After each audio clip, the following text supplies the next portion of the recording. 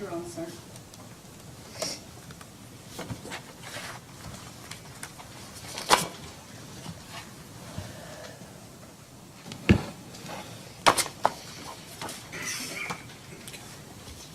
Good morning. We're on the record in case number 2022-00365 and case number 2022-00437, both styled electronic application of Cumberland Falls Highway Water District for a deviation. My name is Kent Chandler. I'm chairman of the commission and will be presiding over the hearing today. Along with me on this dais are Vice Chair Angie Hatton and Commissioner Mary Pat Regan. To ask if you have cell phones, please silence them or turn them off.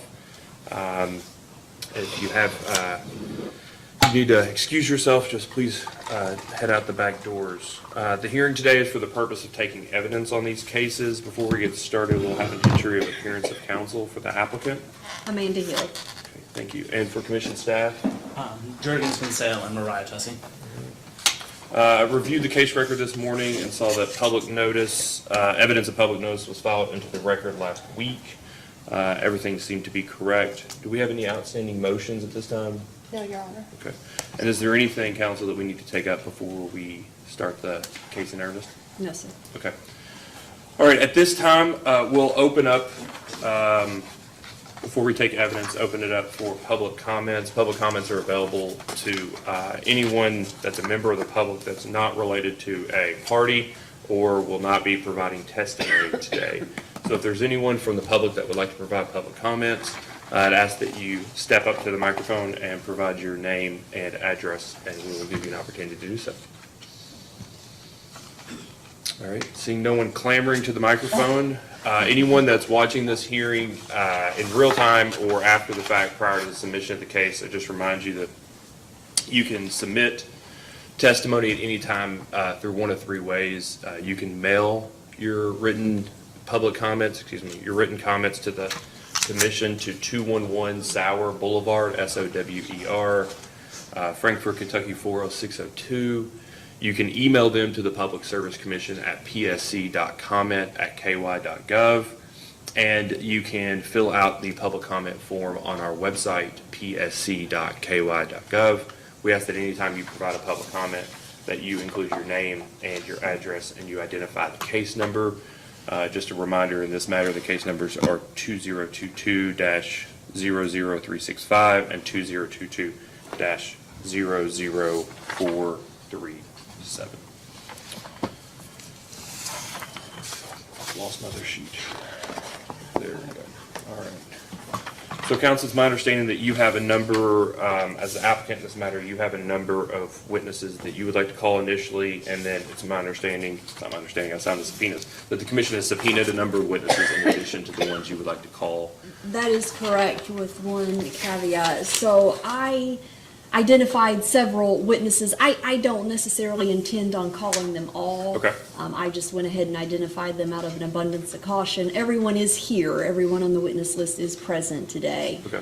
So I don't know that I'll necessarily call everyone, but I will call, at least 2 or 3 individuals, and I'm sure the commission probably would like to call some people as well. Okay. So you call whoever you'd like that was on your list in whatever order that you would like. Okay, sure. And so we'll allow you to correct any direct examination that you want, follow up from any of the data requests that those individuals may have filed, if they have clarifications, corrections, things like that. Once you've gotten any direct testimony that you would like from that witness, then we'll allow staff to cross-examine them, and commissioners will ask questions if necessary, then give you an opportunity to redirect. Okay, sure. And do you want me to make any kind of opening statement, or is the commission familiar with the case? Yes, Okay. we're familiar with the case. We, and I think, I'm trying to remember, one of our orders, we note that the commission over time has decided not to allow opening statements at the outset of That suits testimony. me. So That's fine. That's okay. It's I not think at all. it's buried in one of our very long orders. Okay, So, very good. So counsel, if you'd like to call your first witness. Johnny Collett. Okay.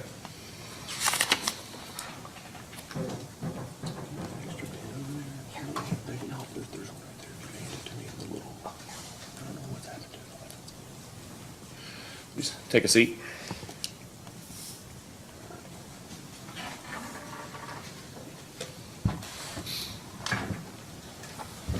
Please raise your right hand. Do you swear or affirm that the testimony you're about to give is true and correct under penalty of perjury? I do. All right. Please state your name and business address for the record. My name's Johnny Collette. My personal address or business? That'd be fine. Yeah, it's 2390 Frankfort School Road, Corbin, Kentucky, 40701. Okay. And counsel, you may ask, but before you do, I just ask if you could pull the microphone a little closer to you. Sure. Given the screening around the witness box, it's a little hard to hear for folks in the room. Okay. Counsel? Can you hear now? We can. Mr. Collett, how are you affiliated with Cumberland Falls Highway Water District? I'm the chairperson of the Cumberland Falls Water Board. And when were you first appointed to the board? I was appointed as chairman in 2020. And, okay, so when did you become a member of the board? Late 2019, I don't know that exact date. Okay, and what's the procedure for your appointment? You get nominated, well, you get appointed by the judge exec, then you go before physical court and get nominated, and you're added to the board. Okay. And can you tell the commissioners why we're here today?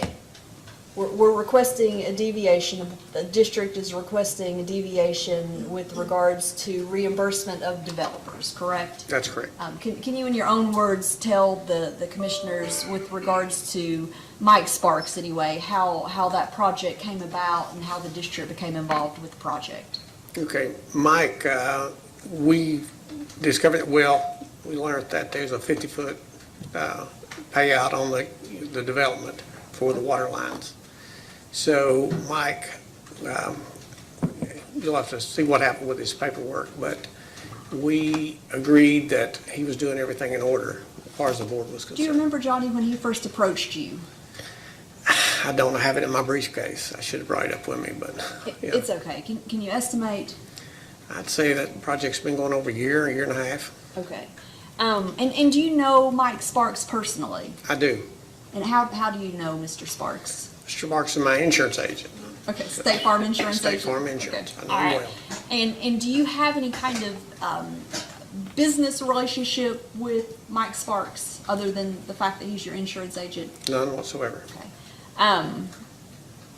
So you all are not in any businesses together, don't have any investments together? You just know him as your insurance agent, is that That's correct. correct? Okay.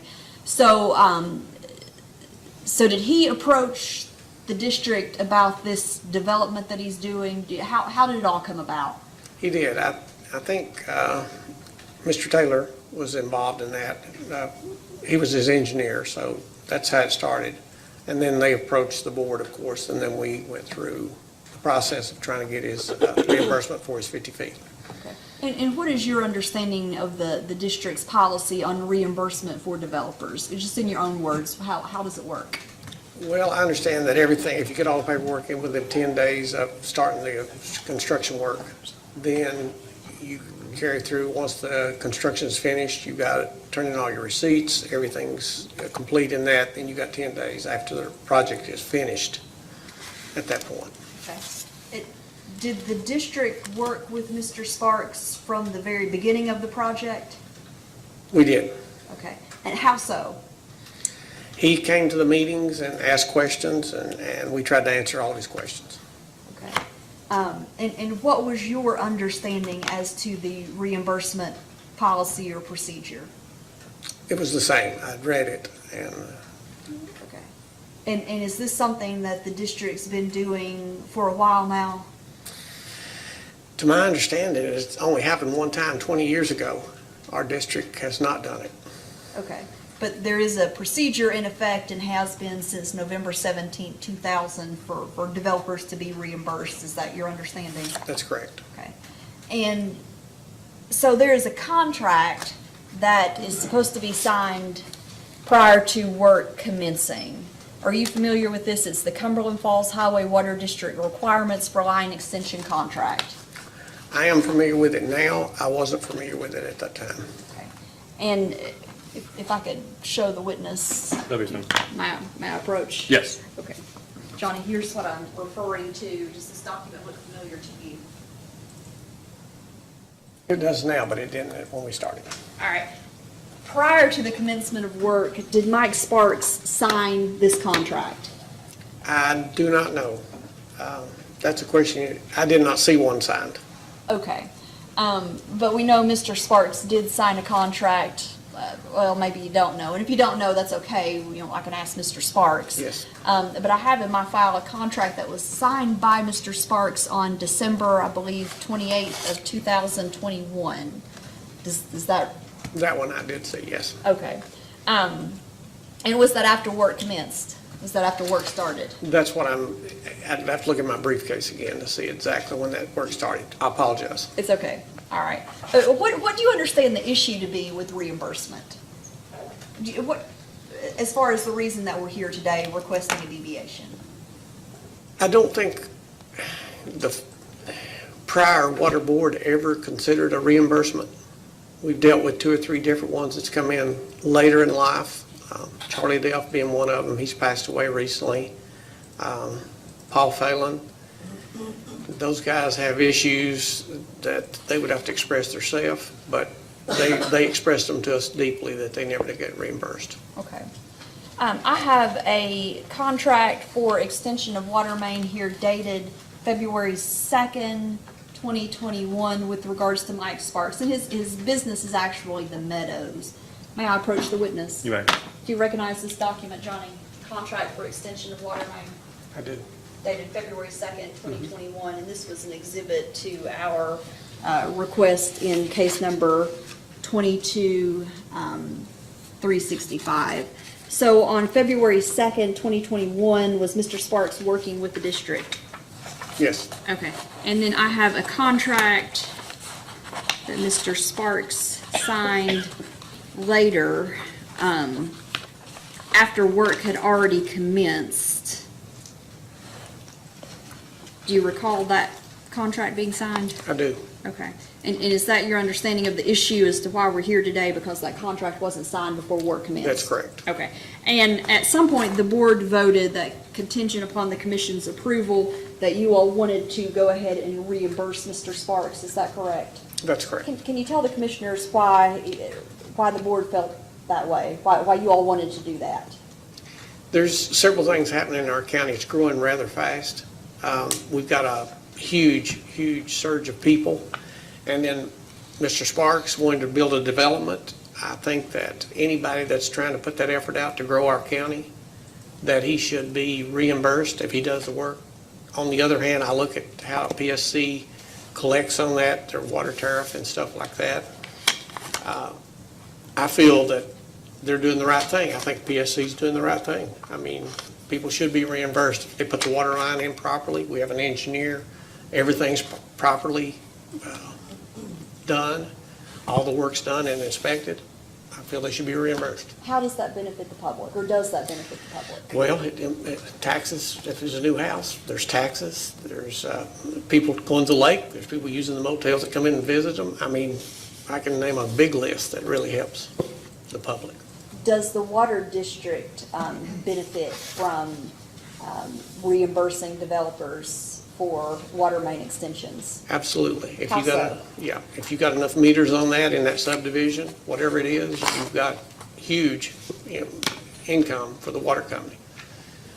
And with regards to the other part of the contract that provides that bills, invoices, proof of payments are to be submitted within 10 days of completion, was that done by Mr. Sparks?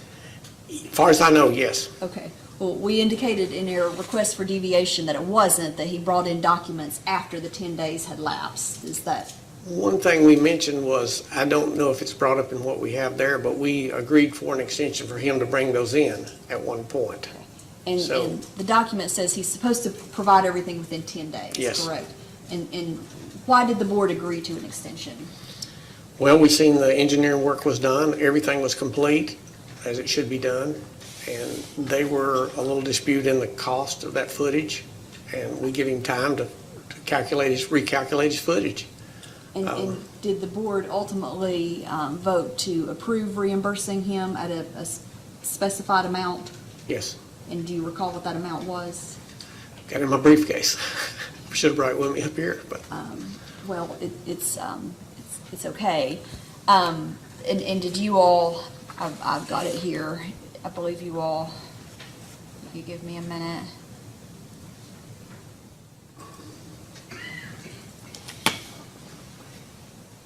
I think the board disputed the topsoil that he returned.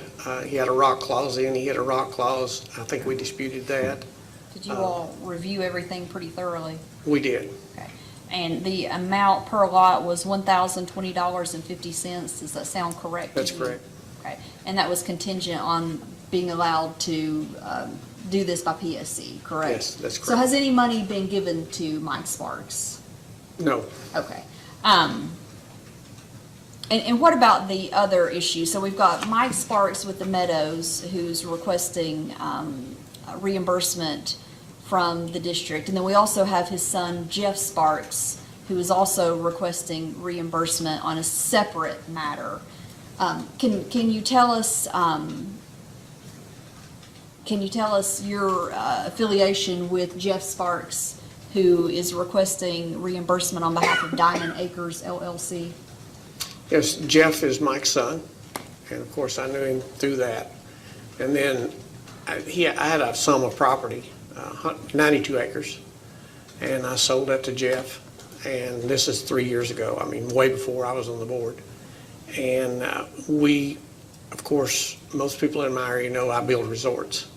So he wanted to build a resort. I told him it was a great location for it, and I told him I'd be willing to help him in any way I could.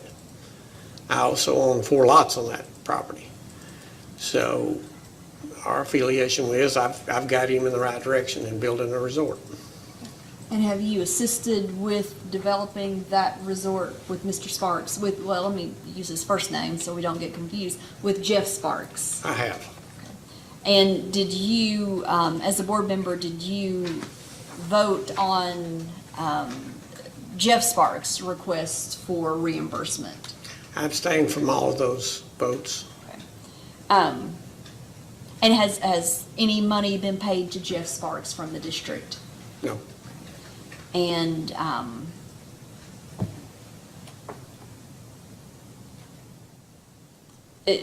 with regards to Jeff Sparks's project,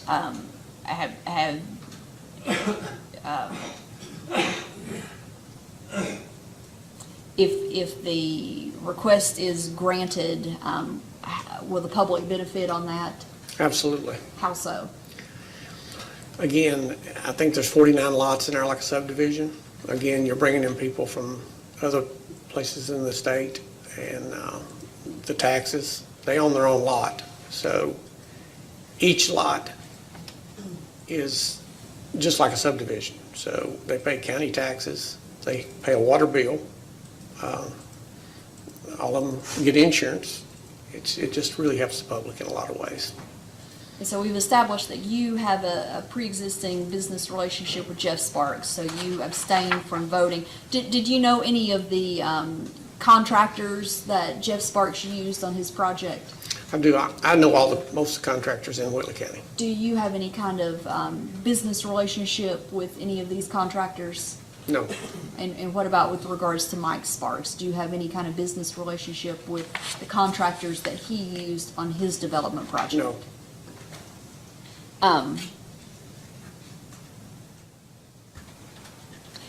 Do you stand to benefit if this reimbursement is approved by PSC? Do you personally stand to benefit financially in any way?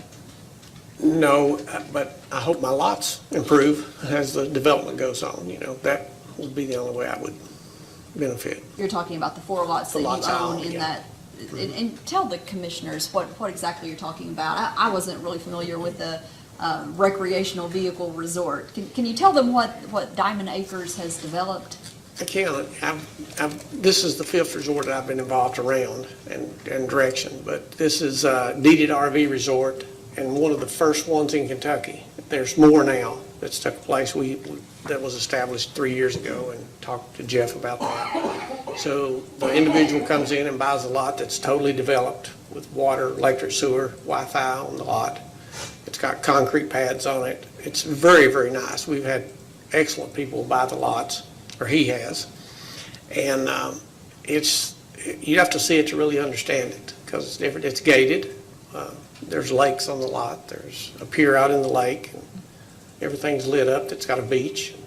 Everything's to code, and everything's permitted, but it's different. It's a different location for sure. And I'm very proud of Jeff of what he's been doing. He's kind of like a son, to be honest with you. I would like to state other things. I was on the tourism board for 5 years. I donated my time to that. I drive a school bus for Whitley County. I donate my time to that.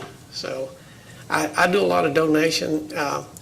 This situation we've got with the water board, I've worked there 30 days. I don't get paid any extra. I like to see Whitley County do good, and that's my goal. Do you have anything else you'd like the commissioners to know about this? I think that the cost, and I've done a lot of water lines in my life, I think that the cost for Jeff is too low per footage. I think Mike Sparks is probably right on the money. And I've looked at many water lines. So I don't think Mike could dig that water line today for what he's asking. And can you tell the commissioners a little bit about Mike's development, the subdivision that he's developing? Yeah, it's kind of long-term. I don't know, it's 1 or 2 houses in there right now. So he's probably, for the next meter, he's probably 2 years out or 3 years. I don't know how that will go with his development. I've not been in there much at all, maybe twice, just driving through. It's a great development.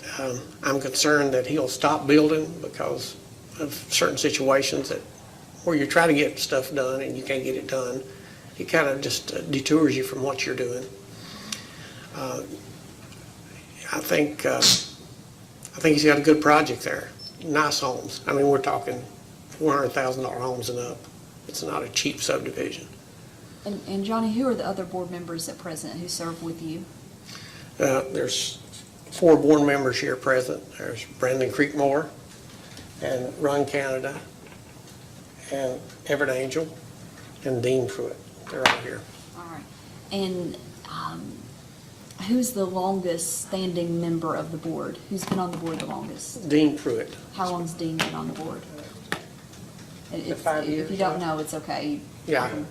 I've got all that information in my briefcase, like I said. Let's see. Could I allow him to retrieve his briefcase in order to refresh his recollection? Or it's. Or do you need that? I mean, Yeah, well, the question was how long he's been on the board. I think we've already got that in the record, so Okay. I think we'll be okay. Okay, all right. I think that he filed the data request response to that effect, Yeah, I think right? so, too. I think Yes, Mr. we Baird did. was the respondent, but yeah. Okay, okay. All right, I have no further questions of this witness. Counsel? Yes, Chairman. How you doing, Scott? I'm Jurgensen Sale. Just got a few follow-up questions for you. I wanted to follow up on your experience as a commissioner. Did you receive any training about the tariffs or about the regulations when you became commissioner? I have. You have, and so you read the tariff. I have. And do you understand any part of that tariff to be an optional part of the tariff? Anything there that can be? I do. You understand? What do you understand to be optional? Optional that the 50 feet has got limitations to it. You know, Sure. It's got the 10 days. There's options in there that you're dealing with. So with regards to sort of the requirements about having the contract signed before work begins, or having the receipts brought in and itemized, do you believe those are optional? I don't think they are, no. No, sir. And so with regards to both the Meadow contract and the Diamond Acres, I believe that you said that the contract for neither of those were signed before the beginning of the work? I can't answer for them. I think they were signed. I don't know if it was in 11 days or 8 days or whatever days that was. They were signed. They were signed Yeah. just post date to the contract, but you Right. saw the contract later than I after did. the work had begun. Yes, sir. And with regards to the sale of the property to Mr. Jeff Sparks, you said that you had done that prior to becoming commissioner, but you said you sold that 3 years ago. Yes, So was that in 2019 or in 2020? it's 2019, it's in 2019. 2019. Okay. And you became commissioner in 2019. Yes, sir. After the property was sold. Okay, I appreciate that. And regarding the appointment of Mr. Baird when he was made manager in June of 2020, what was the earliest time that you knew Mr. Wilder was going to resign his position as utility manager? I think Jeff was, Jeff was still the manager because we asked him to stay, but he wanted to resign a month or so prior. Mr. Pryor. And did you do anything at that time when Mr. Wilder indicated his desire to retire to post the job or to look for any candidates to replace him? As I was told by the previous group, that never, ever, I posted the first person for an office manager the other day, ever in Cumberland Falls water history. So I don't know that the guidelines ever changed from what the judge decided, but we did check with 3 different guys, or 2 or 3 guys that the judge and different people talked about being manager. I mean, it's not just a discussion that I would make personally. But And do you have any recollection of that being in the minutes or in the discussion during any of your meetings prior to the June 2020 appointment of Mr. Baird? I can't relate that. Okay. And, But it was discussed many times about a manager. I mean, and so then moving on to November 2020, for a project that I believe that you said you were going to do some work on, could you tell us a little more about the project for which you were going to lay lines for? Any of the water lines? So can you identify that project for us and what work you did? okay, we're talking about Diamond Acres, right? Yes, sir. Okay. Let me back up just a little bit. Sure. I retired when I was 62. Mm-hmm. I was very blessed, still am. If you come to my house and said, hey, I need to lay this water line, I'm going to direct you in the right way, because we've had enough mistakes in Whitley County. So with this project, I was just oversight and overview and researching for Jeff. I run a backhoe, I run excavators, I run dozers, don't get me wrong, and I love it. Mm-hmm. So I've never done anything but supervise and look at this project for Jeff, and I'll continue on doing that. Okay. But you haven't done any physical work for that or sought any reimbursement for that work? I have not. Okay.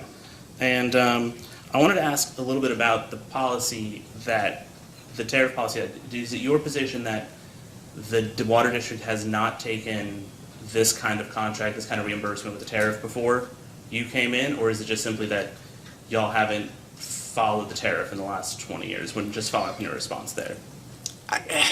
Paul Fallon's a good friend of people in the group. He's principal of the school. I mean, the people we deal with are outstanding people in the public.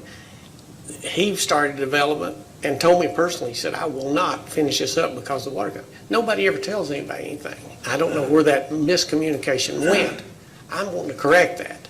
I want every contractor in Whitley County to know they could get, it's only fair. I think y'all are doing a great job with it. It's just not communicated correctly.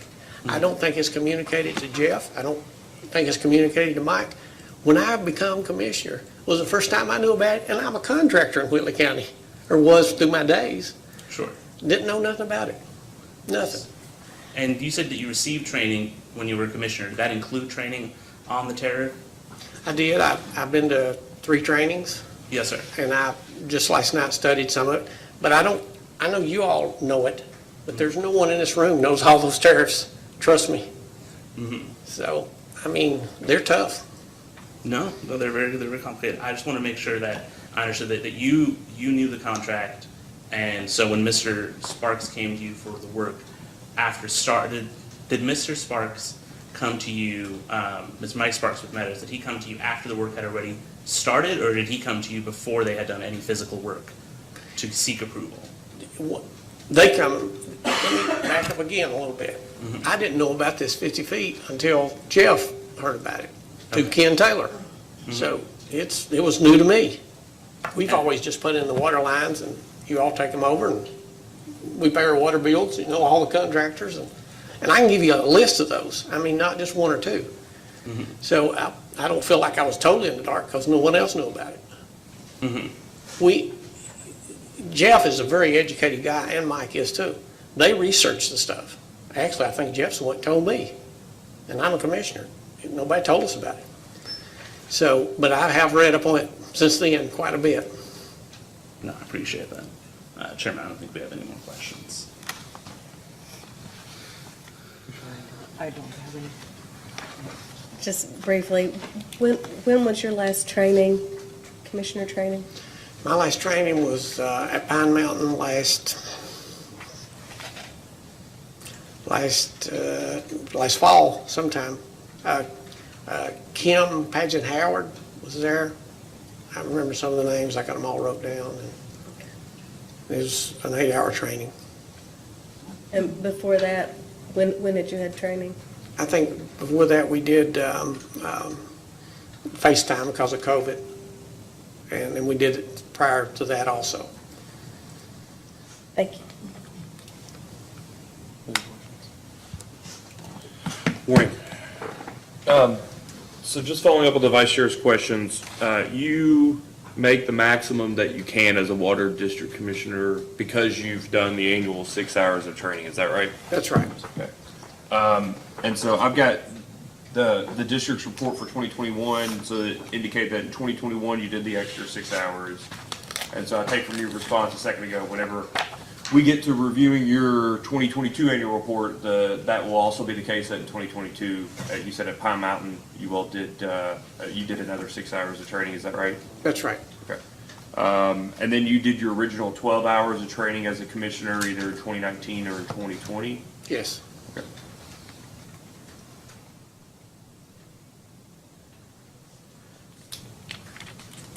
I think that would be 2020. I want to ask you a question before I get to the other questions about something you said a second ago, which was about hiring a manager. And you mentioned something about the judge executive. What does the judge executive have to do with hiring a manager for the water district?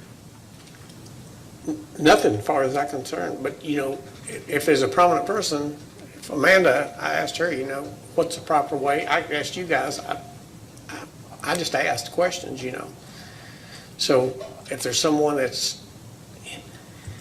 I don't think we have an operator, there's a shortage of them through the whole water district, isn't there?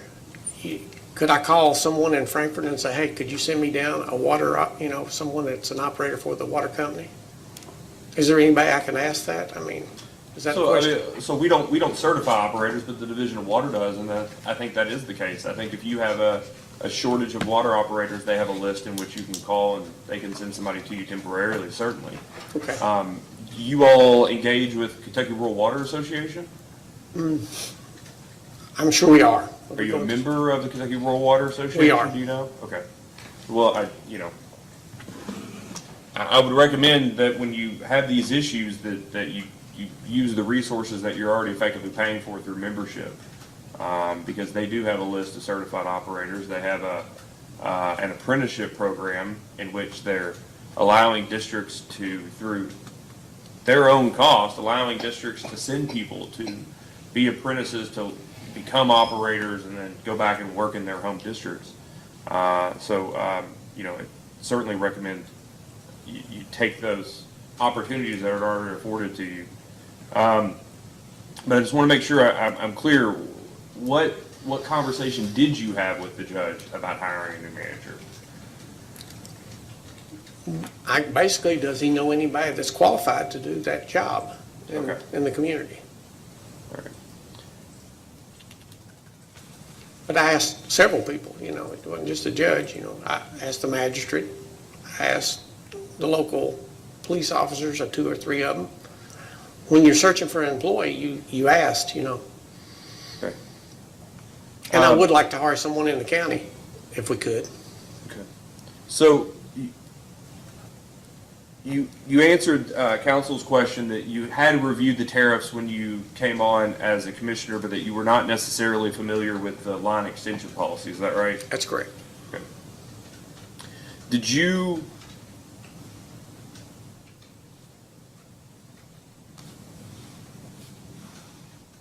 try to think of the right way to say this?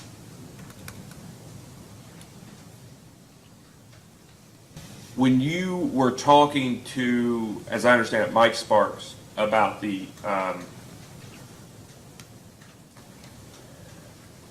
about helping with the development, were you giving, it sounded like earlier your response was that you were giving them recommendations as it relates to the line extensions, the water lines, the placement of them. Is that accurate? It's not. Mike Sparks, I never give him any advice at all. Okay, so what about Jeff? Jeff, I did, yes. Okay. So you were already on the board when you were given those recommendations? Pertaining to what? The water line extension? Water lines and infrastructure and things like that? Yeah. I was not on the board when I started that. Okay. And so when you became on the board, did you stop giving the recommendations, or did you just not participate in anything related to them when it came to the board? That's correct. Okay. So, and I've reviewed some of the, just curious about what your perspective is when you withdraw from conversations around these issues. I've reviewed the meeting minutes that you all filed, and it would seem to me that you're part of the conversation when the Sparks' when Mike and Jeff come in to talk about these issues, that you're part of the conversation, but that you refrain from voting. Is that accurate? Yes. And let me correct that just a little. When a person purchases a lot, just like they purchase one in a subdivision, no longer am I needing to answer to Jeff. I'm answering to the person that's buying the water or putting in the water meter. So I'm answering to the public, so I can speak on their behalf at that point. Do you understand what I'm saying? I don't. You Okay. mind to clarify? I will. If Amanda comes and buys a lot, Jeff no longer owns that lot. They're deeded lots. So she's a homeowner or a lot owner. Then I can represent her because she's part of the water district. Right, and I'm just specifically talking about this issue where, understandably, Mike Sparks and Jeff Sparks are coming to the meetings and asking about their reimbursements Right. and things like that.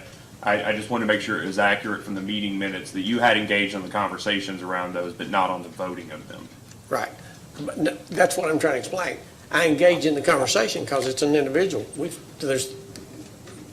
got people down there that's a lot of lots. When it comes up to an issue with them, I will engage in the conversation. If not, I'll step aside, and if it comes to Jeff, Right, but as it relates to Jeff Sparks, you're having conversations with Mr. Sparks over time about how to put the water lines in, and then you're also the chair of the meeting where the conversation about being reimbursed about the water line is occurring. I step out on that.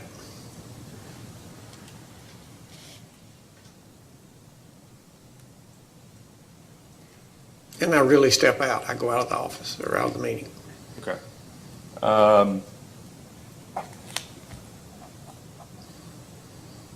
Do you know who sent the contract to Mike Sparks or Jeff Sparks? I would think it was the engineer, should have sent it. Okay. Well, one of the meeting minutes indicates that, and I'll ask Mr. Taylor about it. One of the meeting minutes indicated Mr. Taylor had spoken up and said, I have an email where I sent the contract. I don't know, the minutes aren't clear about which one of the two developers, which one of the Sparkses he was referring to. So I'll ask Mr. Taylor probably for a copy of that email at some point. But that brings me to the issue of Mr. Taylor. Looking through the minutes as well, I saw one where it sounded like you all were working with Ken Virons on a different project, a utility-specific project, and that Ken Virons was the engineer for the district. Is that correct? He is the engineer. Okay. And the meeting, it was about Jack Hughes. We call him Jack Hughes, but John Hughes, and wanting to engage with a PSC-specific attorney for an application that you all were going to have, and that he made a recommendation to reach out. Do you remember that coming up in the meeting, that he said this is a new type of project, we might need to get a PSC attorney to file it? Do you remember that conversation at all? Vaguely, maybe, yeah. And the only reason I ask is I want to be clear. Mr. Taylor is engaged on multiple fronts actively over the years with the water district. Is that right? That's correct. Okay.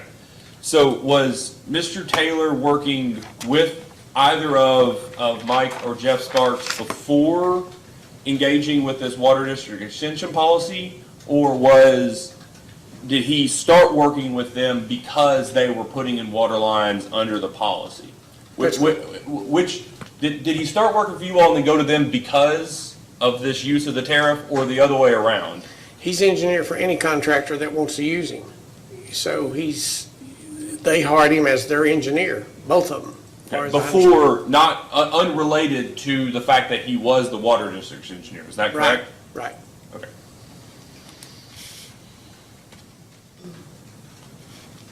Do you know who, now that you've become aware of the policy, do you know who the contract is supposed to be sent to when it's engaged, when the developer engages with the water district? I do not. I would say the water company or Ken should, most engineers deliver all the contracts we have. So I point to him again. I don't know if that's his job. I don't know if he should send it in. I do not know. Well, how does that work? If an engineer is the district's engineer and you all are depending on him, or maybe not depending, I will ask Mr. Baird, but if you all are depending on your engineer to send the contract to the developer, if your engineer is the person that it effectively is being sent to, because they're the engineer for the developer. You know, I can see a conflict in the engineer being that many engineers that you just said, but he is engineer for many things in Whitley County. Whitley County Water, our water company, other contractors, they hire him. He's recommended by Common Falls Water. I never did recommend him. I know Ken well. I've never recommended him at all. Yeah, no, we see Mr. Taylor all the time. That's not what I'm asking. I'm asking from your position as a board chair. Okay, somebody comes to your all's meeting next month. Right. And says, I would like to do a development. You're talking about the benefits of this tariff that's been in effect for, gosh, more than 20 years at this point. Absolutely. They come in and say, I'd like a contract because I'd like to do a development. Can you please send me a copy of it? You look around and you go, yes, we will. Who is the person that's supposed to send that contract? I would assume I am. If I'm telling him on the board and I'm sitting there, I've got a contract. Hey, I hope someone comes in, one of the contractors. Well, I mean, that's fine, but I want to know, you are the chair. Who do you expect, whose job at the water district is it to send that contract? I would say it's our general manager. Okay. And I want to be clear, first, the expectation was that it was Mr. Taylor, and then if you came to the board, you said you'd send it, but now it's Mr. Baird's job. I just want to be clear, I just need one person. You Well, think Mr. Baird? Yeah. Okay. Yeah. All right, so it's Mr. Baird's job. Do you think Mr. Baird knows that that's his job? You'd have to ask Mr. Beard that. What? Okay. Have you ever conveyed to Mr. Baird that that's your expectation? I have. And that was after you became aware since December of the line extension policy? Yes. Okay. And that would have been in a private discussion? And I only asked because I didn't see it in any of the meeting minutes.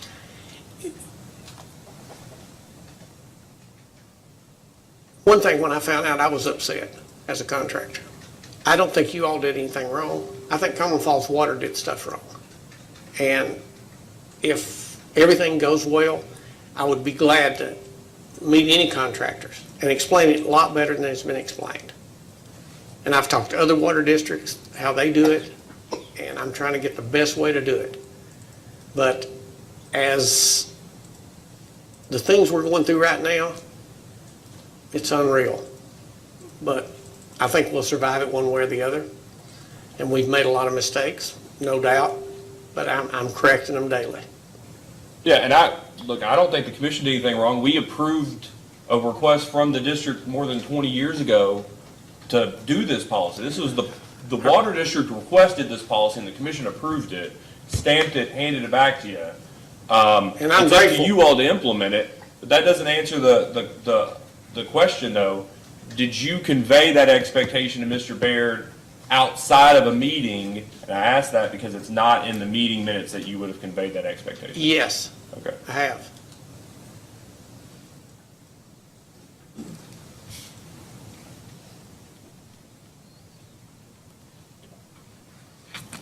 Okay, so separately, if it's Mr. Baird's job to provide the contract upon request, who do you expect the contract should be provided back to?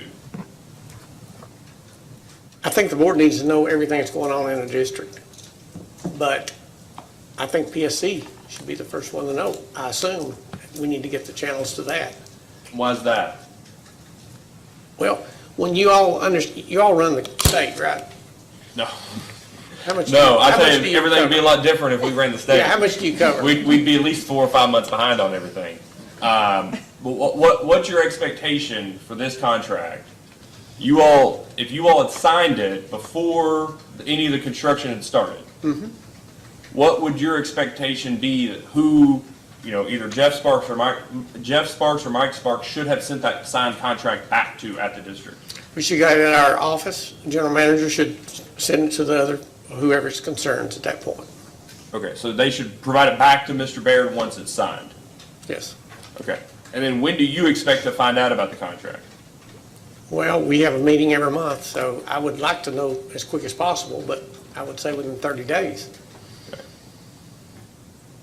So you would expect that Mr. Baird would then present the signed contract to the board, is that right? That's correct.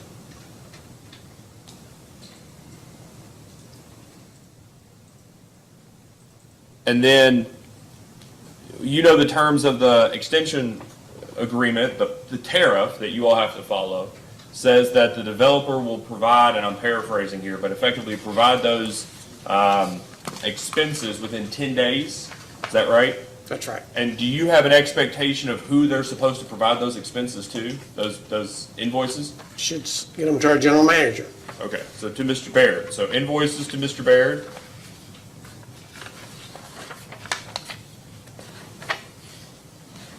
And generally, do you agree that the invoices should have all the information necessary for the board to determine whether the payment should be made for the extension?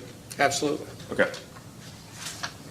And then once Mr. Baird receives the invoices with sufficient information to reimburse the individual or to determine whether reimbursement is reasonable or necessary or allowable under the tariff, that your expectation is that at the subsequent board meeting, Mr. Baird should provide you with that information so that you all can approve that or review it? Yes, we have a manager report every meeting. Okay.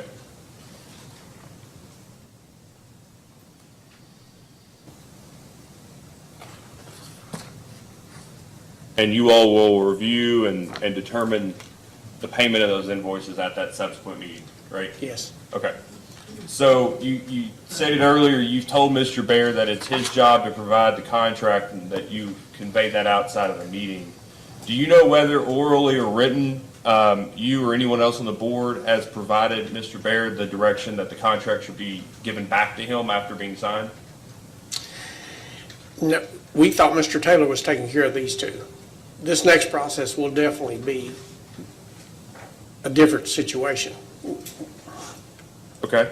Mike will know. When and you he say will- you thought Mr. Taylor was taking care of them, at what point between February and December did you have an expectation of 2021? Did you have, it would actually be what, between February 2021 and December of 2022, when did you all have an expectation between those time periods that Mr. Taylor, when did you learn that Mr. Taylor was, or expect that Mr. Taylor was the person leading this? Just like you said earlier, he's supposed to send an email. I mean, I don't know how that worked. I don't know if it got lost where it went to. Well, no, that's what Mr. Taylor, but when did you know about Mr. Taylor engaging on this issue?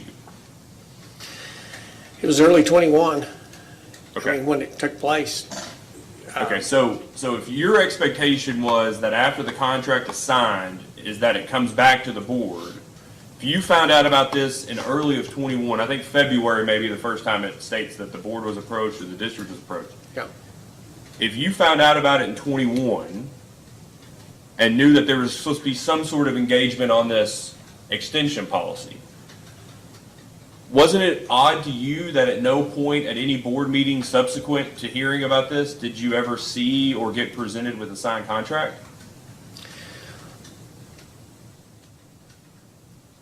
Yes, that is. It's unusual. Because you stated earlier your expectation was that once the contract was signed that it would be presented to the board. Well, one thing is, this is a first. Again, I'm considered a first in 20 years. A first and a second. First and a second. Okay. Exactly. So with these first and seconds, there's a lot of room for error in this situation. I've seen receipts that both Mr. Sparks have paid engineering bills. And again, I built some places in Georgetown, Lexington. Our engineer took care of most of that information. Here's what you need to sign. Here's what you need to do. sometimes we assume that's in the cost of an engineer. You pay some great deal of money to a person, wouldn't you think you could get a note signed for 10 days? I mean, I don't know where we missed at, I don't know where we dropped the ball at, but evidently it was dropped. Let me ask, who do you all have at the district or a contract with that would review those, that you feel comfortable reviewing the invoices and making the call whether those were reasonable uses of equipment or supplies or, whatever, design? Who do you all have on staff or engage with that would determine the reasonableness of those expenses or help you determine the reasonableness of those expenses? Yes, and I do have that. I've been in construction and water line for 43 years. Have a little bit of experience with it. Okay. Mr. Canada there, that's what he does for a living. He's on our board. So just the board members the is board who members you are have lots of using. experience on dirt haul, pipeline, cost of pipe. Also, we're looking at the receipts and determining if they're correct, in every way. Okay. The rock clauses, the refill with topsoil, there's a lot of things involving in some of the locations when you want it to be nice. So you all aren't expecting anybody, any staff or any contractors that you all have, any people that you all engage with to determine the reasonableness of that? It would just be the board that looks at it and says, yeah, this is how many, couplings are needed or how many valves are needed per feet. You are depending on your own expertise to know that. Yeah, and our water company, they lay the water line also, so we ask their advice also. So we have that staff that helps with that. Mike Beard, Les Moses, other people we have that's done it for years. Okay.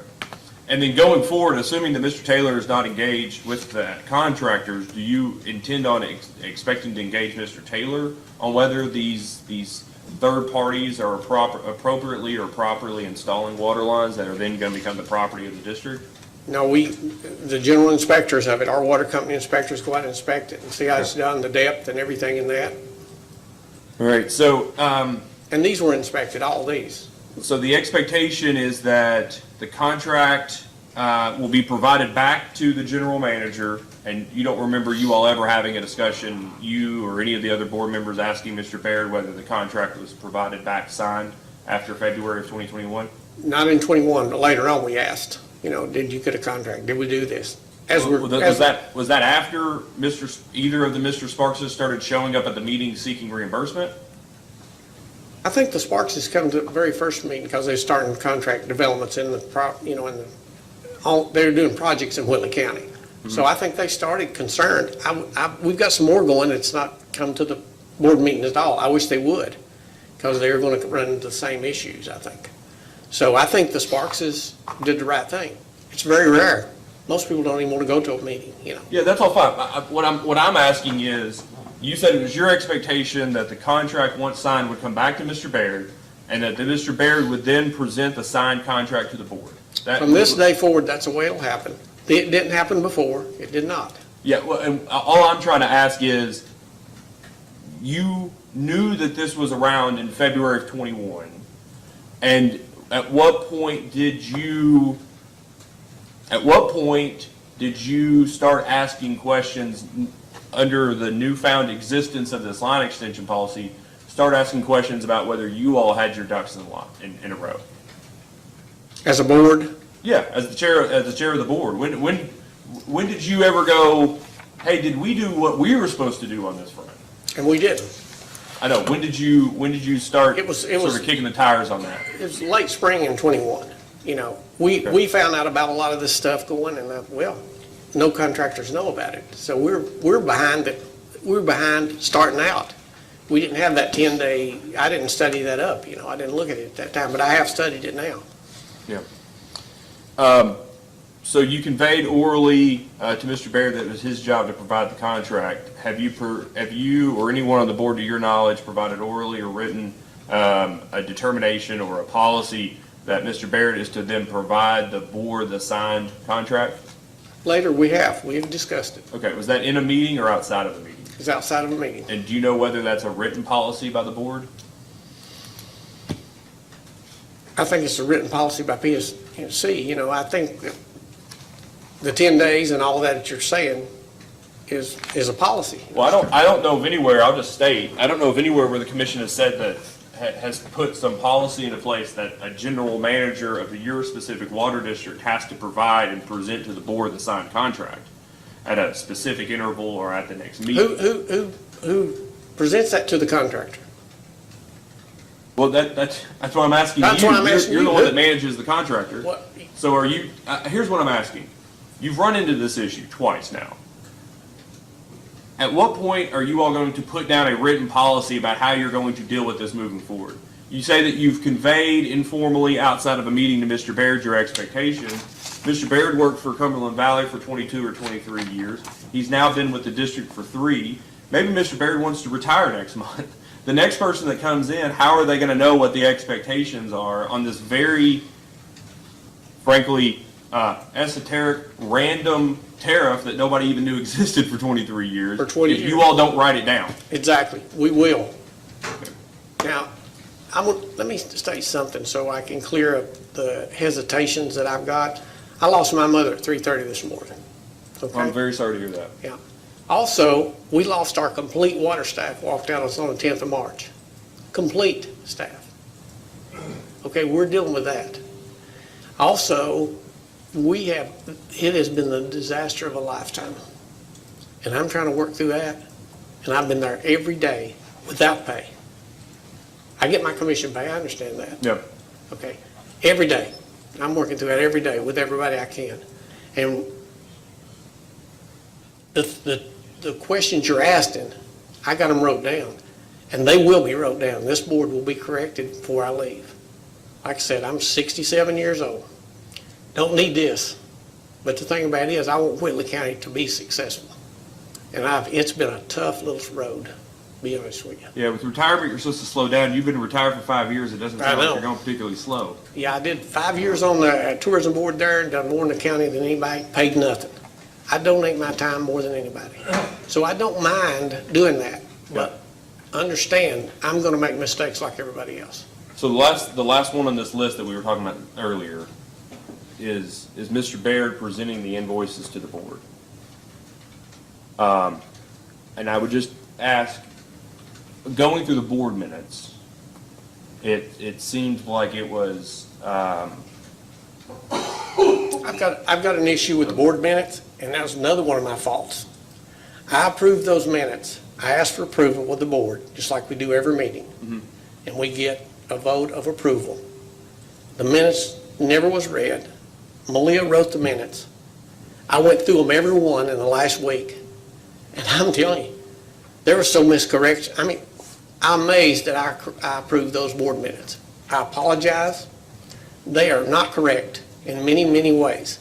Nothing good. And that's all we have to go off, right? I We've got understand. testimony today, we can. And I see that because of all the mistakes. You're repeating the mistakes. Well, I'm just asking questions, right? And I'm So, telling you the answers. With the Malia Moses, one thing that I was wanting to make clear of through these invoices that have been discussed in September, October, maybe November, I don't think you all had a meeting in December or January, I forget. We missed it. One month you didn't have a meeting, that's okay. You don't, that's fine, take a month off. Is through this process, was it Mr. Baird providing you all those invoices, or was it some other staff or someone else employed with? Or the Sparks' invoices. That's right. They provided those. They come to the meeting, provided their invoices. We got copies. We went through them and studied them. So, well, and just so I'm clear, your expectation though moving forward is that those invoices will be provided directly to the general manager, not to the board, is that Yes. correct? Yes. And have you all already fixed that?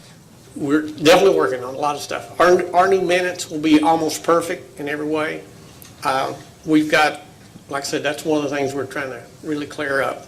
Well, I'm not even asking about that. Let's say that like at some point through this, you all realize the 10-day situation. Everybody Everybody knows involved realized the law, frankly, Yeah. the rule says 10 days. Right. You all meet every 30 days. Right. So there are just, unless, people, and I don't think this is the way it works in life, unless you get people to only do work within a certain time period each month, you're gonna have, it sounds like, work done or invoices sent outside of that 10 days that don't get to you all in time. That's as a correct. board. So and I don't know that the tariff says it has to go directly to the board. It just says provided to the district. Yes. So since you all realized the errors at the 10 days, have you all indicated that those invoices should be provided directly to the district management? That's correct. We're And gonna, have they been provided timely to the district management since the determination of the 10 days and since you all sought the deviation? yes, we do have all them turned in, everything was in. We asked for a timely, they came in with their, Mr. Jeff Sparks came in with his within the 10 days of finishing the project. Or, so his paperwork was so, it took us 2 hours to go through it. So I made a request to the board, can we extend this out for another, 30 days?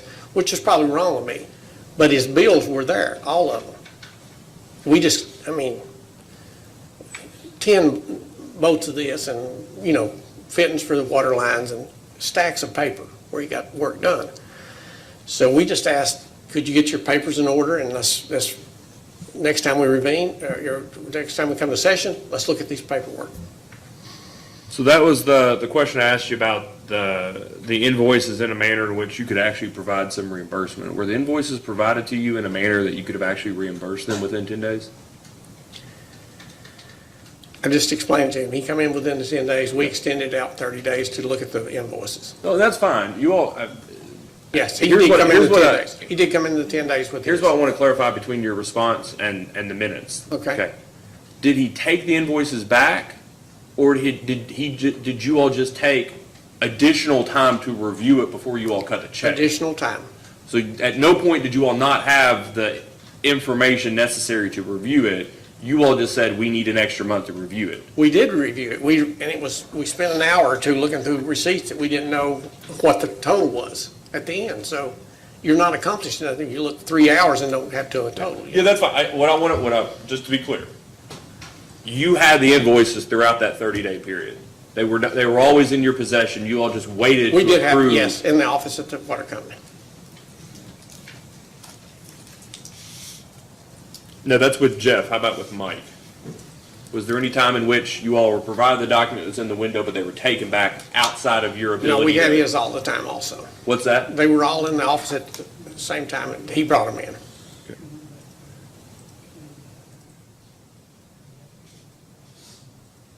Actually, if you notice, both of these people decreased their cost. I don't know how, they felt like the rock clause and the dirt clause, they couldn't use it, We discussed it. We got guys that understand dirt clause and rock clause.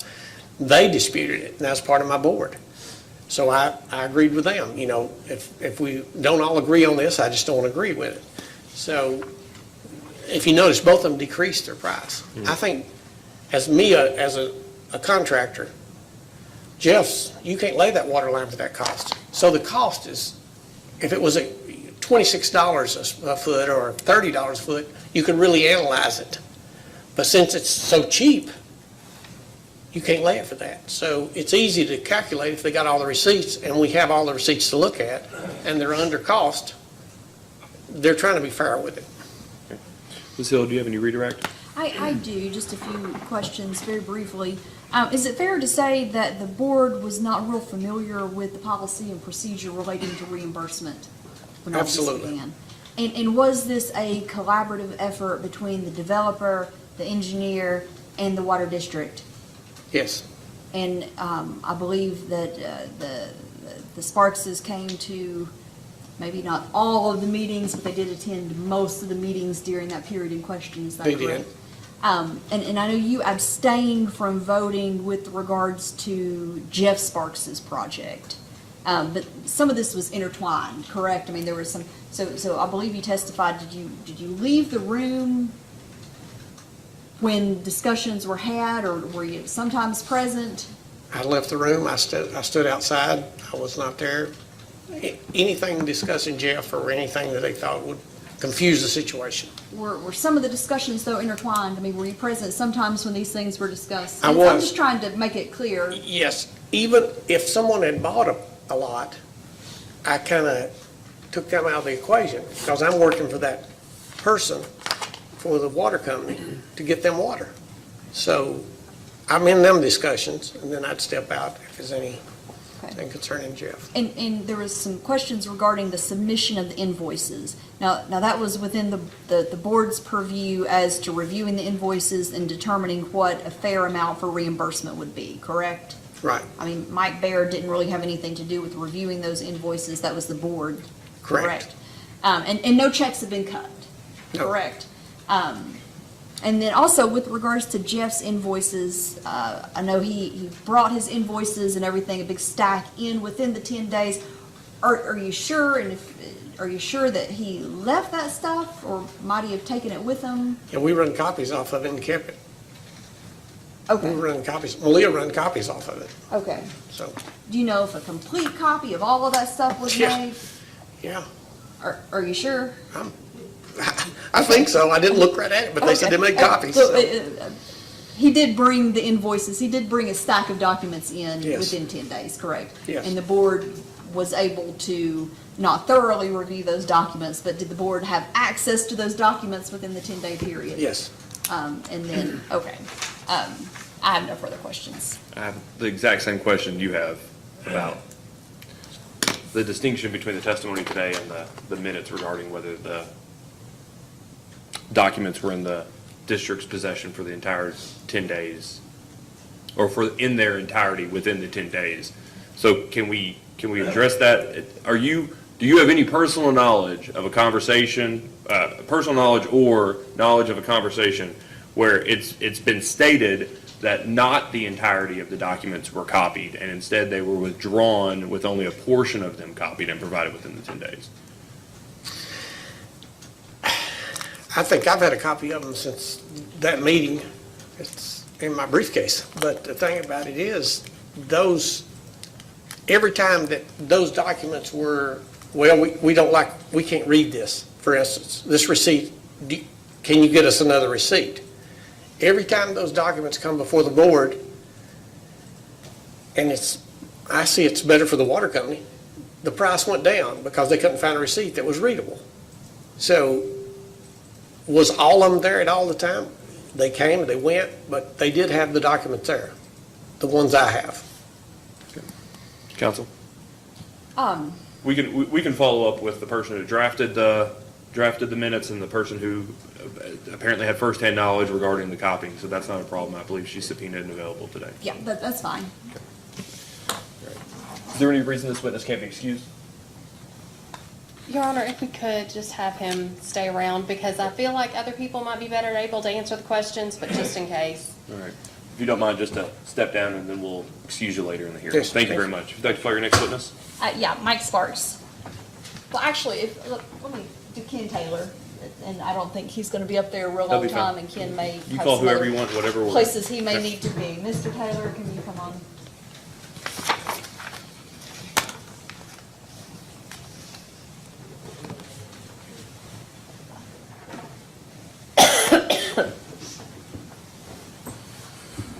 Please raise your right hand.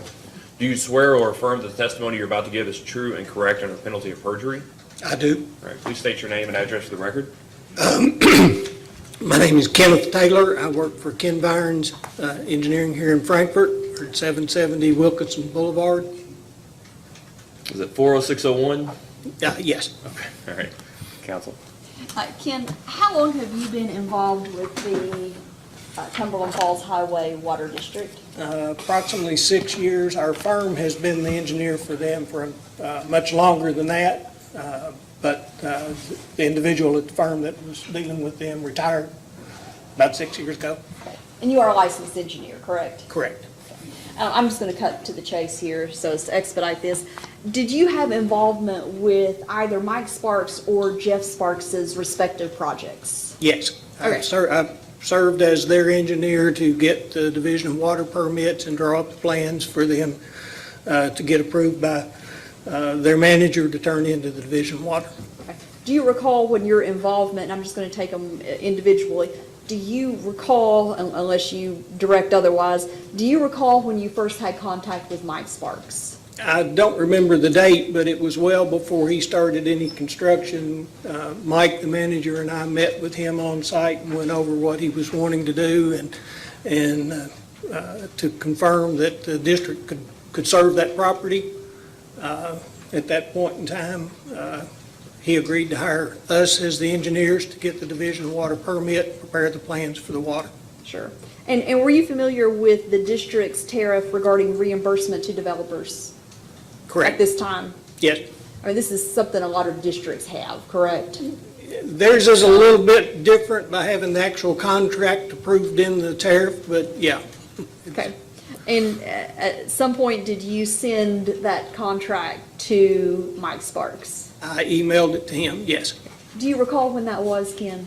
Not the specific date, but it was well before construction, before we turned in the plans for division water approval or any of that.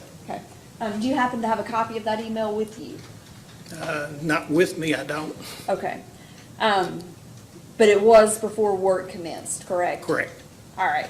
And was that contract signed to the best of your knowledge and belief before work commenced? Not that I'm aware of. Okay. And nonetheless, did the project commence with your involvement? Okay. And ultimately, was that contract signed by Mike Sparks?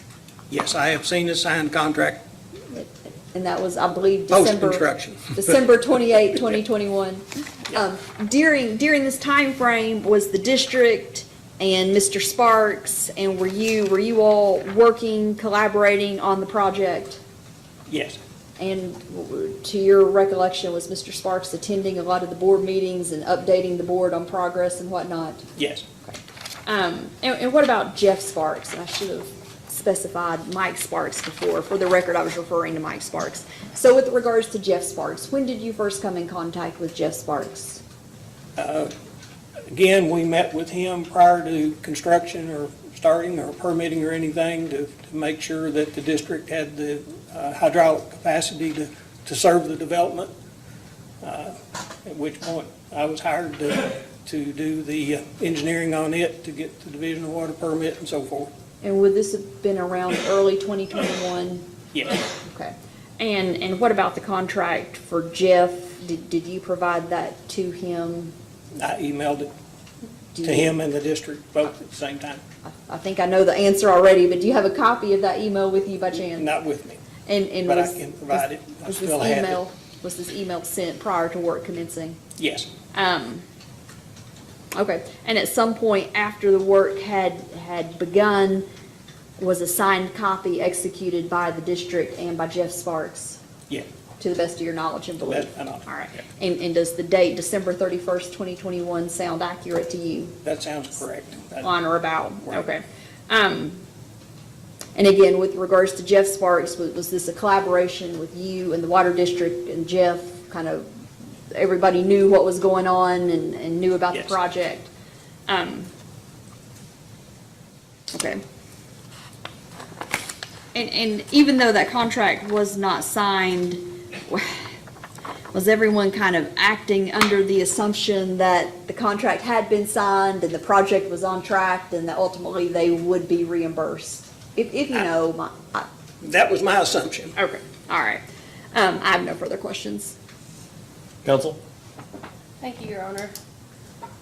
Mr. Taylor, I had a couple of questions. I think you actually were the one who presented the project to the board originally in January of 2021. Is that correct?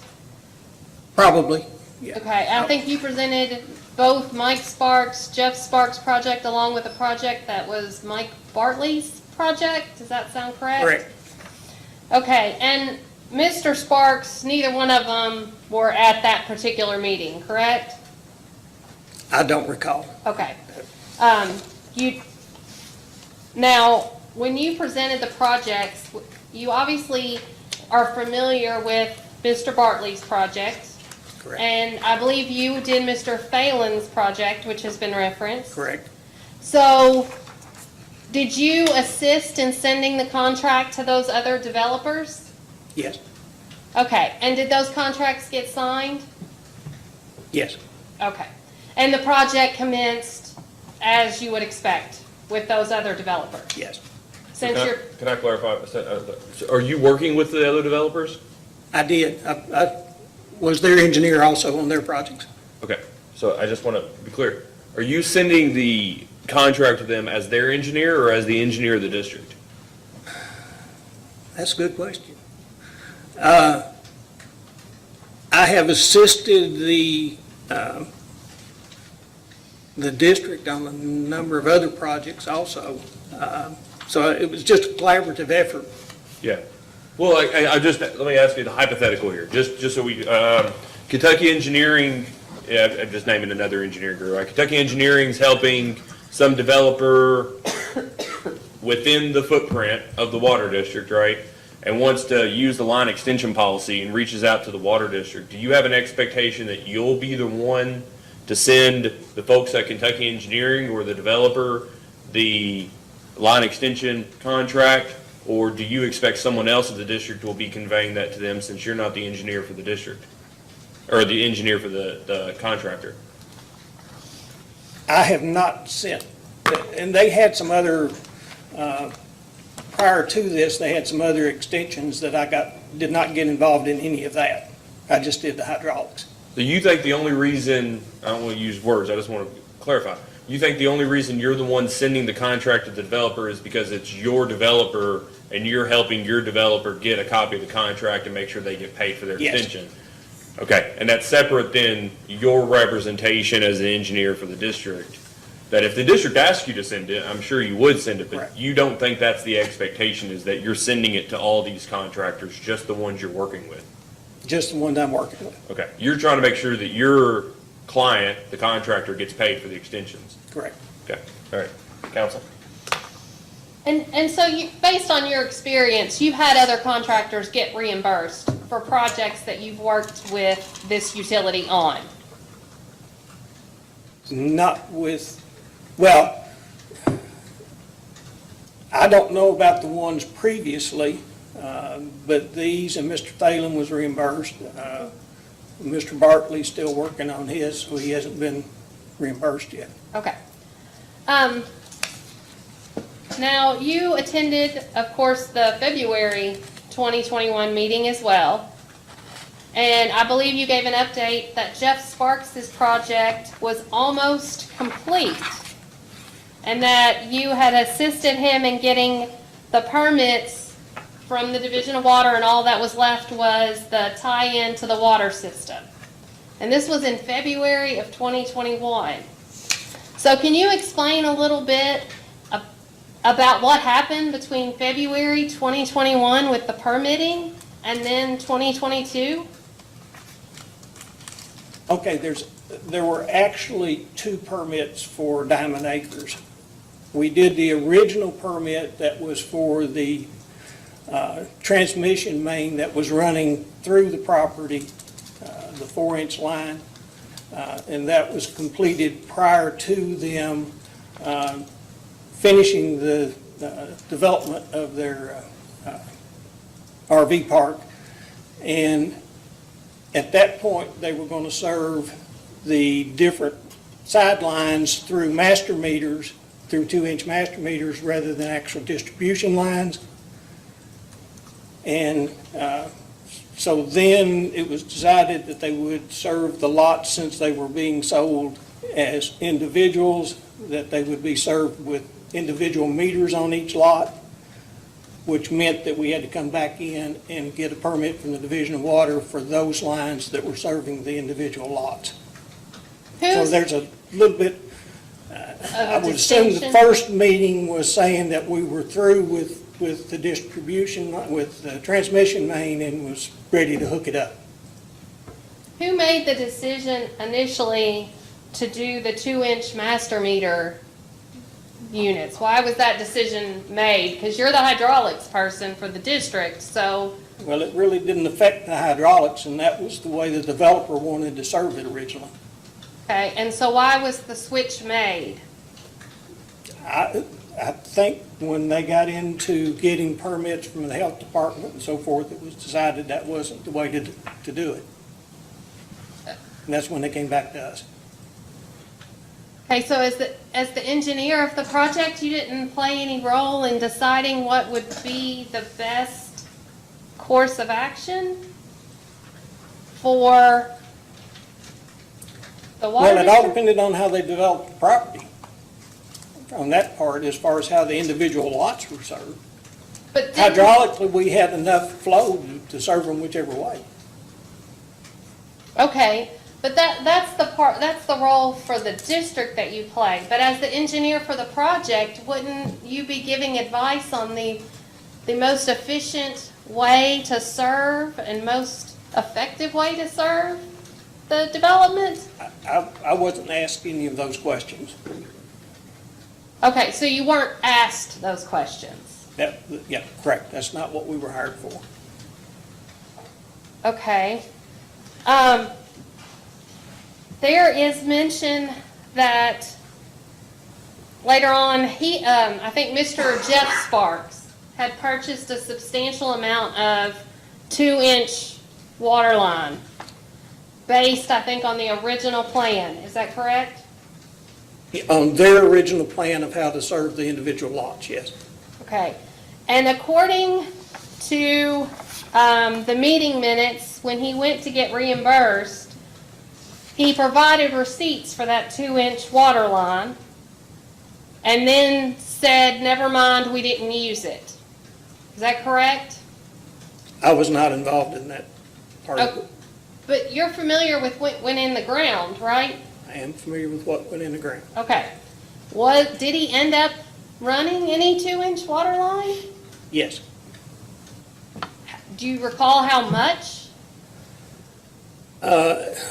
When we came back and got the second permit, we had to loop some lines with 3-inch in order to stay within your requirements, the Public Service Commission requirements on the maximum length of 2-inch line. So I'm not familiar with the exact amount, no. Hey, you mentioned that you did inspect the finished product, right, before it was buried? Like the lines, the taps? Not on the 2-inch line. A lot of that was in the ground before we permitted it.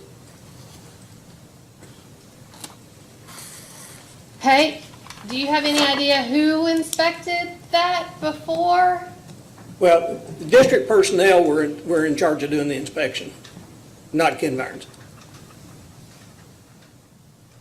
I did periodic inspections to make sure that I could certify it at the end, but we did not do the daily inspection. Did you have any conversations with any district personnel that they actually inspected? Yes. Okay, and who did you speak with? The manager, Mike Baird. And he said he personally inspected it? Well, he said that, not personally, but that the district personnel had.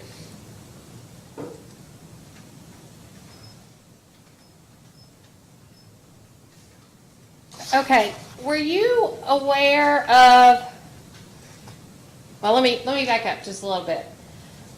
Based on the receipts provided by Mr. Sparks, Jeff Sparks, the materials were mainly purchased in February and March of 2021, and then in May, with some in July of 2022. Were you aware of where they were stored in the meantime? No, Okay, you don't have any knowledge of what happened to them in the meantime before they were put to use? no. Okay. I think that's all I have for Mr. Taylor. Do you have any questions? No, I don't think so. Thanks.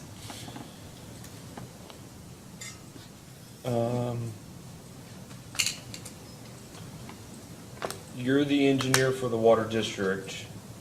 You generally aware of the employees of the water district?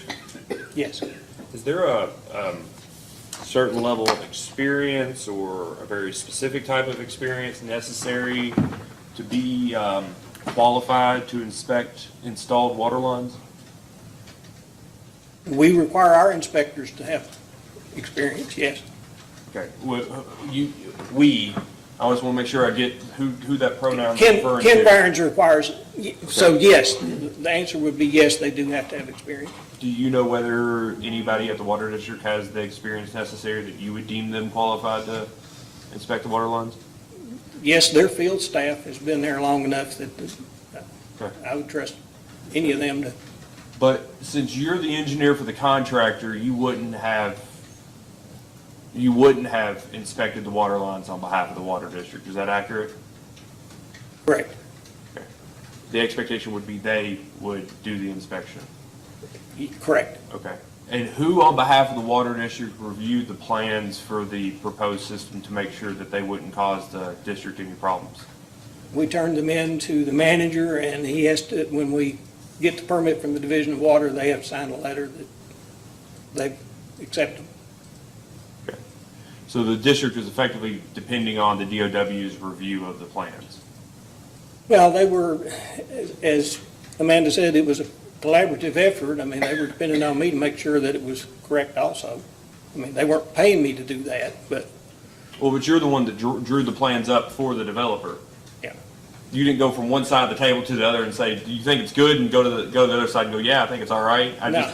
I'm curious how that works. Not really. I mean, well, like I say, we submit it to them, and I go over, if there's any questions, I go over it with them. Okay.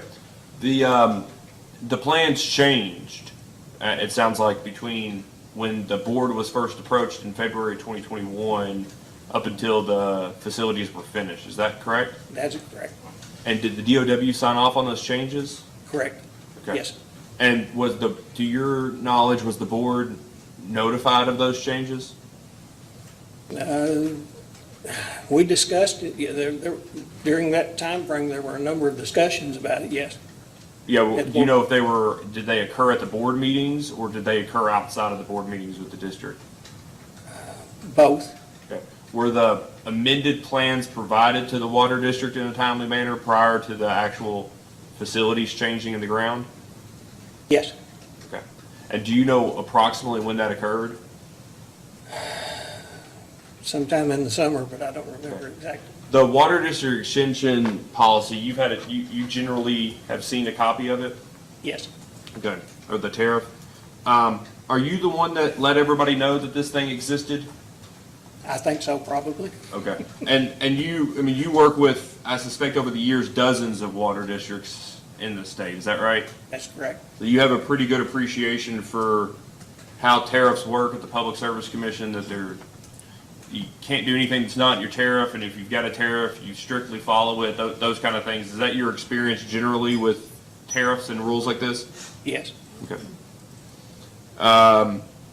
And so it says that, I'm just reading here from the copy of the tariff that's stamped November 12th, 2000. Customers shall execute a contract before any work starts. Customers shall follow DOW and district regulations. Customers shall provide the district with the original bill of materials or invoices within 10 days of completion of work, so a true and actual cost of the extensions can be made. And then all items above shall be completed, or the contract as signed in item A is void and no refunds shall be made. Is that you're generally aware of the terms of that contract, that line extension contract? Yes. Is it your understanding that this contract is signed before or after the plans are provided to the water district to review? Or does it matter? I don't think it matters. Okay.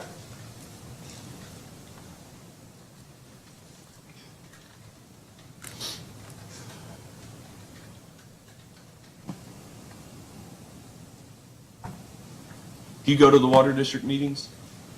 Generally, I've missed some. Were you at the water district meeting when the contract was approved? Or, I believe, whichever, one was approved on 12/28, was signed by one Mr. Sparks on 12/28, it's redacted here, so I don't know, but the other was on 12/28, one was on 12/28, the other was on 12/31. Were you at the subsequent board meeting when the board approved the contract? I don't recall whether I was there or not. I only ask because of this. I just want to clarify. There is a signed contract that we were provided that's dated 12/28/2021 by one of the Mr. Sparkses. It says that it was approved by the commission, I assume the board, five ayes, 5 ayes, 0 noes, and it was stated in the minutes of the regular scheduled board meeting dated January 19th, 2021. And I ask you, is it your experience being at the board meetings and knowing when these things were coming on, that this contract was not approved by the board in January of 2021, but rather January of 2022? The contract was probably not approved until 2022.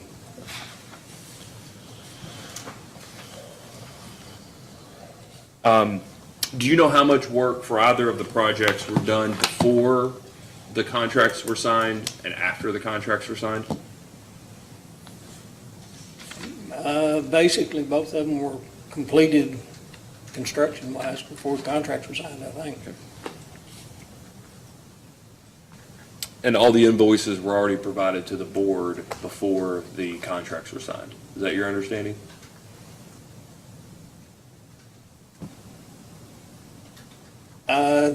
Yeah, that would be my understanding. Okay. But You I'm not stated that positive you, about that. yeah, you stated that you sent a copy of the email with the contract to both of the Mr. Sparkses, is that correct? That's correct. Did you ever have any subsequent conversation with either of them about the contracts, whether they signed them, whether they sent them back timely? No.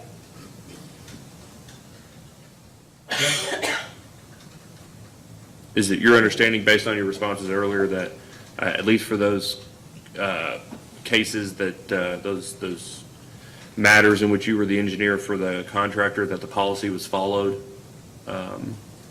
for those contractors in terms of line extension? Yes.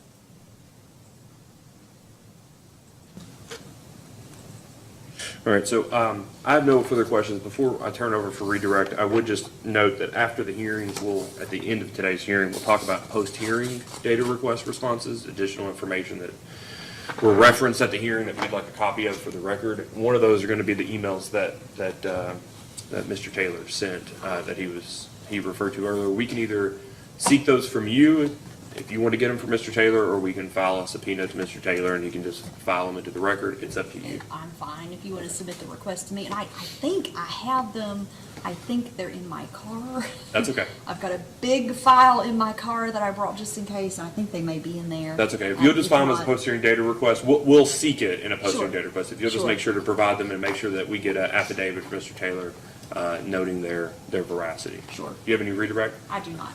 Okay. All right. Thank you, Mr. Taylor. You may be excused. All right. We'll take a short recess. Let's take a break until 10 till. So we'll be on recess until 10:50.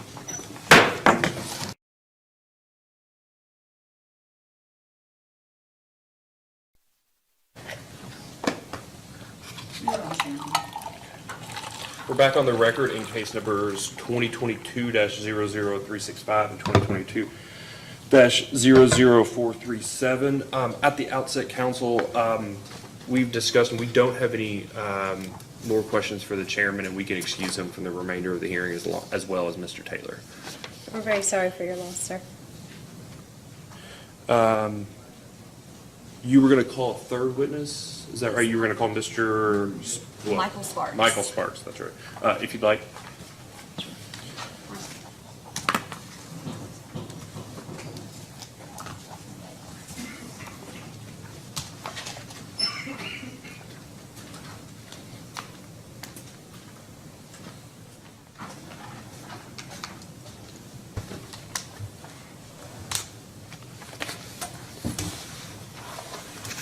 Please raise your right hand. Do you swear or affirm the testimony you're about to give is true and correct under penalty of perjury? Yes, I do. Please state your name and address. Michael Sparks, 200 Forgo Trail, Corbin, Kentucky, 40701. Counsel, you may ask. Mike, can you introduce yourself? What do you do for a living? What's your profession? I'm an insurance agent. State Farm Yes, in Corbin, correct? Yes. Yeah. And recently have you embarked on a new venture? yes, I have. All right, Wait. can you tell the commissioners about what it is that you're doing? Okay.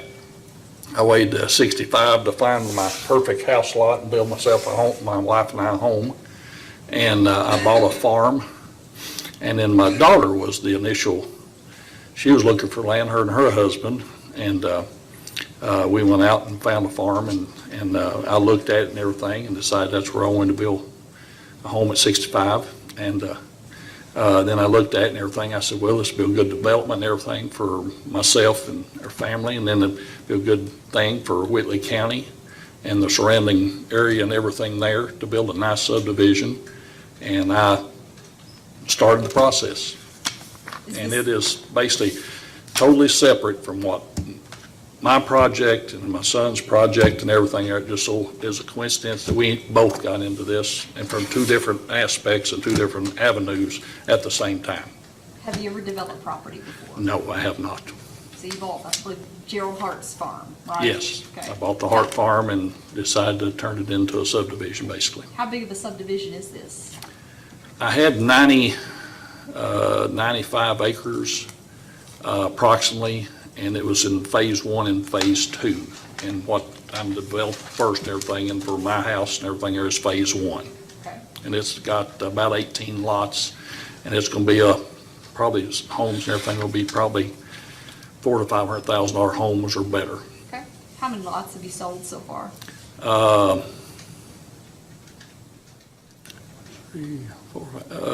About 8 to 9 lots.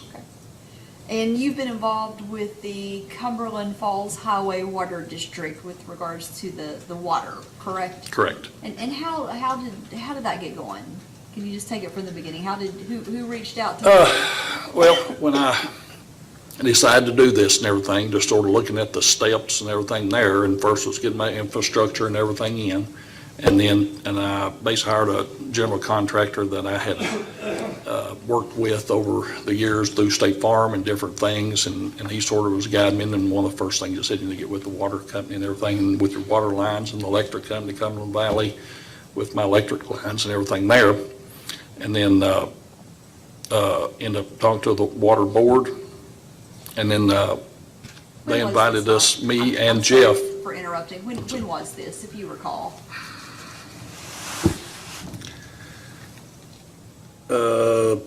Probably January of 21, in there somewhere. December or January, December of 20 or January 21, Okay. somewhere in that timetable. Okay. But we'd talked to it, and then basically Jeff was developing Diamond Acres and everything sort of along the same time, and he was getting into that aspect. And we were invited by the board to come in and basically talk to the board and go with them, tell them what we're doing so they could be prepared and everything there, and give us, the avenues and what we need to do and everything there to get started. And so that was one of our first steps. We met with the board and told them our projects and individual projects and what we were doing and how we were proceeding and everything there. And then I got with Mike and everything there, and Mike Beard, the manager and everything. And he told me sort of the steps and everything I need to do and what we need to do. And at some point, were you told about a contract that you needed to sign before any work began? The contract in question here, I did not see the contract, know about that contract per se or anything there. Now, there's been instances that it was sent to me or whatever. I never did receive that contract or anything like per se. We went through everything. Everybody was entwined. I got Ken as my engineer, and we plotted everything, got everything, and I worked hand in hand with the water company on this project. We were out there every day working together. We did everything, got everything done. Do you remember discussing a contract with Ken during the early phase of the project? We went over a lot of things, the plats and where to put the systems and everything there, but per se a contract to be signed or something like that and everything, I don't remember that, no. Did you ever communicate with Ken via email? Do you remember him Yeah, emailing Ken you? and he sent me different things as far as what his expected costs would be, the just my materials that I was gonna have to order and everything, to get in there to do the project, his expected cost of the project. Ken and I had some emails, yes, going back and forth. Okay. So is it your testimony that you don't recall ever receiving the contract from Mr. Taylor? I never did, to my knowledge, where it went to junk mail, where it went someplace else. I'll never receive an inbound, not to that. During the development of the project, specifically with regards to the installation of the water lines, were you under the impression that you would be reimbursed for a certain amount per lot? Yes. Okay. And what led? Basically, that was one of my questions that this is my first project that I'd ever done and everything there. I thought that from the start and everything there, I thought that the utility company and everything would come in, put their water lines in. They're the ones collecting the premium or the monthly bills and everything there, that they would come in and put the water lines in, and everything there, and it was theirs. But that's not the way it was explained to me. I was explained that basically I have to, as the contractor or the owner of the property or developer, have to have my contractor do everything. I've got to be out the cost to put the lines in, everything with the guidance of the Cumberland Falls Water Association.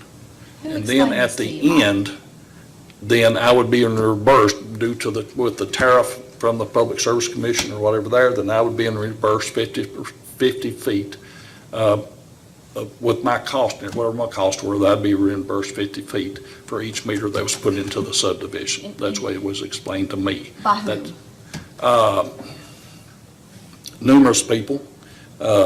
Ken explained it to me and everything, and he explained it to the board at the board meeting one day. Mike Beard, Johnny Collette, maybe a couple other board members, I can't remember, in conversations over the last 2 years or whatever there. But numerous people explained to me that basically I get some of them, it's just a small portion of my cost to put it in that I would receive the 50 feet. And that's what I am reimbursed based on the tariff from the Public Service Commission and everything there. That's how I would be reimbursed. And did you attend during this period from December 2020 or January of 2021 up until more or less present day? Have you attended some of the board meetings for the Water District? Yes. I've attended numerous meetings and everything there. Would you say you've attended most? The Or if you don't majority. know, I've missed a couple with baseball games and this, that, and the other, but the majority I have attended, yes. And what was the purpose in you being there? Why did you feel the need to come to the meetings? First off, I wanted my project to go well and do well, and if anybody had any questions or whatever there to start with, okay? But then after everything's completed and I got my cost and everything together, I present them to the board and everything there, okay? And then I kept going back to see where my reimbursement was coming in or whatever questions was being asked or whatever there to respond back to the board. When was your project completed with regards to the installation Right. of the water? I don't have a date when it was actually completed. That's one of the questions on this. I feel like I did everything in a timely manner. I did everything that was requested of the board.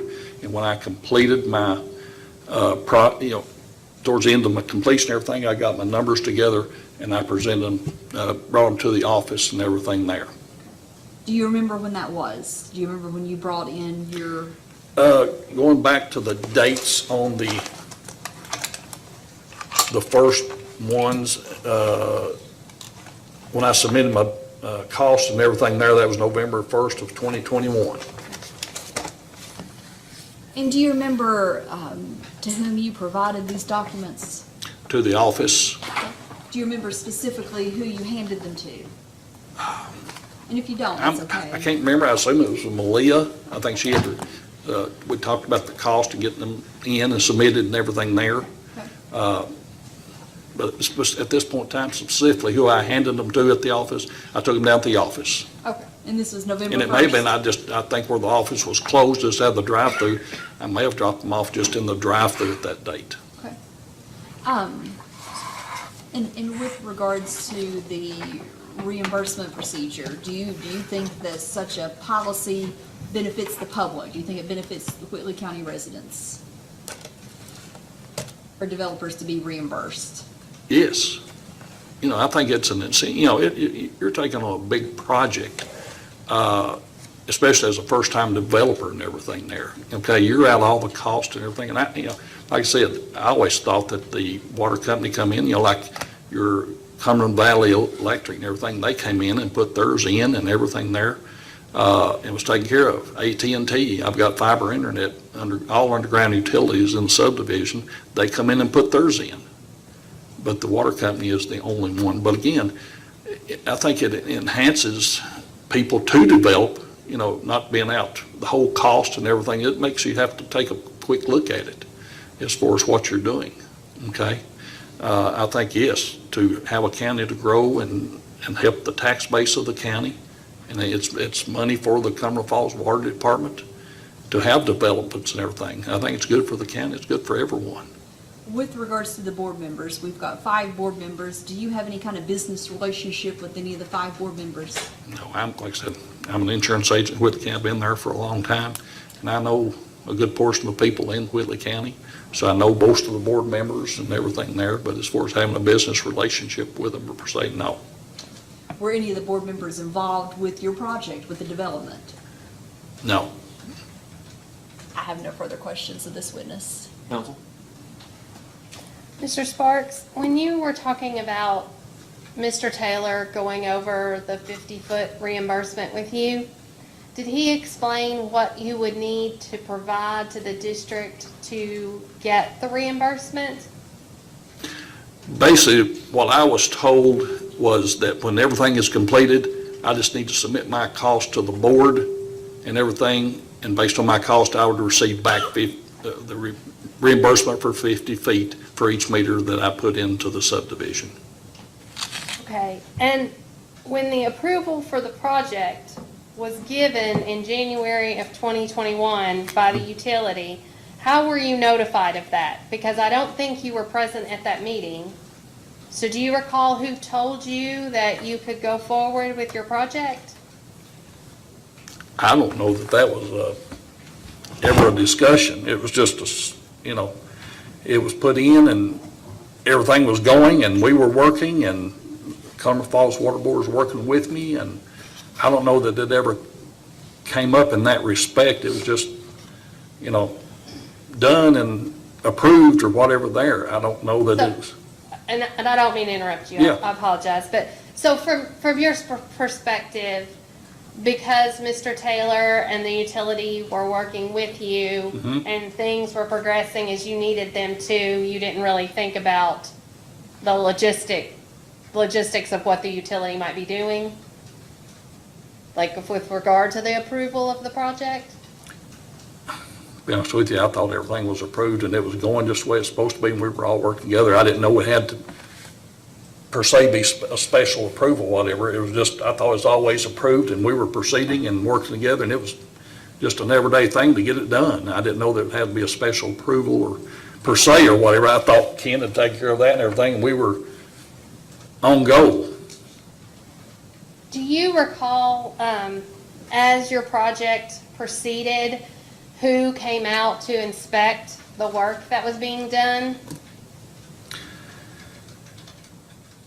My contractor was Charlie Delph, Okay. and then I was involved in it. I was out there every day, and there's different people from the water department that was out there on a fairly regular basis doing different things at different times. Mike and other people, I don't know the boys' names that works at the water department and everything, but there was some out there on a fairly regular basis. And then there was inspectors that came out and checked it from, I guess, I'm not sure what their title would be or whatever there, but from the state or whatever there that come out and did their inspections or whatever there. But yeah, there's somebody from the water department and working with my contractor and everything there pretty much on a daily, weekly basis.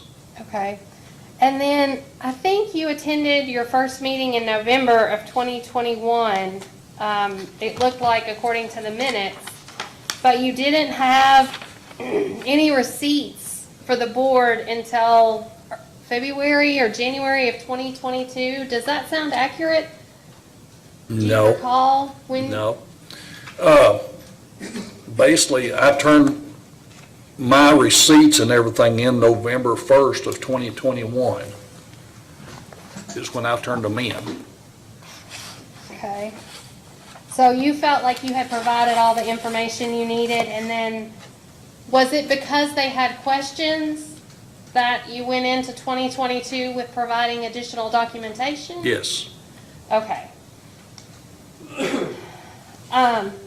And at that point in time, I guess at the end of December, you had signed the contract that the utility needed, correct? okay.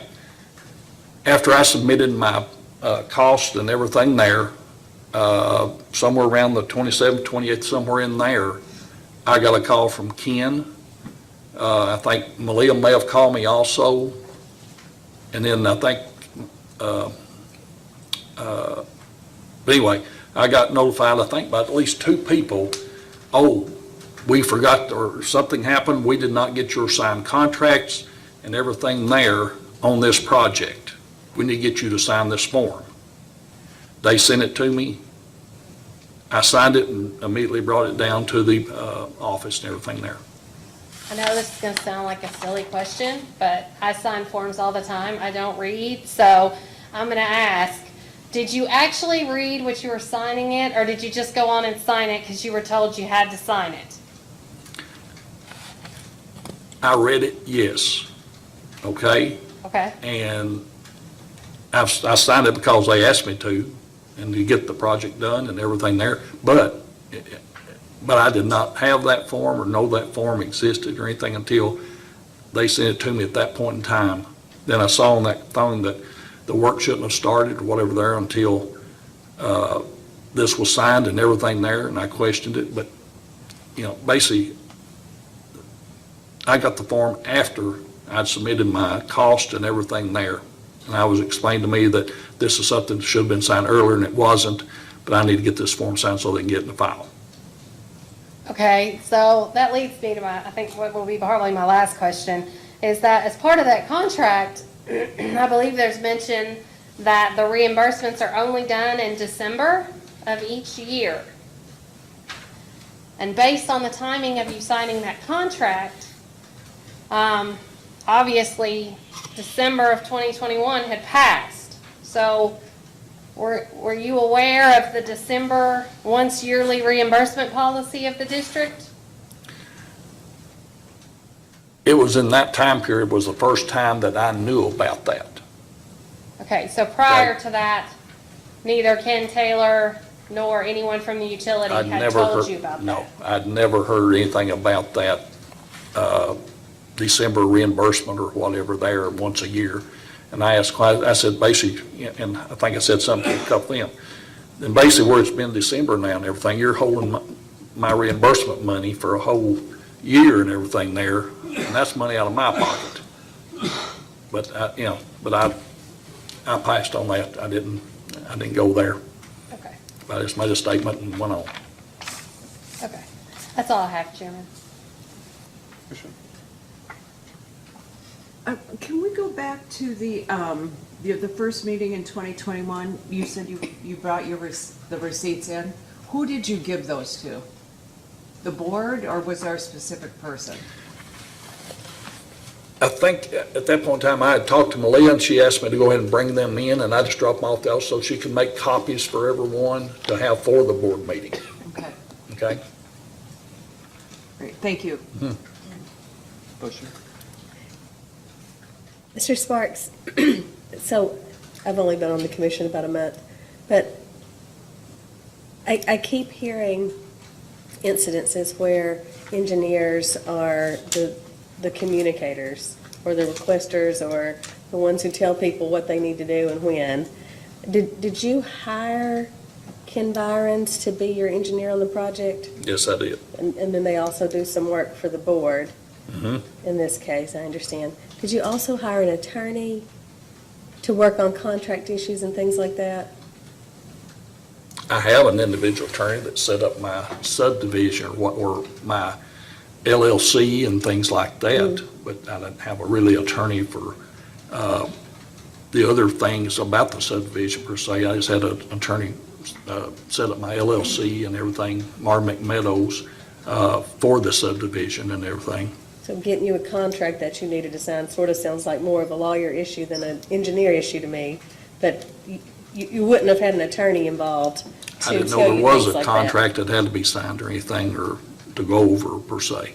And you relied upon your engineer to tell you those things? Yeah, my engineering, and like I said, we were working hand in hand every day, and I was just trying to do what the water board and everything told me to do to get this project done, completed, and move on. Do you know, what was the total, approximate total that you requested reimbursement for? Basically, what we eventually, we, after discussions over 3 or 4 months or whatever, we came up with $20.41 a foot, which comes to $1,020.50 per water meter.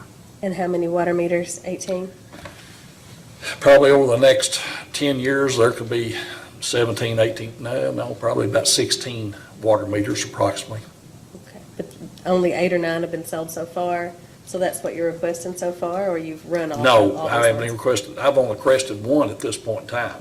Okay. Because there's one other house being built right now, 2 getting ready to start, and they have not put the water meters in at this point in time. Okay. So it would be as they put their water meter in, then I would request to be reimbursed. So right now, there's just one on the table, mine, where I built my house. And you said you went back and forth before you came up with this amount, the $10.20 per foot. What was that back and forth like? You submitted expenses that they didn't agree with, or?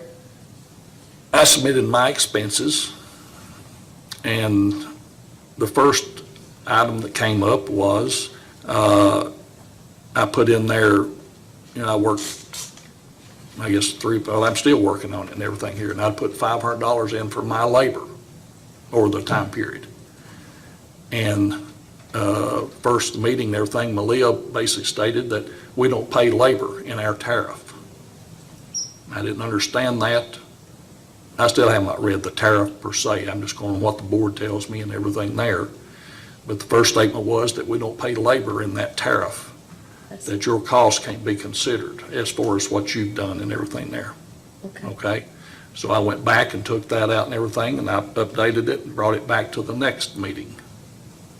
Okay? Another thing was that when I built the subdivision and everything, I'd taken out all the topsoil, building the roads and everything there, and I'd stored it to put the topsoil around my house. Okay? And it was good topsoil and everything there, and it was sitting there, but we ran into rock and everything, and Mike told my contractor and everything that I could not use that rock and everything that came out to put back in. I had to put topsoil back in there. Okay? So rather than going and buying topsoil and everything at that point in time, I just used the topsoil that I had there at present, and I just put it in the cost and charged minimal amount compared to what I really underbid it or whatever there, and put that in there. But then when we got into it, they said, well, you had that topsoil there. It's your topsoil, so why should we reimburse you for that? And I disagreed with that. And I said, but this is I got other avenues for this topsoil. It's going around my house and everything there. So, I'm going to have to get topsoil somewhere, so I still feel like that's a cost. But they said, well, we're just not sure that we owe you because you already had the topsoil. I disagreed with it, but I said, okay, by this time I wanted it done. I said, okay, I'll go back. So the next meeting I come back and I took the topsoil out. Okay? Then there was something else mentioned, everything. I said, we've done this long enough. What figure are you coming up with? And the board came up and said, well, $20.41 a foot is what we see as reasonable. I said, I'll agree with that. let's get this done and over with. So that's what we agreed on. That's what was agreed to be sent in and everything to get approved and get it done. And that's where and then next thing I know, I got a letter, I'm here. Okay. Okay. So your understanding is that the soonest you'd be reimbursed is this December in 2023 now? I'm sorry, I couldn't hear you, ma'am. You'll be reimbursed now in December of 2023 because of the once-a-year payment policy, or you got paid in December of '22? I'm fine with that. I'm sorry? I'm fine with that. That's fine. Oh, I mean, I'm asking whether you got paid in December 22. No, I've not received anything from the Cumberland Falls So Water I Department for imagine my that's- reimbursements. I imagine that's pretty frustrating. It's got there, yes. When did you first know you're supposed to give your receipts within 10 days of spending? When I was sent the letter or the notification and everything in December, when I signed it and sent it in either the same day or the next day, that's the first time I'd seen that form Okay, or knew that. It was after I'd already sent my receipts in. all right. That's all the questions I have. Okay. Thank you. So just to be clear, follow up on the Vice Chair's question then. When did you become aware of your obligations under the reimbursement policy? Specifically, which obligation? Well, the different obligations that fall under the policy, right? That you have to keep up with your receipts, that you have to have itemized receipts. Basically, from that you the have to start. provide those receipts, that there's a Okay. timing with providing the receipts, that you have to have a contract signed with them, that you have to have Okay, the estimate by the utility and then kind of comply with that estimate, that, you're businessman, right? You deal with contracts on Yep. occasion. There's rights, Okay. contracts confer rights, and then they Okay. heave onto us obligations, right? You give a little and you get a little consideration. This has obligations to the contractor, to you, the person extending it. When did you become aware of your obligations regarding the reimbursement? okay. From the start, and when I asked the questions of, how am I reimbursed for me putting this water line and everything in, I was told, again, by Ken and Johnny and Mike and everything, that basically when everything is done, then you submit your receipts and your cost and everything, and then you'll be reimbursed based on the tariff from the Falls Water Department, everything there, that you will be reimbursed the 50 feet, okay? And that's what we went on throughout the project and getting everything done and everything there.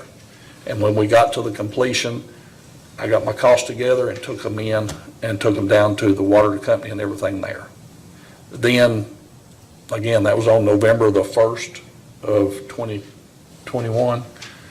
And then in December, I think it may even been after a meeting that we'd already had or whatever there, then I got a call and everything, and Ken told me, he said, we've got a form that we need to get you to sign and everything there. And he sent it to me, and then I went through it, and I saw on there that they're supposed to have been in within 10 days and everything. And I feel like they were in within 10 days of the project. I've never heard a date of when my project was done or whatever there. We were, like I said, we were all working together. We were doing it as a group and working together to put in this project. And when it was done, I've turned in my receipts. But then, to answer your question, Ken notified me, and I think Malia may have called me also. We've got a form that you've got to get signed and everything there so we can get it in the file and everything. And that's when I saw the 10 days, and then it was supposed to have been signed before the project was started or whatever there. But until I got that email from Ken at that point in time in December was the first time I knew anything about that. Okay, so the whole time between February and December, you're doing all this with the water district district's coming out, you're seeing them on your property, and nobody has ever mentioned a contract. Is that your testimony? Yes. And other than the email that we'll get a copy of from Mr. Taylor, you never had a conversation with Mr. Taylor about the contract or about the tariff, whatever you want to call it, until you all started talking about how to submit and when to submit the receipt or the invoices. Is that correct? Okay, we talked about, how I was reimbursed from sort of the start or after the start of it and everything, when I was asking the questions. How am I reimbursed? So we talked about that, and that's where they was talking about the 50 feet, and that was basically the discussion. Well, You get what I'm 50 trying to talk feet, about was this just saying, this is just how they do it, or was it a pursuant to a contractor, pursuant to the tariffs on file with the Public Service Commission that apply here, this is what the rules are? I want to get a better understanding of what, not just what you believe to be the rules, because that's what you were told, but if anybody conveying these rules to you also conveyed the legal basis for the rules, that there are rules written down here at this place, or here in this contract, to where you would, be on notice that, oh, I was supposed to sign a contract, or, oh, maybe I should go look at the tariffs that lay out my rights and my obligations. Or was all of this just discussed, this is just the practice? This is just the unwritten rules to all this? I'm just curious what your idea was behind where these rights and obligations existed. Okay, You got a right to money, right? I mean, Yes. in your mind, I'm not making Yeah. a legal statement here, but you're sitting here saying, I expect to be reimbursed for this. Did you ever think, where is it written that I have this right to be reimbursed? I was just told that there was a tariff that the Cumberland Falls Water Department operating under from the Public Service Commission and everything there, and that's what I was told, okay? Now, after I submitted everything and we went through this and I expressed, this is the first time I've seen this, I think at the next board meeting, there was should be in the minutes and everything there that it was discussed, and they discussed that we need to correct this, that, this shouldn't happen this way and everything. I think what I heard Johnny talking this morning and everything there, that this needs to be corrected. We have to have a system in place that this should never happen again, that we've got to have this done correctly, that we've got to notify the people and everything there that this should not get to this situation. And that should be in the minutes, and it should have been in the meeting probably in January or February, somewhere through there, that was discussed in the meeting of the board there at that time, when we saw this and I went over with them that this is the first time I'd seen this form and everything there. And they should be in the minutes and everything that, we need to correct this, we're going to get this done. So you're aware of the estimate that was drawn up for the, there was an estimate that was drawn up in February of 2021 for what the cost of the extension would be, what your expected costs were. I think it ran about, here it is. It was created by the Water District on February 2nd, 2021. The opinion of probable cost, total development installed by outside contractor, $88,595. You aware of that document? Yes. Okay. Do you know why that document was created?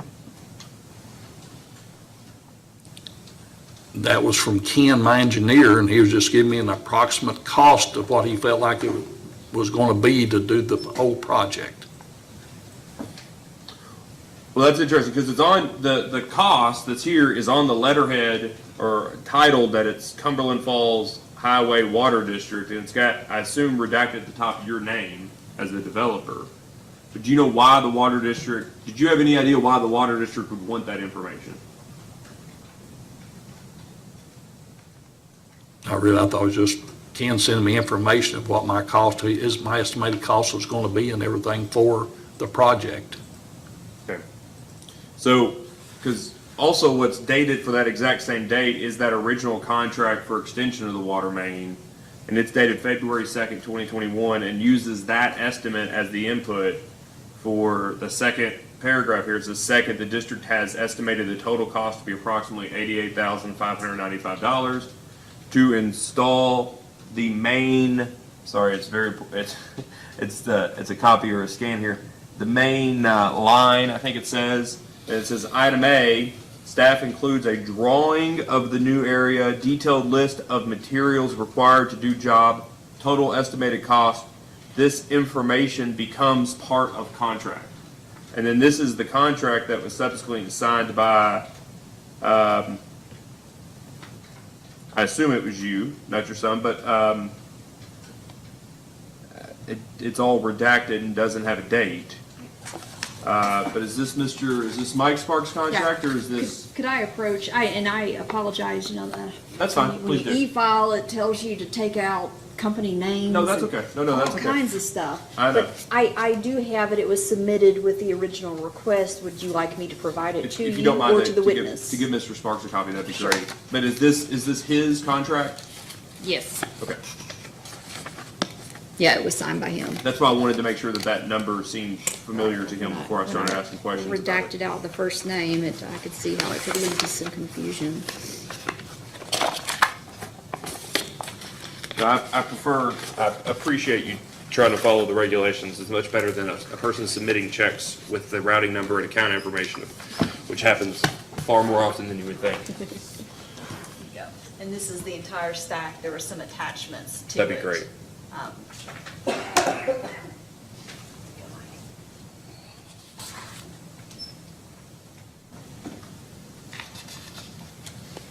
And so if you don't mind to turn to,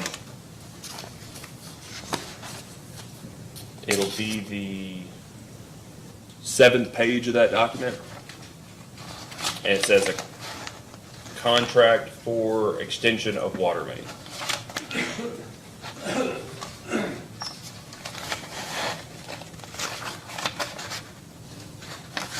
I believe it's the first page of what I gave. Oh, okay, first page, I'm sorry. So the Yeah. first, she went ahead and turned it to the first page for you there. First You page see here? it's dated February 2nd, 2021? Mm-hmm. Okay, is this the contract that you signed? If you go to the second page there?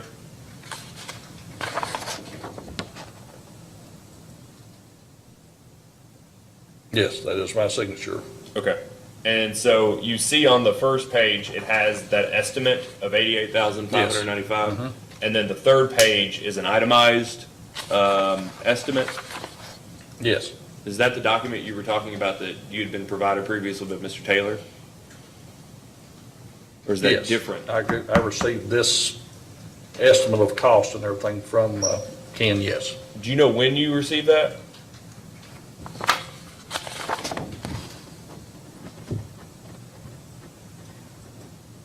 Ralph taught me that there's no date on here, so I don't remember. Well, it's got February 2nd, 2021 on here. Right, it's the same date So as the contract, that's yeah. why I was curious. Do you know when you received it?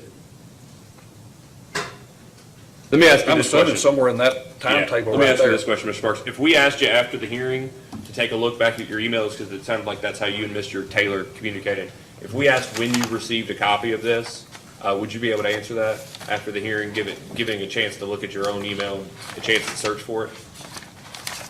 Yeah. Now, this is not the form that I'm referring to. So this is a new document. You've not seen this document. No, this one here I have seen. The third page with the itemized expenses you have seen? Yes. Now, this form here and everything, Okay. I have seen this. But the other form that I've been referring to is the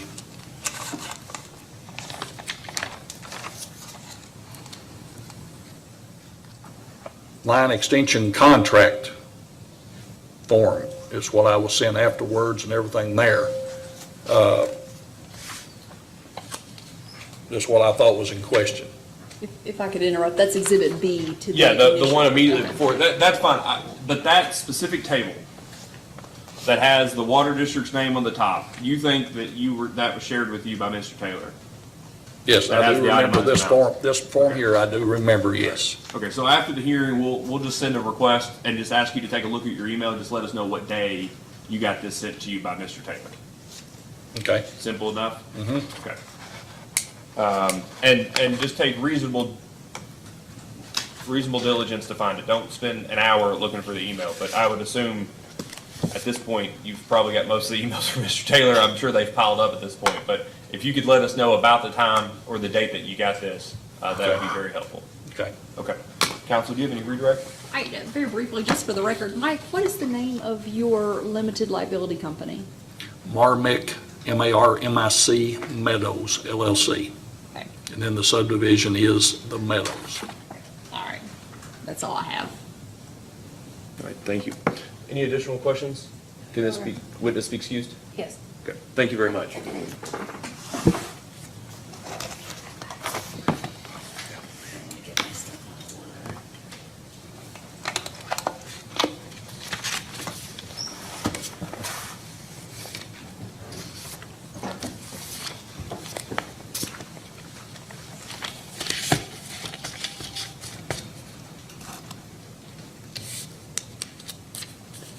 Counsel, call your next witness. Jeff Sparks.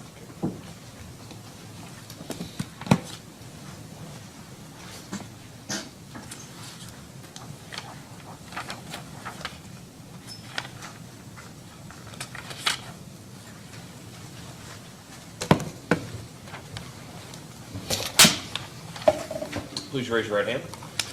Do you swear or affirm that the testimony you're about to give is true, correct, under penalty of perjury? Yes. Okay, please state your name and address for the record. Michael Jeffrey Sparks, 212 Diamond Lane, Corbin, Kentucky, 40701. Counsel. Jeff, how are you related to Mike Sparks? That's my dad. And you are involved in a project with a company called Diamond Acres, is that correct? Yes. All right, and is Diamond Acres LLC, are you the sole member of that company? Yes. And are you the manager of the company as well, if it's managed by a manager? It's just me. That Yes. was a bad question, I apologize, Jeff. So anyway, I guess what I'm trying to establish, Diamond Acres is just you. Yes. Okay. And you began a development project for a luxury resort RV. Can you tell the commissioners about what your project entails? Sure. What is it? I get to do this all the time, so I'm happy to share. I think that's one of the things that causes some confusion. So we are a deeded community for RV owners. So it is not your typical RV resort, whereas somebody would come in and rent and then they would leave. Ours is actually a deeded RV community. So it's a much larger piece of land for each owner, and they are deeded properties sold to individual owners who want to be close to Laurel Lake or Cumberland Falls, and so they have concrete pads. They're surrounded by trees, and they have AT&T fiber internet, water, electric, and yeah, very nice. We'd love to have you guys come down if you're interested. And so that is what we have. It's an RV community. It's gated, and so each site has its own water meter, its own electric meter, and its own dedicated fiber line. So And that's located in Whitley County, correct? yes, And that would be serviced by the Cumberland Falls Highway Water District, is that correct? yes. So when you, and have you ever done a project like this before, Jeff? Not like this. To my knowledge, we're actually one of the first in the state of Kentucky. And so we do a fair amount of explaining what we are, especially because there's not a lot around here. They're very popular in Florida and Tennessee and even out west, but we're one of the first in the state of Kentucky. But no, I've never done a project like this. So when you began developing the community, how did you first come in contact with Cumberland Falls Water District? Absolutely. So with any project like this, one of the first things that you do is establish relationship with the utilities. And so obviously I'm constantly having conversations such as, like that. And so what did I do as far as to begin that conversation? I don't recall the first time I talked to somebody or had a conversation, but I know that one of my initial conversations, I guess, was with Mike Beard because he was the manager of the water company. And now with regards to this property, you purchased it from Johnny Collett, correct? Yes. And how big of a tract of land is the community? How big is the land that you purchased? That's a really bad question again. It's okay, 92 acres. You understand what I'm asking? Yeah. Okay, 92 acres. And you bought that from Mr. Collett. Yes. Has Mr. Collett been involved with the development of the property since you acquired ownership of the property? So I think that this is one of the things that everybody's trying to get some understanding of our relationship, so I'm happy to be transparent here. So I've purchased the land from Mr. Collette, and as he mentioned earlier, I consider him, a mentor and a friend. So that's probably the best way to describe our relationship. And so he has built several RV resorts. Ours is very similar to an RV resort, although there are distinct differences. And so our relationship was that I would purchase this tract of land, and then for his advice and mentorship in how to put it all together, we exchanged 4 plots of land. So basically I sold it, but then deeded back to him those 4. I've never written him a check. There's no money changing hands between he and I as far as that goes after the sale of the land. If I am reimbursed for my water line or not, he will not receive a dime or a dollar, whether this happens or whether it doesn't happen. He has no, financial benefit, I guess is what I'm trying to say. And have you received any reimbursement heretofore? No. So your recollection is that you first became acquainted with Mike Baird with regards to the installation of the water lines. Do you have any idea when this was, Jeff? We had several conversations. Mike came out on the property before we ever started digging. And that's a courtesy, but it's also, we want to make sure that we're connecting to the main line in the correct way. We want to make sure that we're lining everything up where they want it to be. We want to make sure that the hydraulics, as Ken spoke of. So, you'd kind of be a fool to start just digging in the ground and going, you know what I'm saying? And so Mike came out. My conversation with Mike was, basically walking the property, saying, here's our vision, here's what we're doing, and then really asking his advice to say, where do we need to go from here? Okay. And when did you become acquainted with Mr. Taylor? So Mike referred to Ken as, Ken from Frankfurt needs to come in and take a look. And I was like, okay, sounds good, Ken from Frankfurt. And so I said, well, when can Ken from Frankfurt be here? And so then we kind of scheduled a time for that and talked about, we need to get everything approved before we start digging. I said, great. And so I don't know the exact time, but I remember I also asked Mike about, in our initial conversations, about the reimbursement, because that's the same conversation I'm having with the electric company, with AT&T, what are they willing to do, what is our responsibility, and so on and so forth.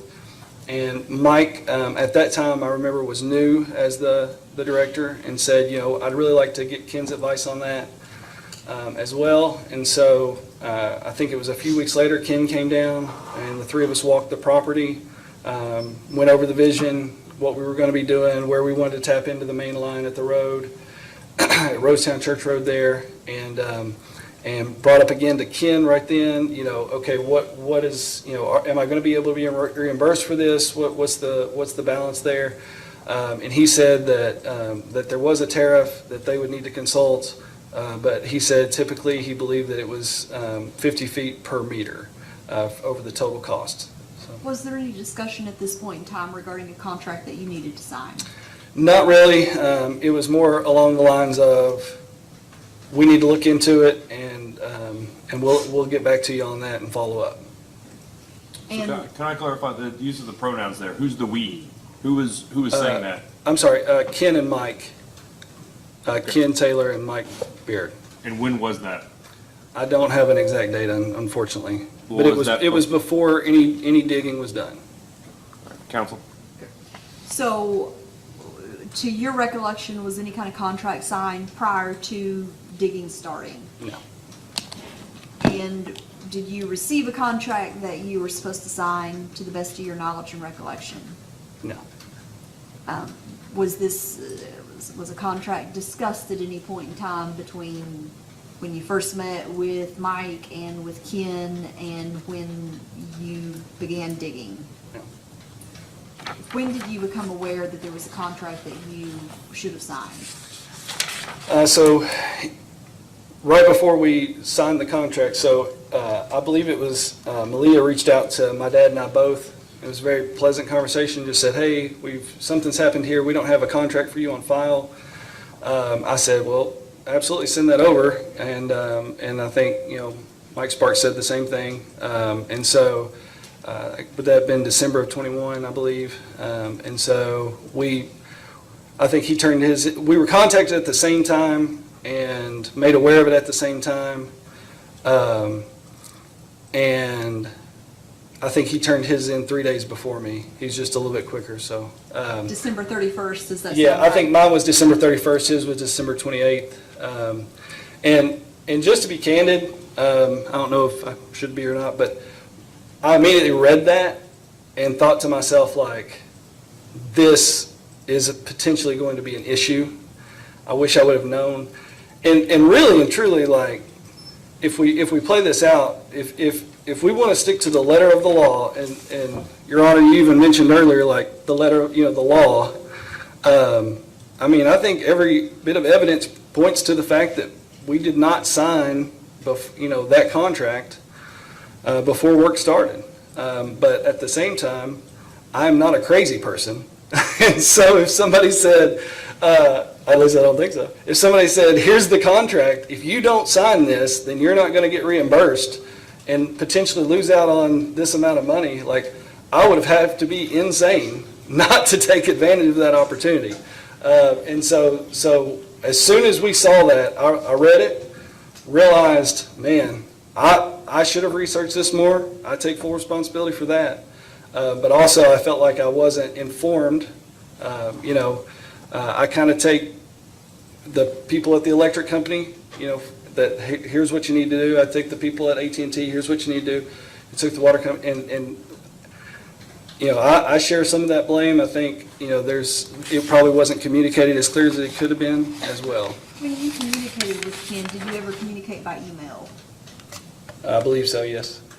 Regularly or occasionally? Sorry. You said regularly or occasionally? Not everybody has to go to the restroom, sorry about that, guys. I think, maybe during the project and during certain times, it would be 2 to 3 times a month maybe, and then other times, we haven't emailed in probably, a significant amount of time at this point. It just depends on the time of the project. While the project was underway, were you continuing to work with Ken Taylor? Yes. Okay, and what about the water district? Were you continuing to work with the water district? Yes. We never buried a line that someone from the water district did not have boots on the ground, see it in the ditch, assess that it was done correctly, and then give us the okay. And then we covered it up. And what was your understanding while all of this was going on? What was your understanding as to the reimbursement policy? My understanding was everything that I knew was based on that initial conversation with Mike and Ken, and it was that there was a mention of 50 feet per meter moving forward. So was it your understanding that ultimately you would be reimbursed 50 feet per meter with regards to each lot? Mm-hmm. Yes. Yes. And what about your invoices, receipts, proof of payment? When did you submit those to the water company? So after our work was completed, it was less than 10 days, and then there was a water board meeting. And so I spent the 2 days before that water board meeting gathering, making sure everything was together. But it was just a tremendous amount of information. And so I brought that as soon as work commenced or finished on the water. And then I got the receipts together and brought them just a few days after that, less than 10. So you did provide the district with your receipts, invoices, proof of payment within 10 days of the completion of the project? Yes. Okay. And at that meeting, so you brought in all of the documents? Yes. Do you remember what happened after that? Yes. Can you tell the commissioners? So basically what happened is there was a lot on the docket that day. And so I brought a stack of receipts that I've been going through, and it was organized to some extent, but it wasn't as organized as I would have liked it to be, probably. And basically it got to the point that the meeting had already been going for quite some time, and Malia and her sisters were in the office making copies of my receipts. And just to make enough copies for everybody in the room, I had not made copies, and I had not provided them to them in time, so that's my fault. I didn't make copies and pay to have copies made, and I also didn't give them the receipts quick enough because I'd been working through them, work ended 3 days before. Well, now I'm just now getting those receipts and trying to put everything together, and I hadn't been keeping it up to date like I needed to. So now you're taking all this stuff and making sure that it's all organized. It was a big endeavor. And so when I came in with it, it was all there, but there was, it wasn't very well organized or itemized like it should have been. And so that was my responsibility, and that's an area where I could have done better for sure. And so basically, everybody was just sitting around the table. The meeting was over, and we were just waiting on copies to be run. And there's one copy machine, and they were trying to copy 200 pages, and it was taking forever. And I basically just said to the people, the board, I said, guys, look, I said, I apologize I didn't come in with everything, tat, tat, tat like it should be. I said, we're going to be here for 2 hours with them making copies, and I know I had somewhere to be, I know everybody else had somewhere to be. I said, if it's okay with you guys, I'll take this, and you can keep a copy of it. I'll take this, and I'll organize it and itemize it and make it clean. And so they agreed to do that. And so then I went in to Malia and her sisters and said, you can stop making copies. You can keep what you've got, it's fine. I said, but if I can have the originals, I said, I am going to take those and organize them. And so then over the next, couple weeks, I made like this itemized sheet, Google Sheets, and basically went through, and then I even like numbered each document and everything like that. And that took, a considerable amount of time. And then I dropped those off probably a week before the next meeting. And then the Malia and her sisters made the copies, and so everybody had that to look over for the next one. That was kind of my recollection. And we addressed your relationship with Johnny. Do you have any kind of business relationship with any of the other board members? I mean, not to speak of. I mean, sometimes I buy grass seed from Pruitt's Farm Supply. Like, I don't know. I don't want to perjure myself here. Like, that's. And Pruitt's Farm Supply being owned by Yeah. Dean Pruitt. Yeah, that's the only other business relationship. You shop there some? Yeah, Okay, yeah. yeah. I've bought some grass seed there Okay. and things like that. So I'm trying to think. That's all I can recollect. Yeah. All right, I have no further questions of this witness. Counsel? Thank you, Your Honor. Mr. Sparks, I have passed out, I think everybody has a copy. I think this is the stack of paperwork that you provided. Does that look familiar? Yes. And I think Ms. Hill has a copy too. I have an extra copy. Do you want me to give a copy to the Yeah, witness? it'd probably be easier if you Sure. just, May I approach? You may.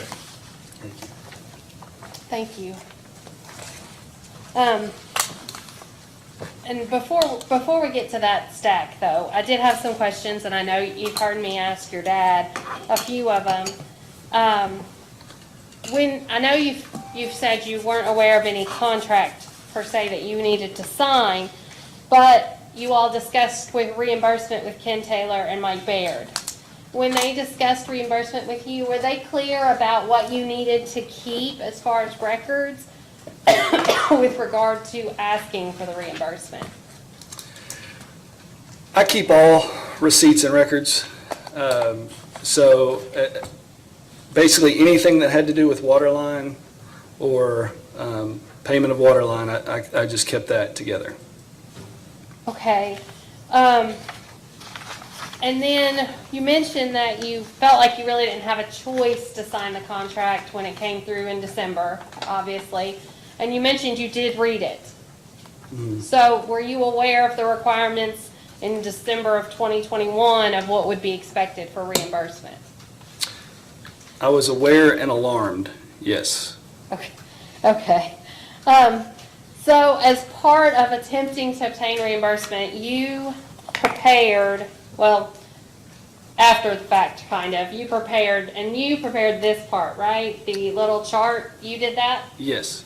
Okay, and did you do all like the calculations as far as the quantity and the amount, and then the matching page numbers?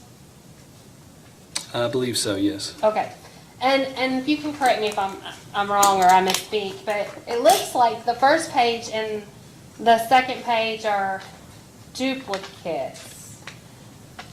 Not duplicates, but similarly laid out, right? I think the amount at the bottom of the cost per foot goes down of this on the second page.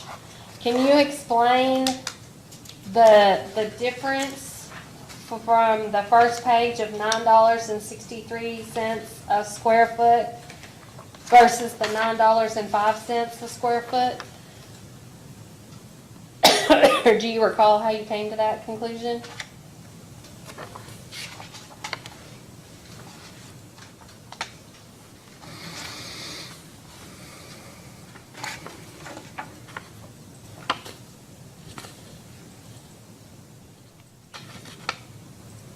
On the,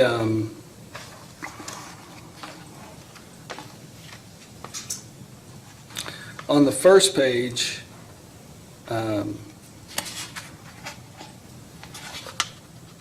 yes. Okay. On the first page, at the very bottom, is a invoice, item number 102, 103, 104 there, is Ken Taylor engineering fee. That had not been given to me. And so at the meeting where I brought the large stack that was not as organized as it should have been, Ken Taylor was at that meeting and kind of looked at me and was like, I need to get you that bill. And I was like, yeah, that'd be great.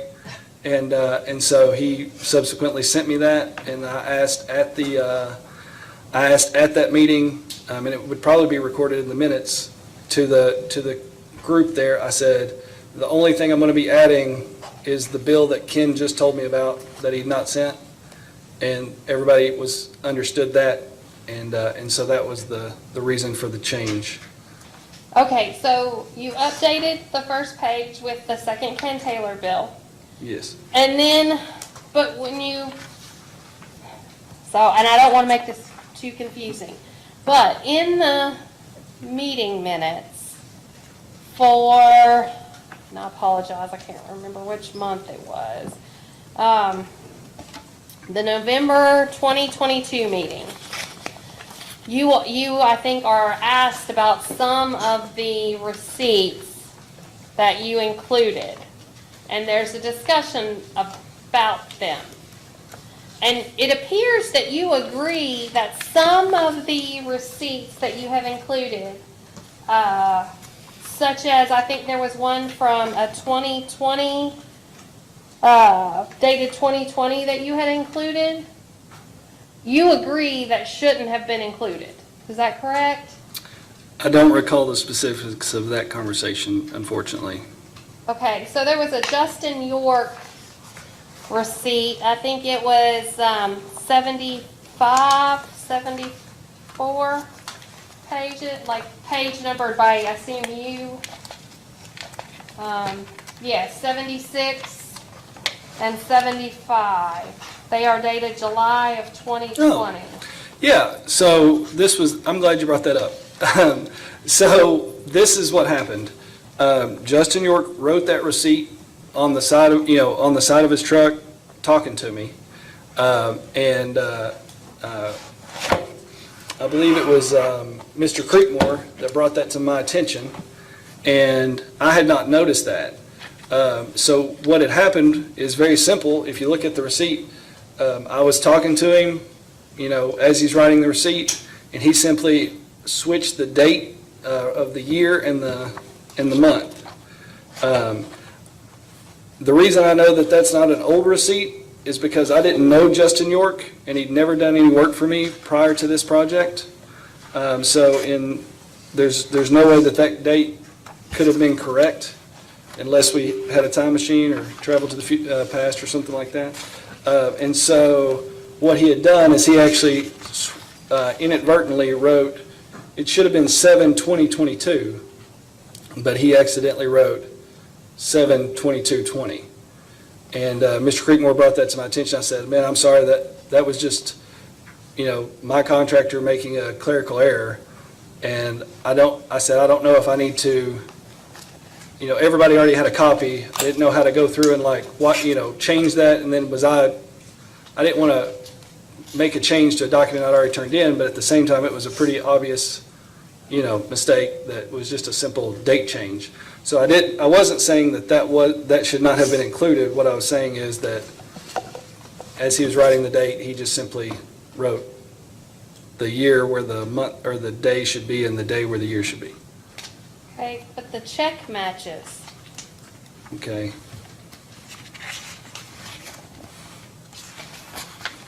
That I don't know. Okay, well, I think in the meeting minutes, you just say it was a mistake. Okay, I'm sorry. But I would just wanted you to clarify on that. Can But- I make a clarification for a second? Yeah, When did you submit these? When did the meeting occur that you took these back home? I don't recall. You don't remember what month and year? I don't recall. Was it before or after you signed the contract? After I signed the contract. Like a year after you signed the contract?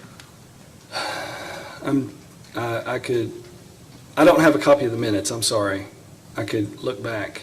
I think we've established I signed the contract in December of '21. Right. And so these would have been turned in 2022. I believe it would have been October, November, something like that. Okay. So just so I'm clear, I'm sorry, Ms. Tessie. oh, that's all right. I asked your father how much of his expenses were incurred prior to the signing the contract, and he effectively said all of it. Okay.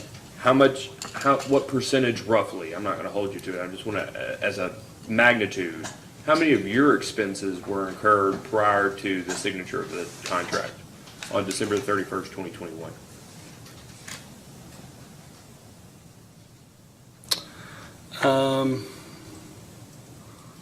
So it would have been the 4-inch line, but not the 4-inch blow-off assemblies. But it would have been, so the 4-inch line would have occurred. A portion of the 2-inch line would have occurred.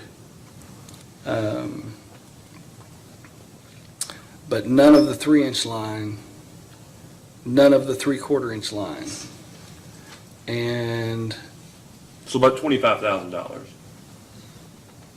that sound about right? The entirety of the first amount, $6,600, second amount, $1,400, that's 20.7, 25 is the additional 4.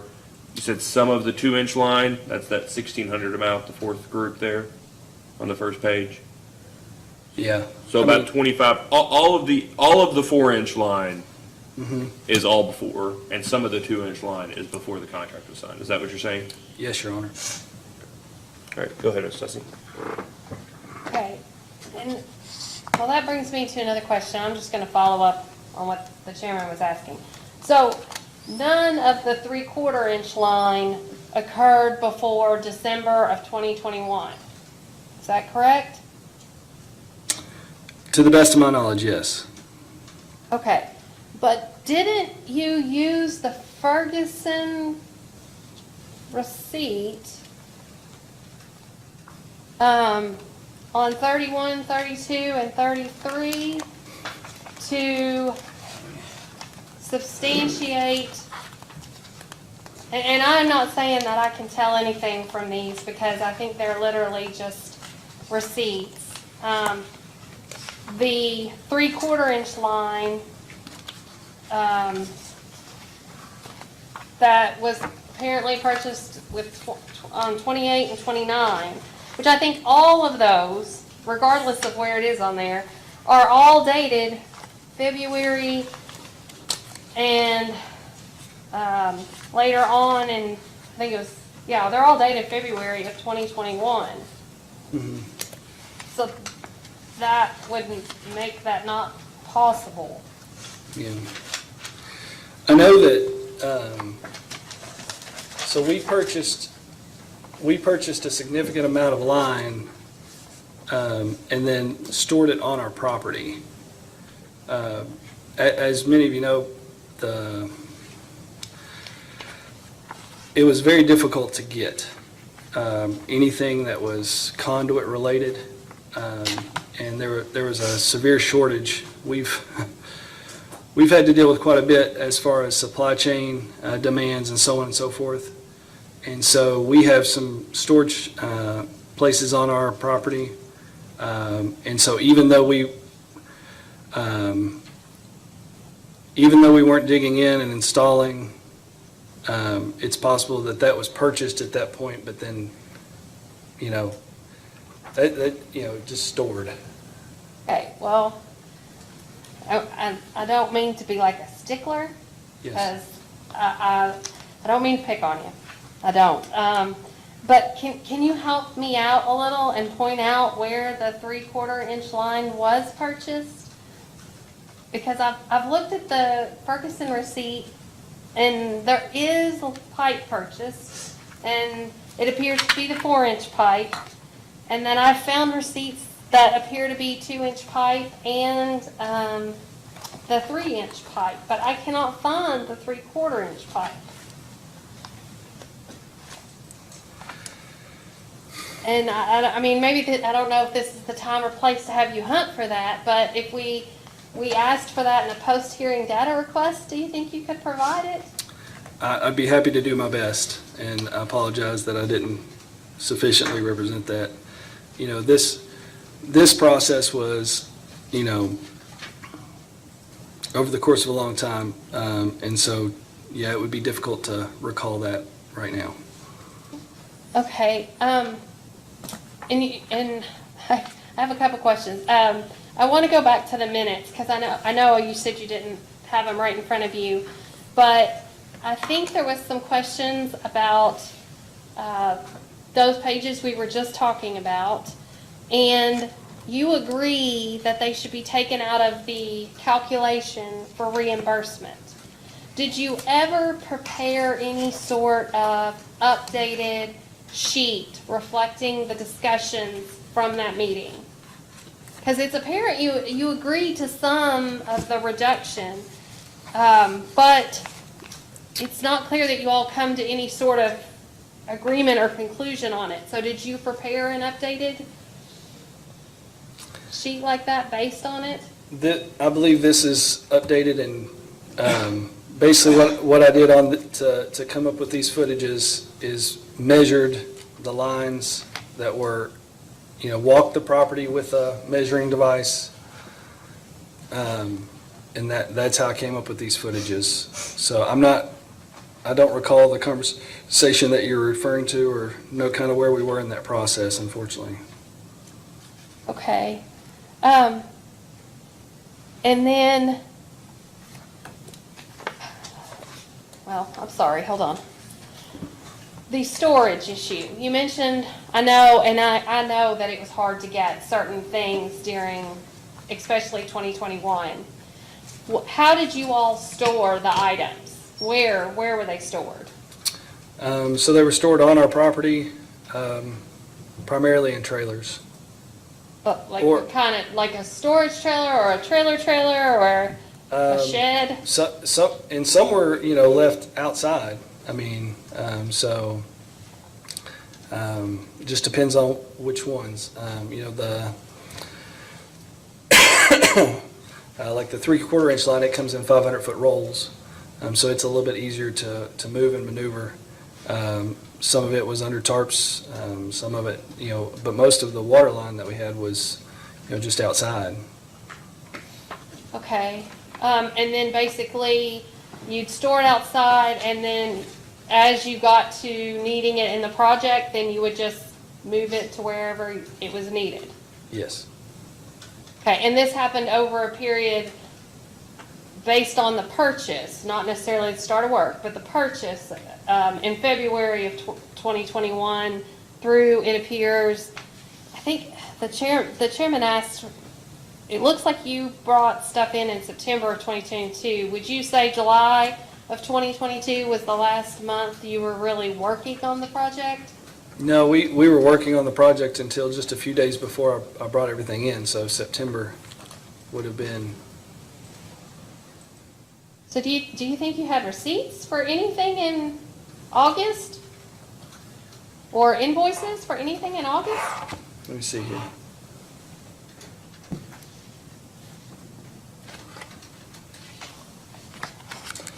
Let me, 26. So I think I understand what you're saying here. I mean, other than, I think you did have the Eddie taps Hall. added in. Is that what you're talking? I'm sorry? You had some taps added in August, it looks Yes. like. Okay. Yes. So August 12th was the last, it appears to be the last. Yes, and I'd consider, yes. Okay. You mentioned, and I just want to go back to one thing. You mentioned earlier when she was Ms. Hill was asking you about the development, that this wasn't your first development, but it was your first like deeded RV community. So have you dealt with water line reimbursements in any of your other developments? This was my first development, Oh, okay, so just period ever. yes. Okay. I think that's all I have, Chairman. Just one quick question. The other utilities, AT&T, did you have a reimbursement program or a contract you had to sign with them? So, what I have, the best way I can describe it is that each utility company, so AT&T and the electric company, they pay for the delivery method of their resource. So they paid for, the AT&T paid for the fiber optic cable, and they also paid for, they reimbursed us for the conduit, because it's underground. The electrical company furnished the wire, but if it was overhead, then there would be no cost, but they did not pay, we did underground because we want everything to, look nice. So we had to pay for that conduit. And so I guess I just kind of took that the water company was going to pay for the pipe and the cost to put the pipe in to the vehicle to bring water to us, and then, obviously get paid by the meters that are set on the property. I did not have to sign a contract with the electric company. They had an engineer come out, very similar process. They had an engineer come out. We discussed everything, and then we laid the conduit in the ground. We called the engineer to come back out before we buried it. He looked at it, gave us the thumbs up, and then he actually gave us the wire, and we put the wire in, and then they came and hooked everything up to the transformers and so on and so forth. With AT&T, I believe that was another taxing process, but I believe that there was a contract that was signed with them, yes. Okay, thank you. Thank you. Mr. Sparks, you said that this is the first development like this in Kentucky, the first one that you've done. But you had developed this mentor relationship with Mr. Collette because he's done other developments. Was that? Okay. This was your first one, but he had done some other ones. And you were present for your father's testimony, and he talked about how when he was doing his development that it sort of felt like you were all in this together. I think when he said we were all in this together, I think he was referring to like himself and the water company, is how I interpreted what he said. Is that how you felt? I felt like that myself and Mr. Beard and Mr. Taylor were all working together for the same goal, yes. You'd purchased the property from Mr. Collette, and then you had, he kept 4 plots of the land, and then in return, he would mentor you about how to do this. Yes. I imagine that this was a learning process. for everyone involved if it was the first one that you did. But can you see why that might be seen as a problem for if the Water Commission is supposed to be overseeing and approving your expenses and receipts, for us to be told that you were all in it together? I think I did not interpret, and you would have to speak to my father about what he meant when he said we're all in this together. I mean, and I really want to stress this point, like, I have nothing to do with the Meadows. It is very odd, and we actually talked about that on the way here today. I said, how odd is this that we both have the same name and that we're both here and we're both developing? It really is just a coincidence.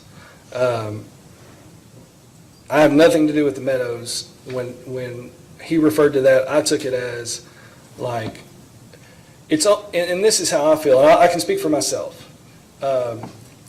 I was in constant communication with Mike Beard. I was in constant communication with Ken. I felt like everything was going great. You know, I feel like I did everything I could to abide by the guidelines that were set before me, is probably the best way to say it, and to foster a good working relationship, and that we were having a mutually beneficial business, you know, between myself and Mike and the water company and then Ken.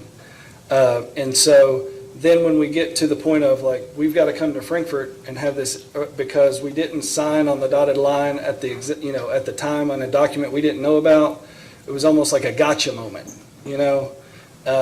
Like, who wouldn't sign that to get reimbursed? Like, that would be a crazy thing to do, to intentionally not sign.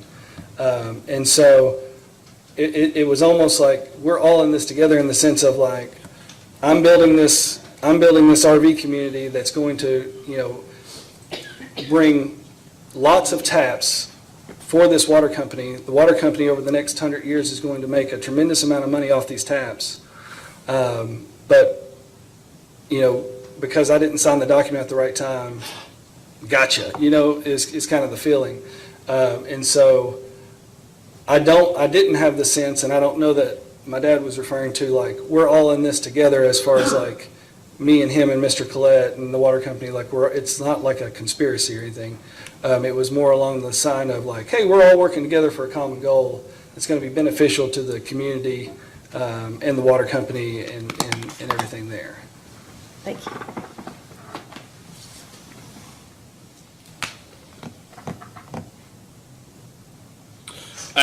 Same question I asked your father. When did you become aware of your obligations under the rules? When I read the document that was sent to me in December of 21, right before I signed it. And it's your testimony, similar to your father's separate testimony, that you never received the contract from Mr. Taylor? Not to my knowledge.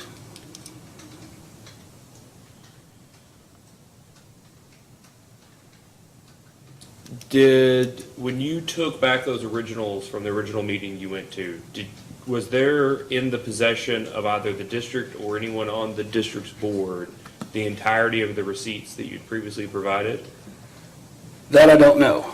I know that they were copying them. I don't know if they had made copies of the entire documents, or if they had just made like 7 copies of the first document.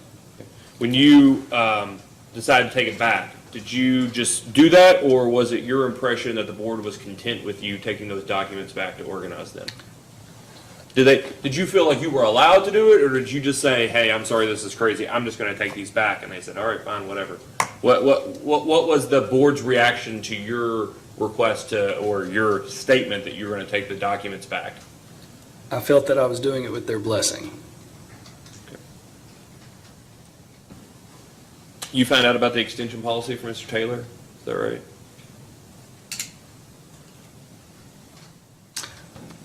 So the initial conversation before any digging had begun, there was a vague mention of, yes, there's a tariff, and it's something like 50 feet per meter.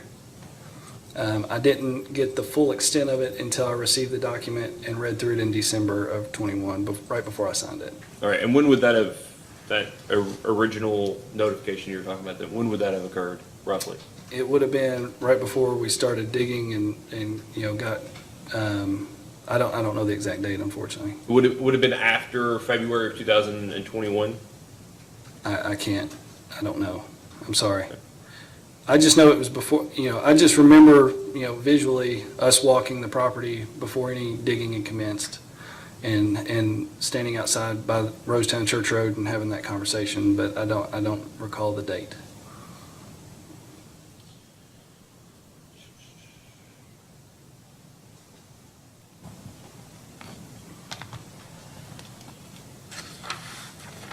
Would you have done the project without the extension policy?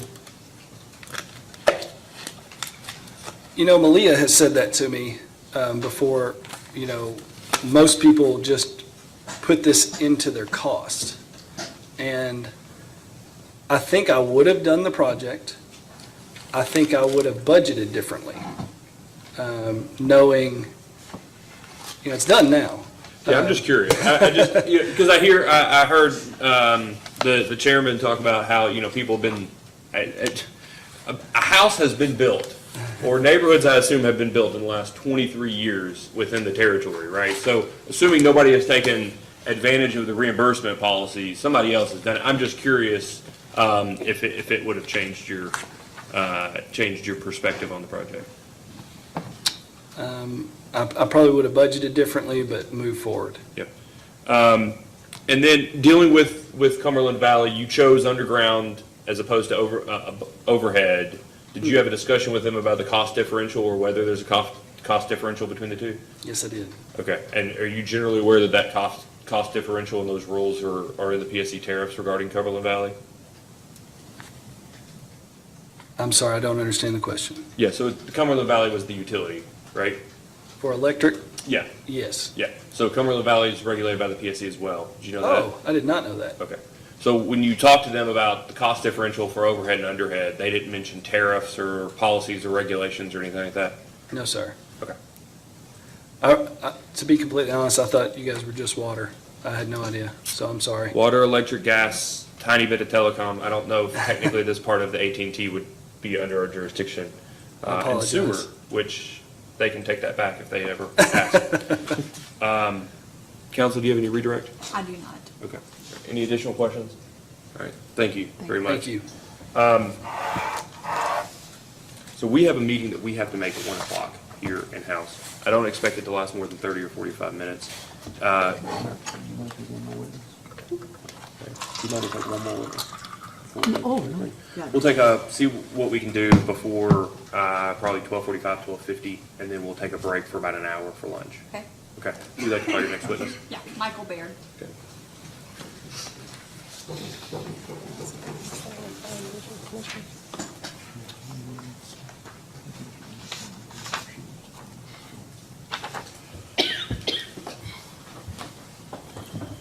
Please raise your right hand.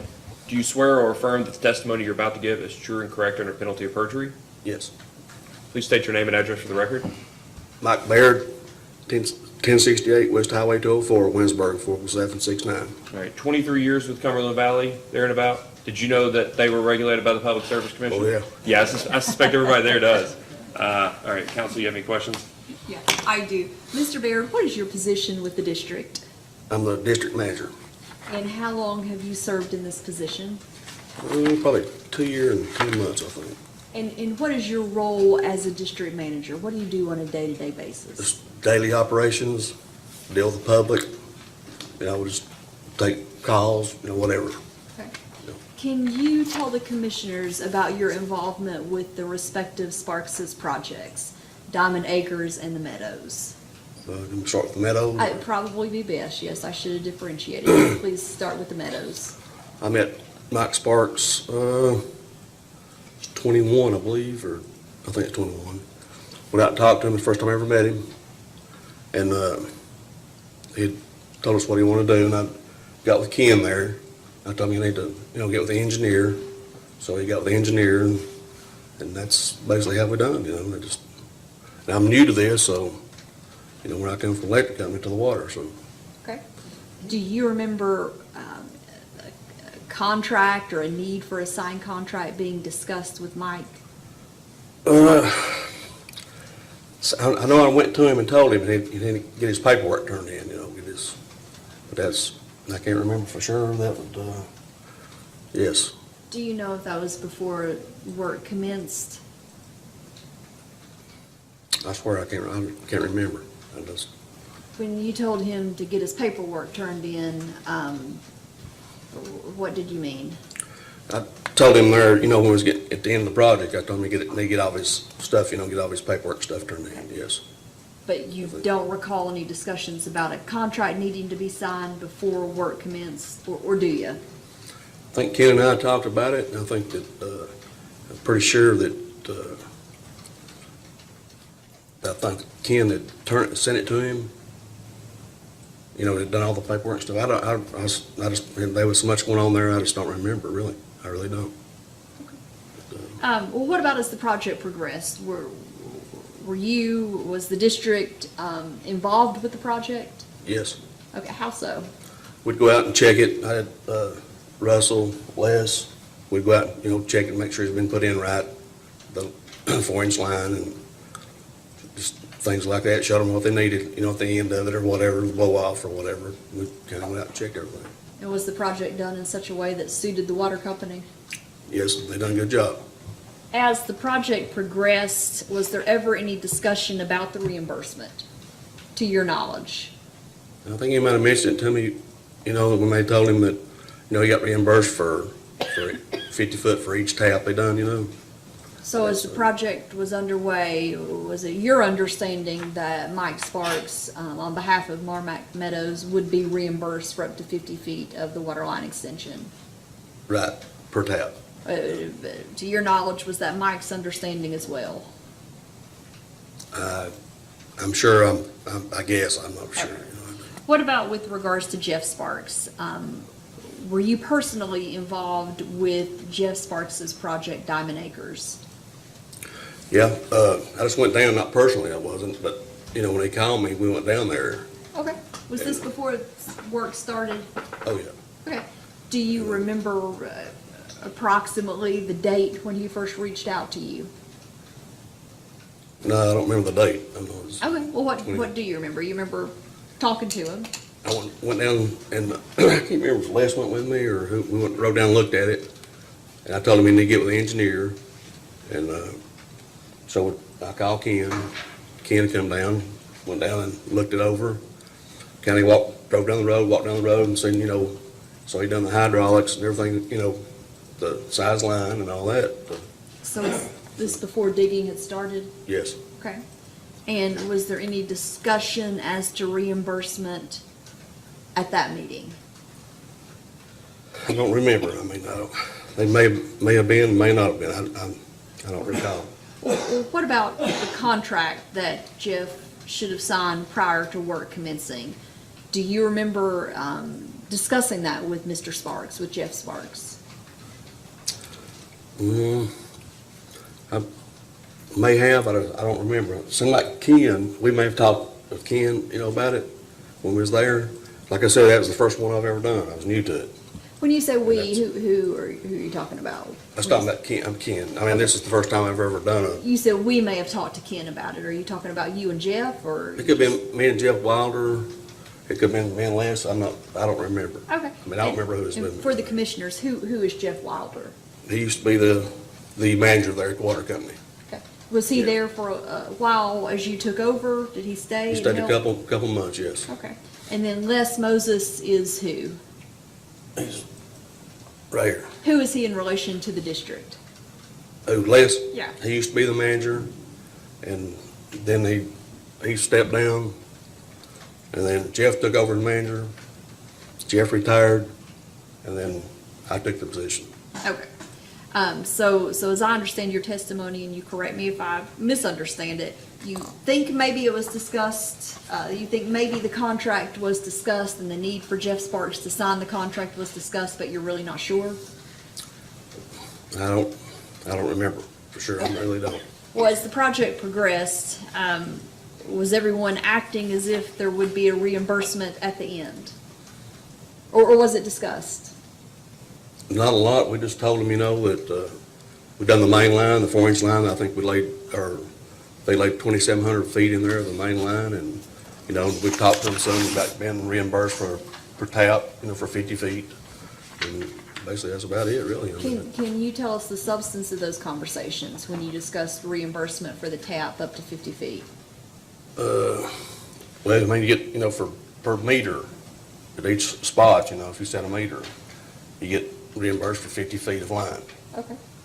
And that's, but they knew, we told them that, Ken and I told them that, and, When you say them, are you talking about Mike Sparks and Jeff Sparks? no, I'm talking about Jeff. Okay, just Jeff We told Sparks. Jeff, yeah, and we Okay. told Mike too, yeah. Okay, all right. And was this reimbursement addressed at various board meetings? Was the subject discussed at board meetings? We may have brought it up, I don't remember, Okay. Do you recall when Mike Sparks ultimately signed the contract for reimbursement? Sorry, I didn't really understand you. Do you remember when Mike Sparks came in and signed the contract for reimbursement?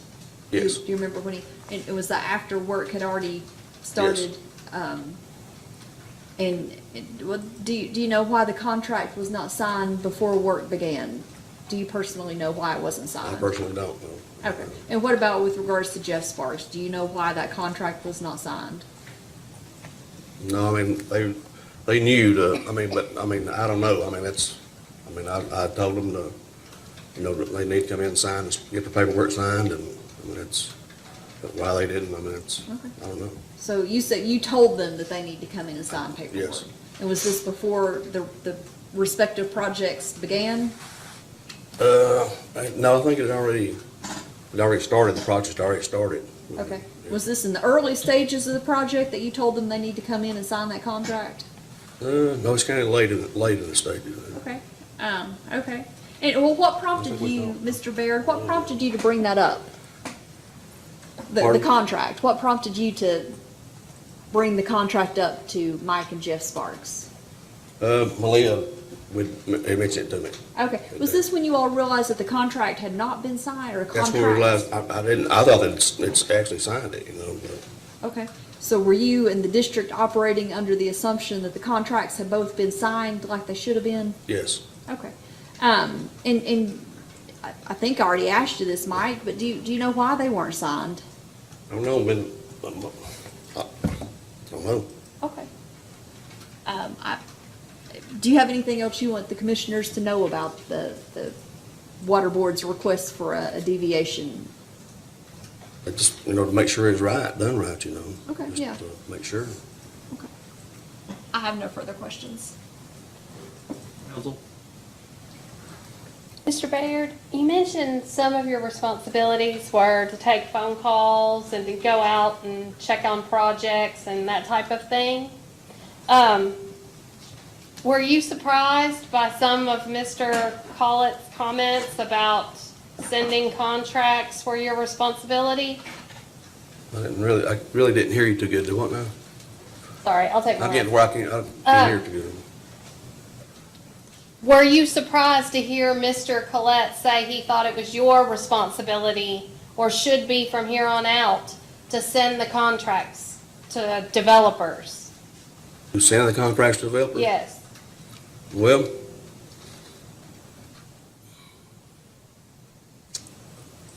I figured it'd be, should be left up to the board, Okay. So, do you have any responsibilities that are written down anywhere? Like that the board expects you to do X, Y, and Z? I don't have anything written down, no. But I know kind of what they expect of me, yes. Okay, but you've been in the position now since 2020, right? 2020.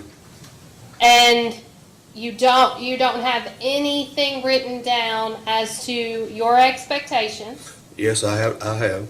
I got some things wrote down, yes. Okay, can you tell me, like what?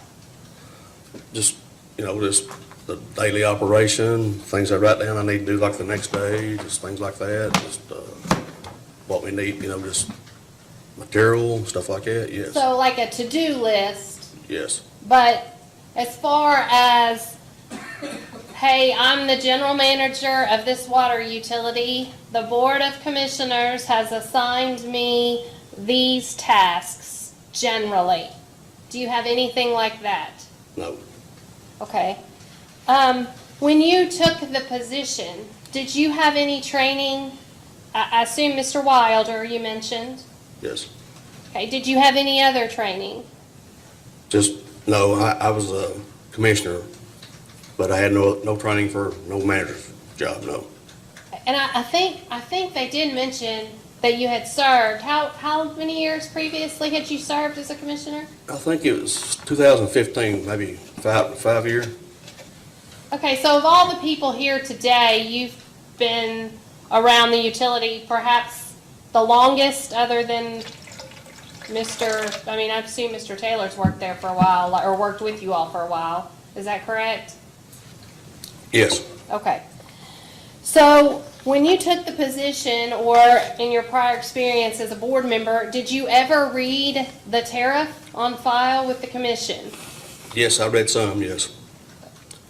I can't remember it. Okay, so you knew it existed and it was on Yes. file and we had one. Yes. You all had one with us, right? Yes, Okay. And how do you view that tariff? Is it optional? on the, what now? Is the tariff or any part of it optional? I mean, the way it's written up, it shouldn't be, no. Okay, Yeah. well, when you say it shouldn't be, what do you mean by it shouldn't be? You're talking about if you, I really, run it by me again now. How do you all treat it? Do you- Whatever the tariff says, that's what we try to go by. You said, Okay, okay, but, well, you're answering honestly, I guess, I appreciate that, you kind of go by it. Right. So I have a few questions about the tariff. Have you read or are familiar with the leak adjustment part of your tariff? yes, Okay, and what do you know about that part of your tariff? on our tariff, it's once in a lifetime adjustment. Okay, what about the bill amount? Do you know anything about what it says about the bill amount? I'm not sure on that one. Okay, I think according to your all's tariff, the bill has to be at least $100 more than their average monthly bill. Does that sound correct? Yes, And then you mentioned the once in a lifetime. yes, Okay, and I know you responded to a lot of the data requests, right? yes, So you were actually, I think, the sponsoring party to the data request with regard to the leak adjustment by Ms. Rapier. Do you recall that leak adjustment? Ms. Rapier? Yes, I think her first name was Donna. All It was September of 2020. I think she requested a leak adjustment, and she had already had one previously. Does that sound familiar? Yes, What is your all's process when a customer comes in and asks for a leak adjustment? well, sometimes I would go out, and, the biggest part of the time, go out and check and make sure that they actually had a leak. Or one of us would go out and check and make sure before we give them a leak adjustment. And I would talk to Malia and make sure that, that they hadn't had a leak adjustment in the past, and, because she kept me up pretty good on that, so. Okay, so when you took over as manager, Malia had been keeping the records for the leak adjustments. And did she tell you that it was a once in a lifetime leak adjustment, Tara? Yes. Okay, and so can you describe the process for when an exception was granted? Like, how did that work? There was during a meeting, I think the board, give her a leak adjustment. Okay. It's the one I'm thinking of, it's the one on, what's her address? I mean, I talk to so I many people don't recall her every day. address. She came to a board meeting in Yeah, September of that's the one, 2020. yes. You all took it up there. Yes, So as far as you were concerned, so long as the board had approved it, it didn't matter that, It was more than once, okay. So, Well, I'm sorry, can I clarify that? Are you of the opinion that the board can waive the provision in the tariff? Or are you just saying, hey, I work for them, they said give it to them, what can I do about it? I'm just curious the position you No, feel like no. you're in with regard to that. No, sir, not at all. And that, but I think the board give her a break. And she was an old woman. She probably in her late 80s. She'd been on vacation, and she had a water leak. And I think she'd had a prior water leak to that. I'm pretty sure. And they just, gave her a break. Yeah, I'm just curious from your perspective, right? Because like, you run the utility, I assume you're also in charge of the staff. Right. And they're the ones that have to actually make the adjustment on the bill. So I just want to make sure I get your understanding. Were you under the impression before the board did this that the board can waive or suspend or go against, for lack of a better term, what the tariff has in it? Or No, I mean. okay, so it was more of the board did it. The board told us to do this. We've got to do this. Is that accurate?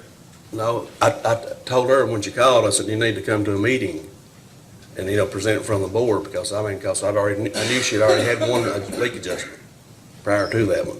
Okay. And that's. Go ahead. well, that brings me to the next thing. I also handed out the most recent inspection report. I gave Ms. Hill 2 copies, so she has a copy for you, Mr. Baird. If that is okay. You may. And I don't want to, and I know you probably haven't necessarily had a lot of time to review it or present it to your board, but I did want to ask you about the first page. I believe Mr. Taylor Stamper had come out recently and inspected your all's facilities. And in the deficiencies noted in the last inspection, I believe it was Mr. Roy Gray who came out in 2020, he also noted that you all weren't following the tariff. And you mentioned you had served on the board for 5 years previously. Yes. Do you recall having other issues prior to this one that you all have given second or subsequent leak adjustments? I don't remember. It's been a long time ago. I don't remember. Okay, so you don't recall what might have been the basis for that particular deficiency on that report? I was looking at her trying to.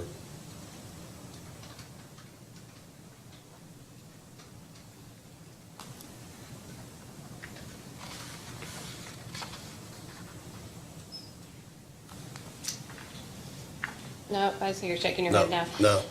As a board member, did you review the inspection reports, or did the manager present the inspection reports to you, though? On the what now? When you were a board member, Yes.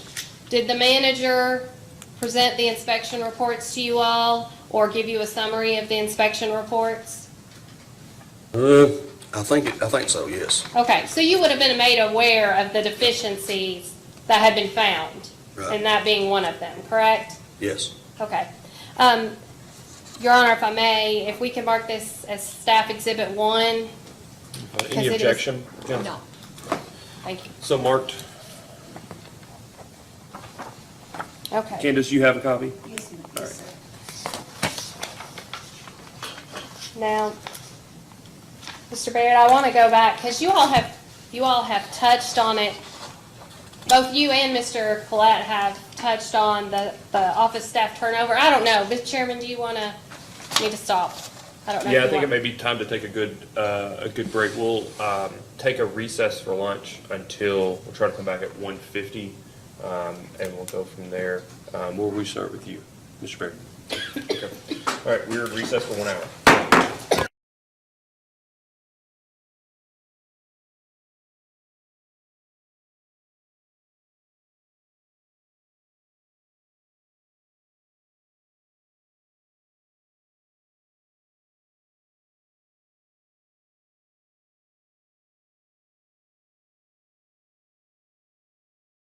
Baird, and just remind you, you're still under oath from earlier. Counsel, you have additional questions? I do, Your Honor. Okay. Take this back off so you can hear me again. Mr. Baird, I think we were talking about, I was getting ready to ask about the office. Both you and Mr. Collette have referred to some office changes that were occurring during the time period of these projects. Is that correct? During which project are you talking about? The Mike Sparks and Jeff Sparks projects and the contracts being signed, you all have had some office staff turnover? Not at that time, we didn't. Okay, so when did you all start to have, some turnover? Been about a month ago. Okay, and how many people have you all had leave the office? Had one to retire and two to quit. Okay. Have you all replaced any of those people? Yes. Okay, who have you replaced? Who did we replace, or the people I got that we hired? Well, who did you replace and who did you hire in their place? I replaced a girl with Malia, Kelly, and Dana. Do you need to know their names, ones I replaced them Well, with? who replaced Malia? Who replaced Malia? Sharon Goins. She was actually the new office manager, but we put her in Malia's spot till we could hire a couple more. Okay, and you haven't replaced any of the others? Well, we just had 3 girls, so I have 3 girls now. Okay, and how did you go about filling those positions? We had interviewed them. We had, Did you advertise for them? yes, Okay. And did the board participate in any way in their hiring, or was it just you? no, I had a couple board members help me interview them. And who has trained Sharon then? If you've had like a total turnover, who trained Sharon? Well, she worked with the girls there for probably 3 weeks, and then she's pretty much trained herself. Have you taken any role in training her? Just kind of showed her what I knew. Okay, and does she have you gone over any of the regulations with her? Like the regulations that apply to you all? Some, yes, I have.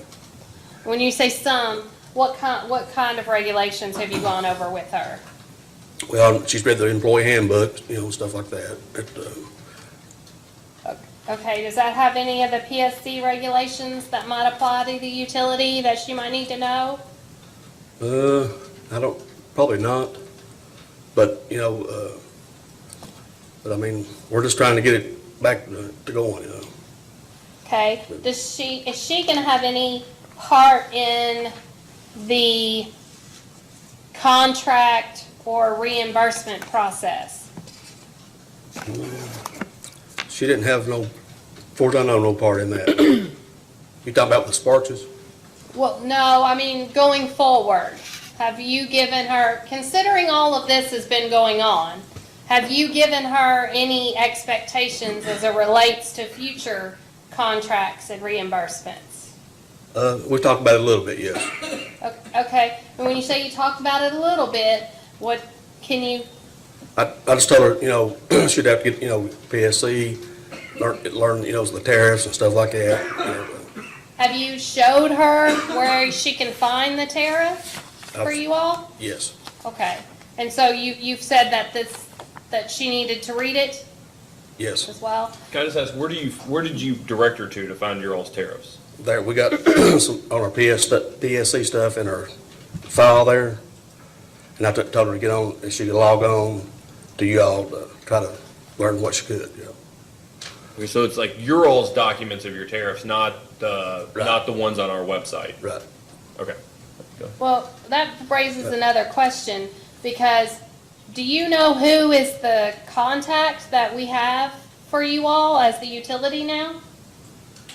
I got with Brian, I can't remember his last name, Brian, Barnett? maybe Barnett, I think. I'm not sure on the last name. Okay. Did you change it? Because I think it was it Malia? Have you all changed it?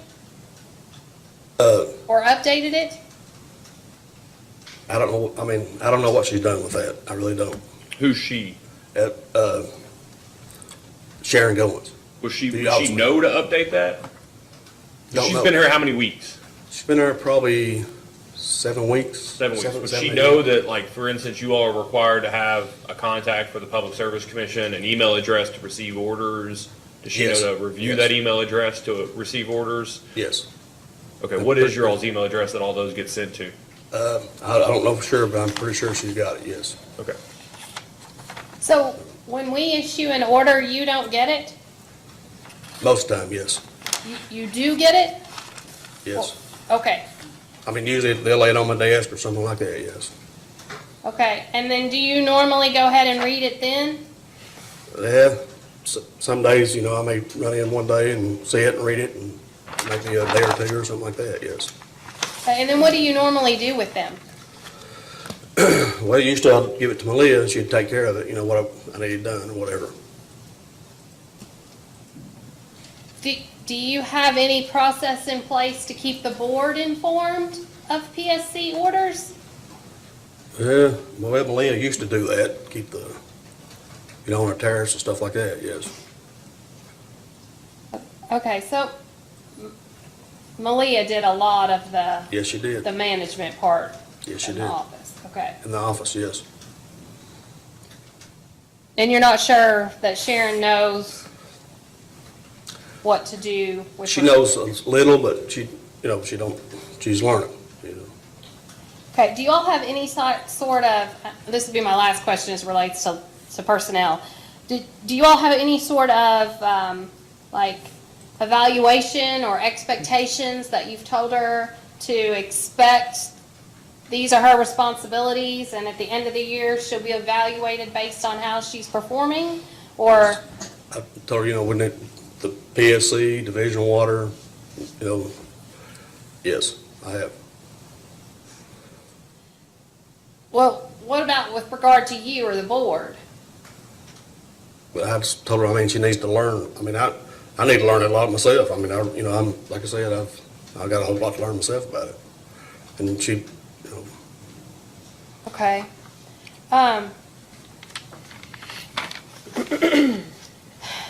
I think, have you read through the contract that Jeff and Mike signed?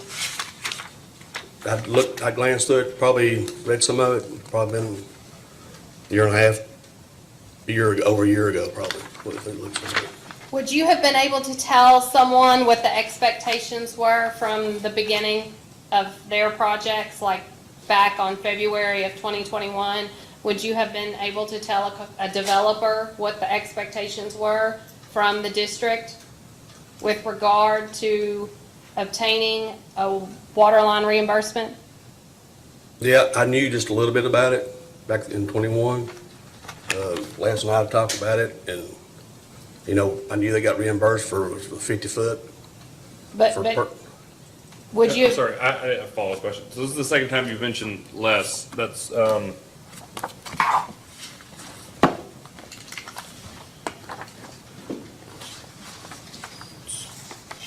Les Moses? Yes, Okay. Les Moses was the manager before the last manager, yes, still employed by the water district? yes. Okay.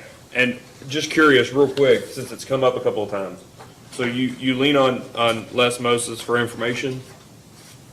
Yes. Okay. Yes, I did. Yeah. Why is the last, we've got a copy of it here, the inspection report, why is Les Moses the individual that, listed as operator that the inspection report was directed to, as opposed to the manager? Les, Yeah. when I became manager, he'd asked me if he could keep on doing what I always done, and I said, yes. Okay. So were you present for the inspection, or was it all Mr. Moses that was present for the inspection? Which one, which inspection? The inspection that I'm holding up this here right here? in my hand that you've. Yeah, no, Les wasn't there, I was there. Okay. And I don't know what, it's got it on there, but. Okay. All right. Go ahead. Ms. Tesson. I don't think I have any. Commissioner, you have any questions? Just quickly, have you with the turnover, have you had new training from us, the water training? Have you been to the training, or has your staff? I have been to some when I was a commissioner, Okay, but I haven't for a manager, no. okay. Thank you. Vice Chair? Yeah, Mr., is it Baird? Yes, ma'am. Okay. So we've heard conflicting testimony about whose responsibility it was to make sure that this contract got sent to the two different developers, whether it was sent, when it was sent. Whose responsibility do you think it was to get this contract sent and signed? Well, Kim, I mean, they were supposed to be sent, you know, where they weren't, you know, but, you know, they may not have got them, you know, I don't know. I don't want to make nobody a liar. I mean, I just, Okay, and I realize that your whole staff has quit and that there's turnover. These hearings are useful for fleshing out the information and getting the rest of it, but it's not very useful to browbeat someone for a mistake that was made in the past. I guess a lot of the questions that staff council was asking and Commissioner Regan, and what I want to know is, do you think you've got a procedure in place to keep this from happening again? yes. I think we've learned a pretty good lesson right here, yes. That you've got somebody in charge of getting things signed and people with the training they need? I guess that's, Yes, I'll definitely make sure they're signed from now, yes. Yes, ma'am.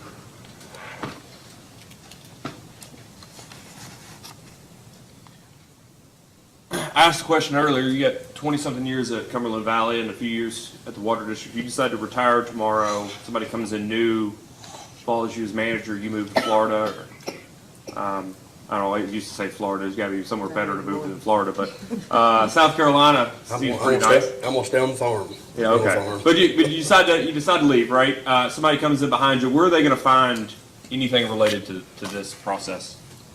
You were just answering the vice chair about you feel pretty good about your procedure now if there's a developer that comes and wants to do this, but Yes. is there anything written at all?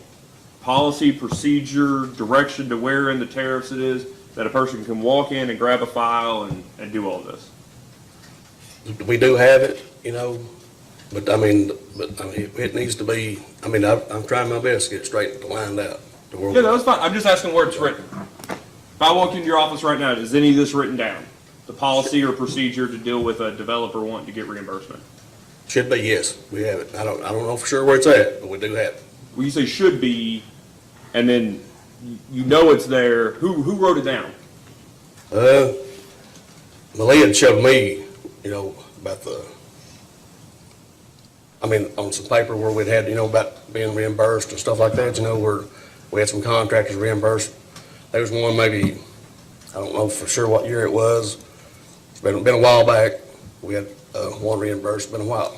But Okay, so that's helpful because, I knew where. so this it's at. isn't the first time that you all have used this tariff. Is that what you're saying? That a developer before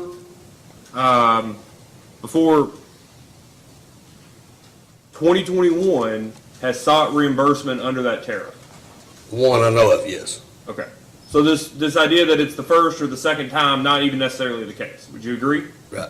So it's written down somewhere, it's been used before, but it was inexplicably not followed this time. Well, I mean, I knew his once, we'd done one before as a wait, you know, a long time ago, Yeah. but I'm not for sure on the other one. I mean, Okay. So it's written down, you're not sure where it is. I know, Miss Moses knows where it is, she's not employed anymore. Right. The new lady that works in the office, does she know where it is? probably doesn't. Okay. So somebody, I guess I'll ask the question again, somebody walks in today, wants to know the policy, it may be written down somewhere, but it's of little use if you all can't find it. Is that fair enough? Yeah, I mean, I know one spot to look, that it could be there, you know, but I just, Okay. Then earlier you were asked about whose responsibility it is to provide the contract. You said something about Mr. Taylor. Why is it Mr. Taylor's job to provide a line extension contract to new developers going forward? Probably not, but that's how I've done it since I've been there. Mr. Ken will take and, he'll, does the engineering work on it. He gets the contract, sends it to them, to the developer. Then usually they'll bring it back to us. Right, but you heard today, Mr. Taylor said that he provided it he sent it by email to the two developers at issue here because he was their contractor, or because he was their Right. engineer. Right. So why, if he's doing it for them because he's their engineer, would he be doing it for the district when he's not the engineer for the contractor? That, I don't know. He wouldn't be doing the engineering if he's not working for that contractor, would you Right. agree? Right. So if these other people that have come along, you've had other people use this since the two at issue here, is that right? See, that, I've had, it'll be Jeff, Mike, and Paul Phelan. Okay. Did the third one, did they use Kidvirans? Yes. Okay. And so if somebody comes up and isn't using Kidvirans, is your expectation that Mr. Taylor is going to be reviewing their engineering?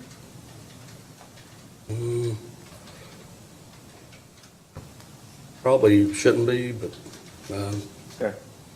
So is in that written policy that you're talking about, is it written down in there that Ken Taylor's job is to send the contract to the developer?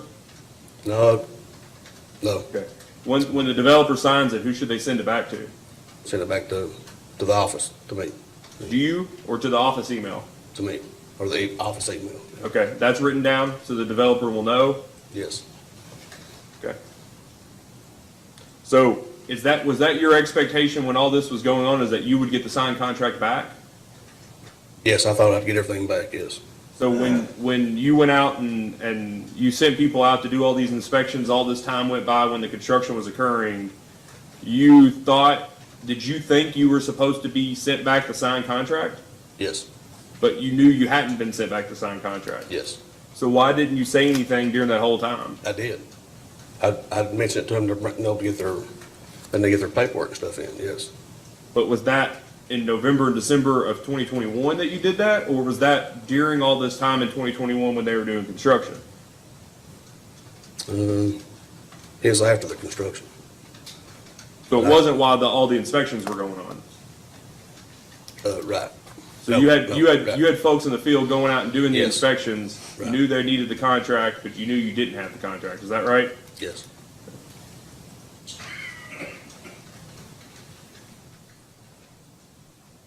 What do we do? So just as a practical matter, we've got water systems that are owned by the developers, right? They haven't transferred title to the district, have they? To the developer? Yeah. No. Right, they own those water systems right now. They've not transferred title over to the water district, is that right? For a year. They gotta upkeep it for a year. The developer does. And then it turns over to the water company.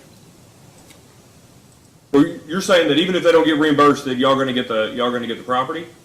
We get the line. Okay.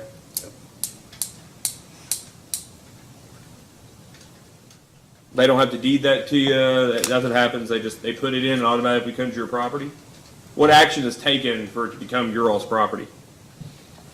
Well, I was told, for like a year, they have, if there's anything goes wrong, they have to do the upkeep on it for 1 year, and then it automatically comes to the district, water district. Just magically? I'm trying to, I'm sorry. So, but you don't just automatically get title of something because somebody built it, right? If they followed the line extension policy, that's one thing. Right. Right, but the contract wasn't signed before the construction started, not strictly adhered to. If you all don't reimburse them pursuant to this extension policy, unless they deed that over to you, how does it become your all's property? I'm not really asking for a legal opinion, I'm curious whether you've had this experience in the past where somebody else I haven't. puts something into the ground and builds it and all of a sudden magically becomes your all's after a year. You all, I would assume that. how do you even account for the property? Like, it's gotta go in your annual reports, right? Your auditor's gonna wanna know what new property you have. You gotta pay, I assume, some taxes on it, or account for it, even if you don't have to pay taxes on it. PSC assessment is, possibly added. You gotta add new meters, you gotta set a meter on it. You all haven't dealt with this at all since you've been there. This idea of somebody else built something that becomes your all's property. Is that right? Right. Have you spoken to anybody about this? No. Ms. Hill? Pardon? Ms. Hill? You had any conversations with your attorney about it? I don't think so. No. Okay.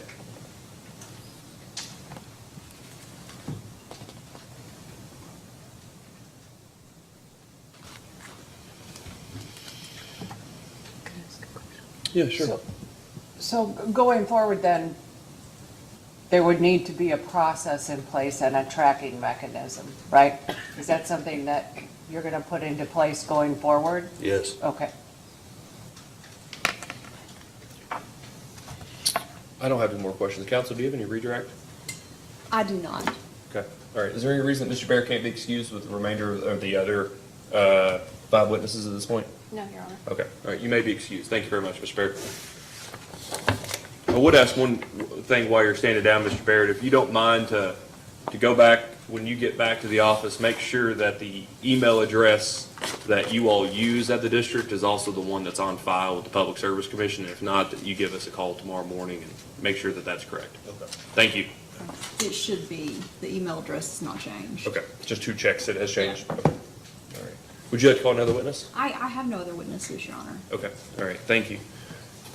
Staff counsel, would you like to call any witnesses? Yes, Your Honor. If we could call Malia Moses. Okay, please come to the stand.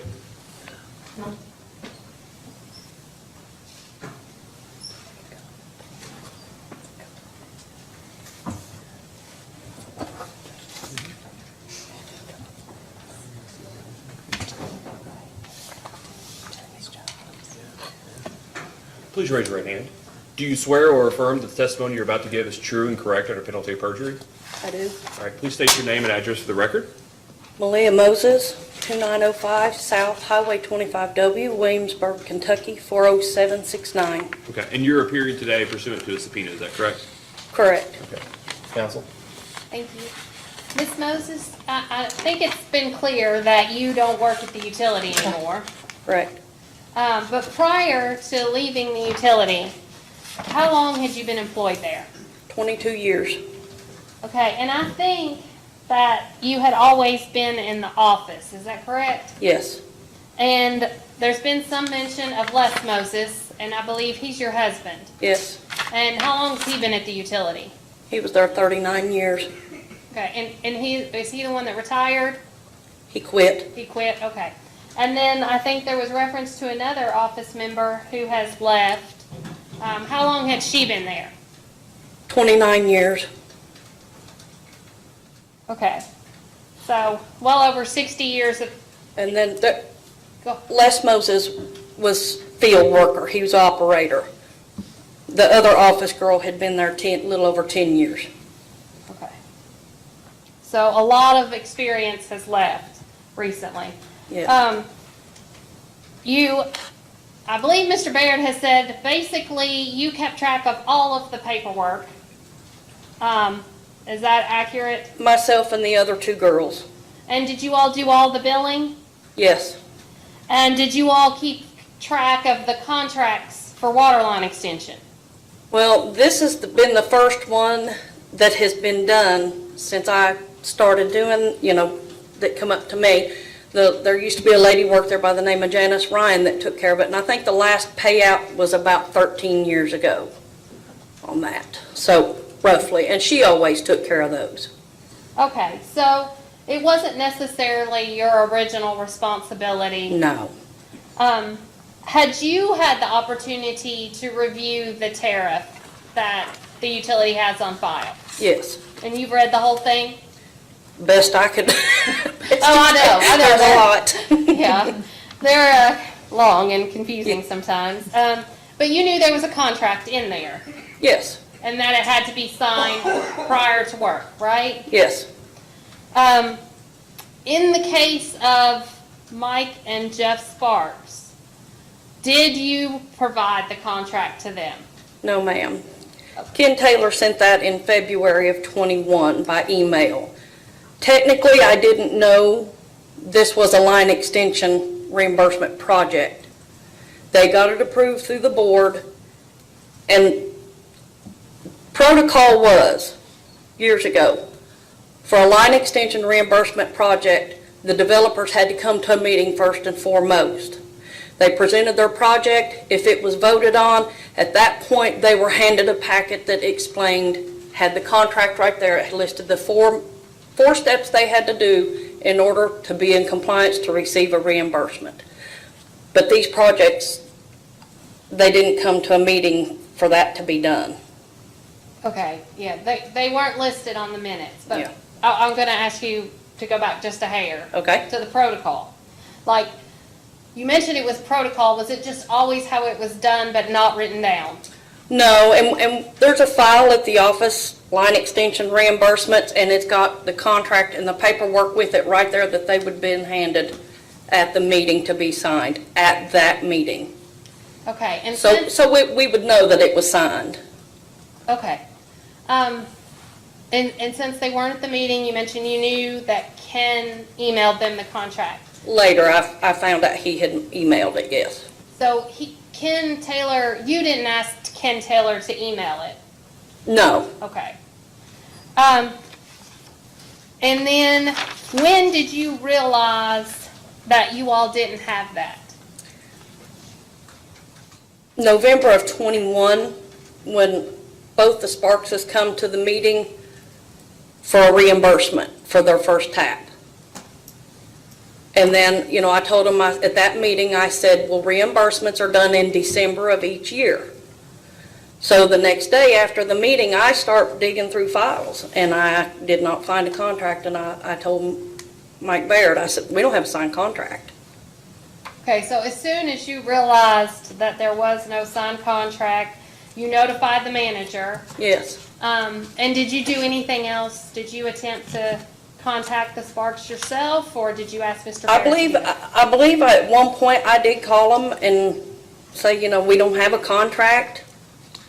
And I think Ken had sent it to him a couple of times from what he had said, Okay. that he had sent, after the original time in February. Because I went back and looked through their file on email. I went back and looked through and found that it had been sent in February. So, and then he resent it, I believe. Okay. And as far as, but up to the point in time that you left, you all had not issued a check to either of the Sparkses, No, right? ma'am. Okay. And I know that you have mentioned in some of the minutes that you're familiar, or you said at some of the meetings in the minutes, that you were familiar with the leak adjustment policy as well. Yes. And what was the utilities leak adjustment policy? It was a once-in-a-lifetime adjustment, and before it qualified, it had to be at least $100 more than their average bill. And a lot of times, we would send a serviceman out to make sure a leak had been repaired, or they would bring in paperwork showing where they had paid a plumber, or receipts to, just so we know that it wasn't just them filling a pool. So. And did you all keep records of that type of thing? We kept records of the ones that were granted adjustments. We would write it up on an adjustment sheet, and then, of course, the adjustment shows on their account, and then we also made notes on their account on the computer. But you helped keep all that Yeah, organized? us three girls in the office. Okay, and when you all granted leak adjustments, and then they came back in for another adjustment request, what was your position? If they come back for a second adjustment, we would tell them that it was a once-in-a-lifetime, and sometimes that wasn't what they wanted to hear, and they would go over our head. Okay, and did you keep track of any time a second adjustment was made? Yes, same way we done the first. Okay. And did that happen more than once or twice? Yes. Okay. And there would be records of that? Yes, Okay. And I know you've been present and listened to the testimony previously regarding the meeting minutes. yes, And I know there was mention that you kept the meeting minutes yes, and you always type them up after the meeting? yes, And I know that during some of the COVID months, there's a notation that these weren't able to be recorded. correct. When were you all able to start recording those again? We had a machine in the office that would record, and I finally got it moved because there was wires in the ceiling and things. We got it moved, and apparently it quit. So it was probably, there were several months it didn't record, but then we got a new recorder in the last 7 or 8 months that I was there, it recorded. Okay, so the last 7 or 8 months that you were there, there's recordings to support the minutes that you typed up. Yes. And then prior to that, when you knew that the machine either wasn't working or the COVID, where you all had the meetings elsewhere, how did you keep track of what business you all performed at the meeting? Shorthand notes, Okay. And then you typed them up the next day? yes. And presented them to be reviewed? Yes, they would get them each month at the next board meeting. And at that time, did any of the commissioners ever object to any of those board minutes? No, ma'am. Okay. That's all I have. Commissioner? Nope, you asked the ones I was going to ask. No, thank you. Where's the written policy on what to do with line extensions located? Where is it located in the office? Where'd you hide it? In what used to be my desk, there's a file in the drawer there with copies of the packets stapled together, line extensions. And then in one of the main filing cabinets, there's also a file there with several copies of it for line extensions. Okay, is there a written explanation of how to do it, or are there just copies of the tariff, the contracts that are included in the tariff? To sign? Well, the contract itself is pretty self-explanatory. I mean, if they read it, it tells step by step, and it tells what is required of the contractor. And then it tells, once it's decided on the amount, it tells, you write the checks once a year and in December and keep track of it. Yeah, but is there anything written that talks more about your all's policy and process? For instance, I could envision a document that says, if somebody comes into the office who's a developer wanting to talk about the line extension policy, so-and-so is responsible for making sure they get the contract, or maybe the people in the office give them a copy of the contract. They're told that they need to send the executed contract to, I'm making up here, Mr. Baird, that Mr. Baird should, at the next meeting, provide a copy of it to the board for their review, and make sure we notify the engineer of the water district, so if there are concerns around whatever the project is, they can review it. There's nothing written like that talks about the internal process for how to deal with that line extension request. No, because always the first step, it says the developer must come to a board meeting, and at that point, that's where everything is signed. Okay. All right. So if the request says you have to come to a board meeting, what has been your experience and involvement with the manager or the field personnel of the utility as it relates to the line extensions? What do you, I mean, Well, so if the tariff, you're talking about the contract is part of the tariff. So, let's make up, developer has engaged Mr. Taylor to be their engineer, and they go onto the Public Service Commission website and find the tariffs for the water district. They print those off, and it says, show up to the board meeting, right? And they show up to the board meeting, and they sign the contract, and the board signs the contract, and Mr. Taylor, ahead of signing the contract, comes in with the itemized estimate of the expenses. Is there any interaction in that process that would be your experience? In your experience, would there be any interaction in that process with the manager, whoever the manager is of the water district? Most of the time, it was just given to the office personnel, and at that point, we start a file. And we keep everything in the file. That way, if they need to go back and check if something's there or whatever, it's in that file. Okay. And then at the back end, We were talking earlier, if the receipts and invoices have to be provided within 10 days, the board doesn't meet but once a month, is it fair to assume that the developers can bring that to the Yes, the it's to office be and brought say, to the office. hey, I've only got 1 day left, it's been 9 days since I've stopped construction, here are all my invoices, and then it may be a month or two before those can be provided to the board for review. As long as they're in the office within that 10-day period is the way it's always Is the way been. you all have implemented Yes. it? Okay. Was that the case for either of the two developers at issue in these cases? No, sir. Okay. When were they first brought into the office? Were they brought to the board or brought to the office? They were brought to the office, Okay. and then Jeff took his back, and then he come back to a meeting with a big stack, and we were to make copies of it so I could give it to the commissioners. And because there was so much, I told him that I would have Mike bring it to him the next morning. The meeting adjourned. Mike, his father?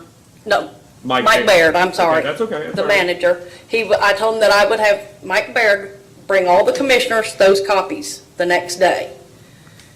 The meeting adjourned, they left, and then Mr. Sparks come and took his files back. We had maybe 20, 25 pages copied. And then ahead of the next meeting, brought the document that we were talking about earlier, the more itemized Yes, cover letter with yes. all of the documents numbered. Yes. That's helpful.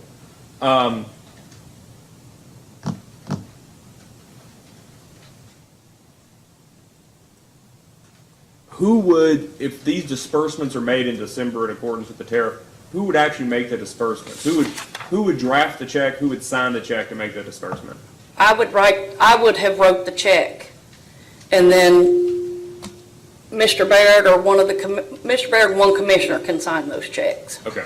So is it your experience or expectation that an amount would be approved in the minutes of a meeting, and then subsequent to that, in December, the check would be cut and signed in accordance with what you were saying? Yes, they would, the way it's been done in the past is once an amount was determined, we would send the developer a letter and say, this is the amount determined to be the cost that you will be reimbursed. And they have a 10-year period. And if it, A certain amount each year, right? well, it can be if within a year, they have enough taps set that it takes up the cost of the project, then they get no more reimbursements. If it takes them 10 years to get that amount, then at 10 years it stops. Okay. One of the things I was curious about, and I think you answered, but I just want to be clear, when you were running those copies, was there a single version that was completely run, or was there multiple versions that were partially run? Just partial run of multiple. We was trying to get enough for everybody, and then when we realized how much it was, we told them, I'll bring it to you, have Mr. Baird bring it to you in the morning. And they said that'd be fine. You only copied about 25 pages? Yeah, yeah. Okay. And then the email address, what is the email address for the water district? cfhwd@yahoo.com. Okay. And you would receive orders and commission filings to that email address? You were the one that checked those? Yes, all three of the office staff did. Everybody, Okay. all office staff had access to that. That way, if something happened, only one of us was there, we could get that information. That's right. The poor proverbial, if one of you gets hit by a train on the way to work, at least somebody else would get the emails, right? Yeah. So is your expectation as the three of you all left that the staff that came in behind you will still have access to that? It's not one of those things where Yeah, they you all should. only knew the password and No, can't get hold of absolutely it? not. That Okay. was left. Okay.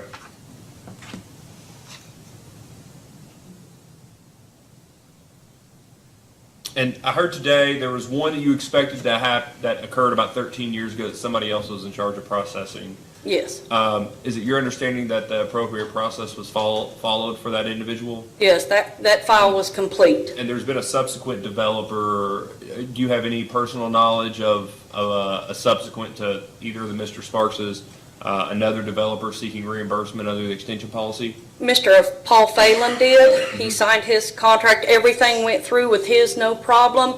But the reason he has not received a reimbursement, no one has paid for a tap on that property. and in turn, he has sold the entire thing. So So it's somebody else's problem, but Yeah. that, okay. he never requested reimbursement because no one ever signed up for water on that small piece.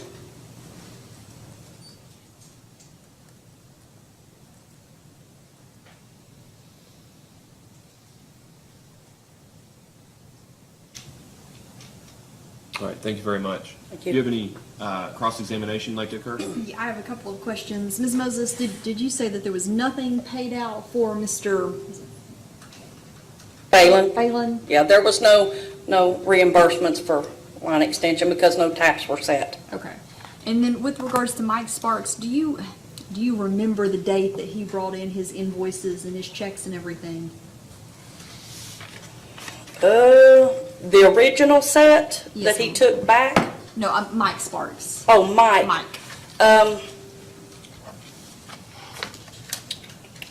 Look. What do you have there? I'm sorry. Just usually when people take I'm stuff to sorry, the these city- are just dates that I kept track of myself. When I knew this was gonna have to happen, I just hit kind of cliff notes of the dates that I could remember things happening. And I went through the note, or the minutes on that had been uploaded. Okay. So, because there's so many dates. My recollection is he testified it was November 1st. That's If that might help. November 1st of '21 is the date of the original letter that he and Jeff dropped off in our night deposit that stated the amount they were requesting to be reimbursed. Okay. And then they came to the meeting in November of '21 asking for the reimbursement, and I said, well, no paperwork has been turned in as far as showing proof of materials bought or proof of payment. Well, then it's after that I found out that they hadn't signed the contract either, so it was sometime early of '22 Okay. that he brought in When the the paperwork, invoices and receipts and whatnot were brought in. I believe. And with regards to Jeff, I know there's testimony that he brought in a stack of his invoices, receipts, et cetera, to a board meeting. Yes. Do you recall if there was any discussion at that board meeting as to the completion date of Jeff's project? I don't remember. I guess what I'm getting at is do you know if this was within 10 days of the completion of his project? There was If you know. discrepancies.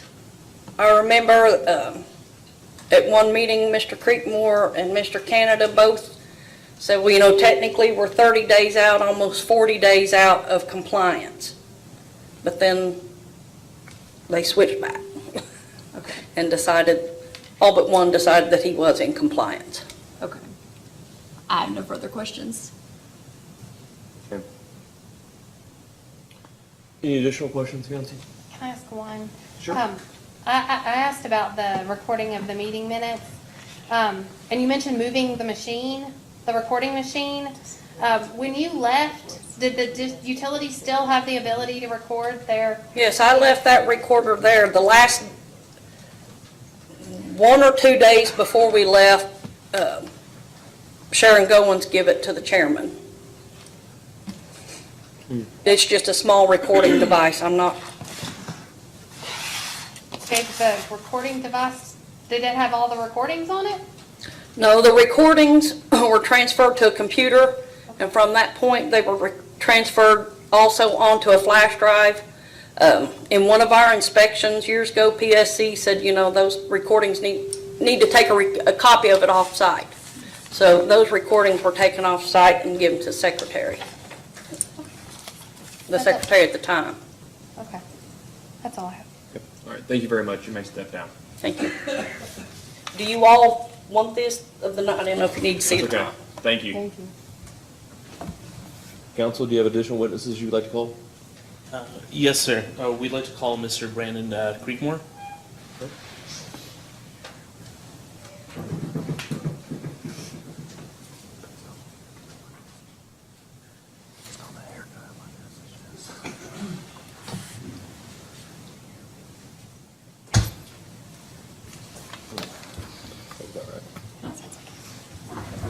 Okay. If you don't mind, please raise your right hand. Do you swear or affirm that the testimony you're about to give is true and correct under penalty of perjury? I do. Okay, please state your name and address for the record. Brandon Creekmore, 409 New Shiner Hill Road, Williamsburg, Kentucky, Okay. What, zip code? 40769. Perfect. One request, and you've probably heard me ask it a couple times, if you could, make sure you're close to the microphone. Okay. And speak up a little bit. Alright. If somebody was watching this on YouTube, which we probably have 6 or 7 that always are, they can hear you fine. It's the people in the room, that struggle to hear you if you're not speaking right to the microphone. Yes, sir. I appreciate it. All right, counsel? Thank you. Mr. Creekmore, would you mind telling us how long you've been a commissioner, and so when you became a commissioner, how long you've served in the board, that kind of thing? January 2022 Okay. was my first meeting. And have you had any training as a commissioner so far? Yes. And could you mind telling us what training you've had? Kentucky Rural Water came to our office for a training, and then I went to the same training in Pineville that all the other commissioners went to, I believe it was last year. And I'm sorry, just to clarify, that's the one at Pine Mountain that the PSC put on? Correct. Okay. Go ahead. thank you. And as part of that training, did you get any training about the tariffs or the regulations, how to read those, where to access those things? Yes, they told us that basically the tariff was, if whatever it says in there, we have to do. If it doesn't say in there, we cannot do it. Right. And have you read the tariff specific to this conversation with Mr. Mike Sparks and Mr. Jeff Sparks? Have you reviewed that contract? Yes. All right. And in that contract, does any part of that contract seem to you to be optional? No. No, sir. And I would like to talk to you now about your sort of issues that you had in August and September and October in the minutes there. But before I start, I just want to, have you reviewed those minutes? I have them with me. You have I've them not with you? read them in a while. No, that's perfectly fair, but you reviewed them at the meetings before and you accepted them, Yes. then voted to accept it. And to the best of your recollection, were those minutes accurate? Yes. Okay, and you have nothing in there that you found discrepancies with? Correct. Every time a meeting starts, we always read the minutes prior to the meeting. Okay, and you don't recall any other commissioner giving any kind of thought that maybe something in there was inaccurate or having to correct anything in the minutes from the previous month? Correct. All right. And so beginning with August of 2022, looking at those minutes, it looks like you had some concerns at that point about the issues with several receipts and with the tariff itself. Do you mind explaining sort of what your initial concerns were? Can I pull my minutes up? If you have them with you, sure.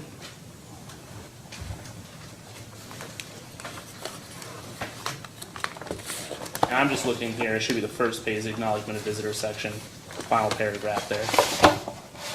I've got a copy here, Brandon, if that would help You may. my approach. You may.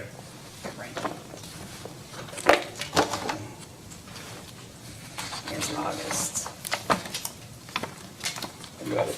Got it? Yep, thank you.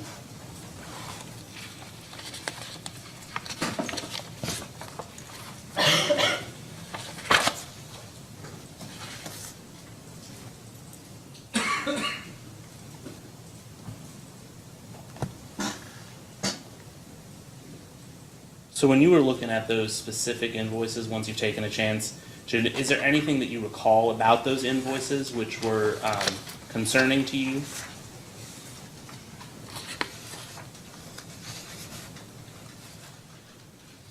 Yes, sir.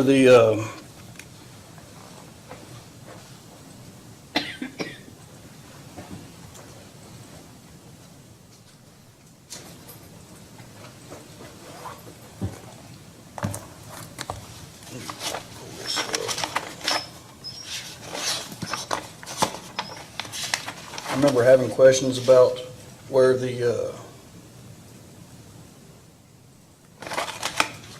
And just the best of your recollection, just as you can. I remember going over saying that there was, basically 3 simple rules that they were supposed to abide by signing the contract before the work started, following all rules of Division of Water, and then providing proof of payment within 10 days, invoices and proof of payment, and that I didn't feel that they had met those obligations And Mr. Jeff Sparks' project even had to get re-permitted kind of halfway through. And like they said earlier, that they did not sign the contract prior to starting operation. Therefore, I didn't feel that the board was liable for reimbursement, and also feared that if we did do such thing, it would be setting up a precedent down the road for future problems. And specifically, you were also talking about some of the problems you had with the specific invoices. Do you recall any problems with the invoices? Were they not specific enough for you? Were they not detailed? Or do you just not recall that at this point? I remember Mike Sparks turning in, I think it was Mike's, I get them mixed up. One of them that had a lot of the parts list was almost impossible to read. It was very faded. And I think they had, it was a copy of a copy or something like that. And then I had questions about the dates on some of the receipts. And then I think maybe even some of the totals weren't adding up. And did you bring that to their attention at the board meeting? Yes. And did they ever reconcile that with you? Did they ever come back and fix those issues, or tell you how they reconciled the numbers to work out? Or have they not done so to this point?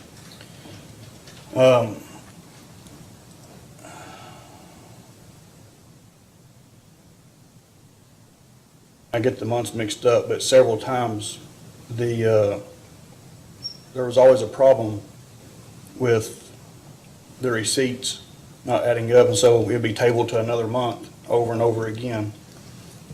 And then the initial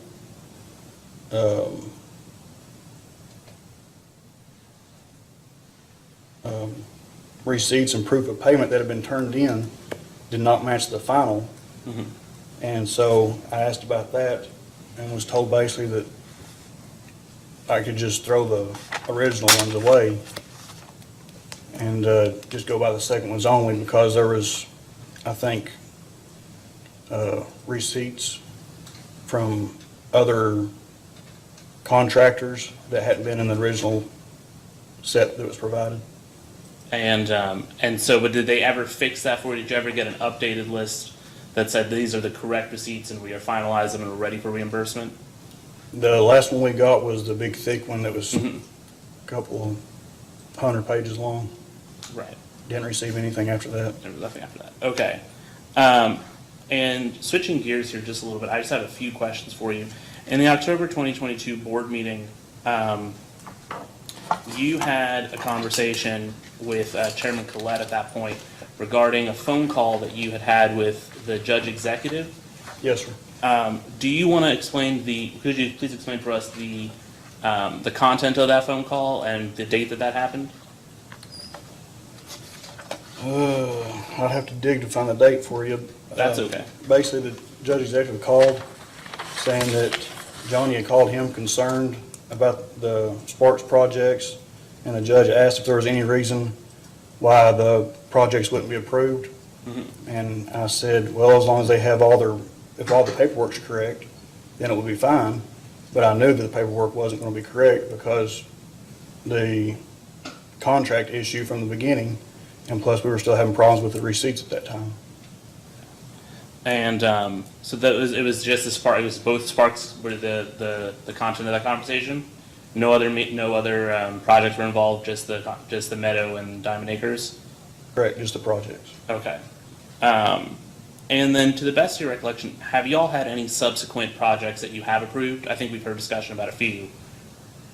Discussion about what? Subsequent projects that you've been involved with that have gotten the reimbursement approved? Not that I'm aware of. Not that you're aware of, okay. Well then I think, Mr. Chairman, I think we're finished with questions. No, thanks. When did you become aware of the contract requirement in the tariffs? Let me ask you this way. Were you on the commission, were you on the board in February of '21? No, I didn't start till January of '22. And so you would have come on right after the contracts were signed, is that right? Yes, Like weeks after the contracts were signed? yes, sir. Okay. And were you at that what day did you say you started? January was my first meeting. Okay, so that, one of the contracts on it has a date from the commission at, I think it's January 2021, January 19, 2021, where the board approved it. Do you remember whether you were on the board in January of 2022 when that contract was actually approved?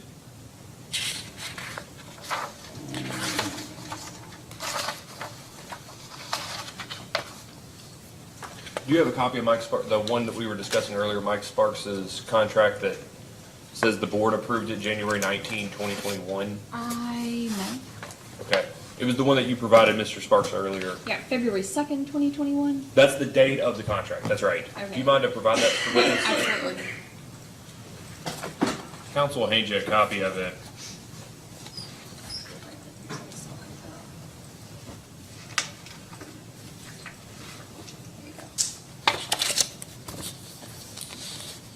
And I think I may have to go from memory. I remember seeing this, but I don't remember what meeting it was. Well, that's okay. So we'll get to it in just a second. So if you go down, there will be, I've accidentally hit the X button on my computer. I'd walk you through exactly where we are. There's a, actually I may be able to find it here.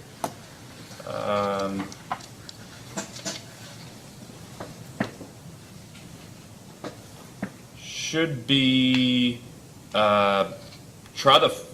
okay, go to the second page of that document that you've got. Okay. What does it have on the top of it?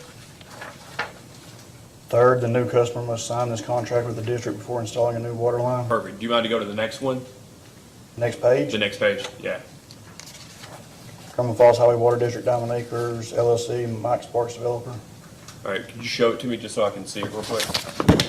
Perfect. So the one before that, does it have signatures on it? The page before that?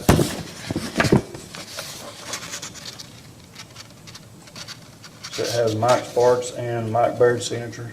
Okay, perfect. So does that one have a board approval date on that second page?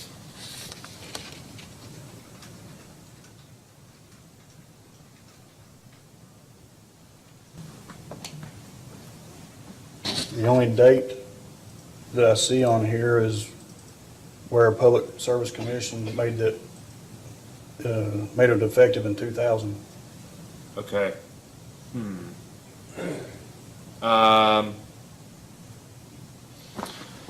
So there should be.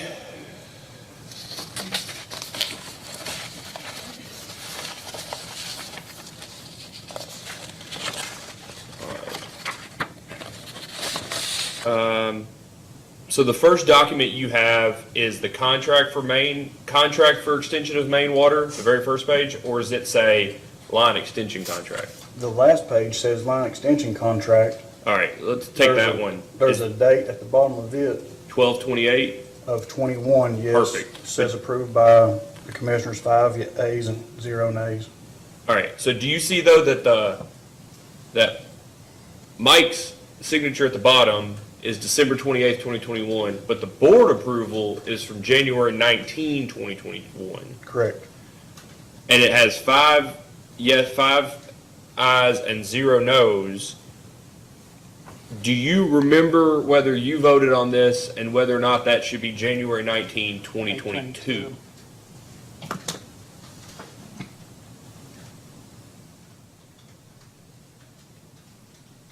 I don't remember.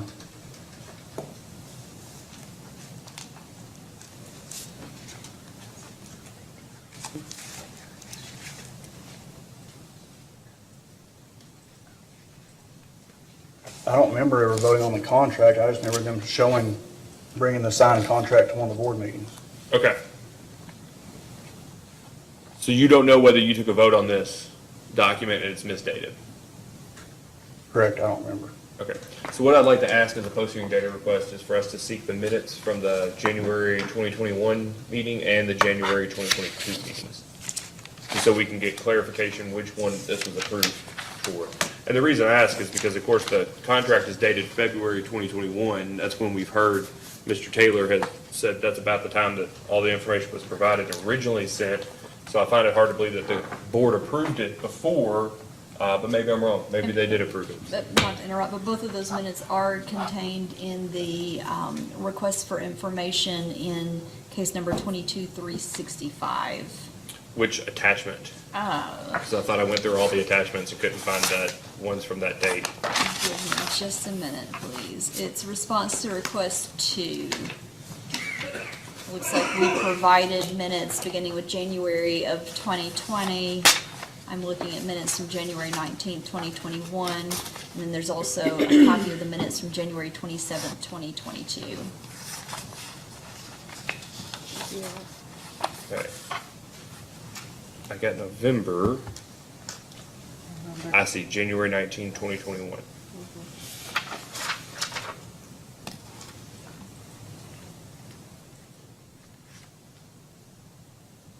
But the contract was approved by the board in January, but not signed by the other parties until, okay, all right. So you, at no point, voted, that's what I'm trying to get to. You didn't ever vote for the contract, is that right? Correct.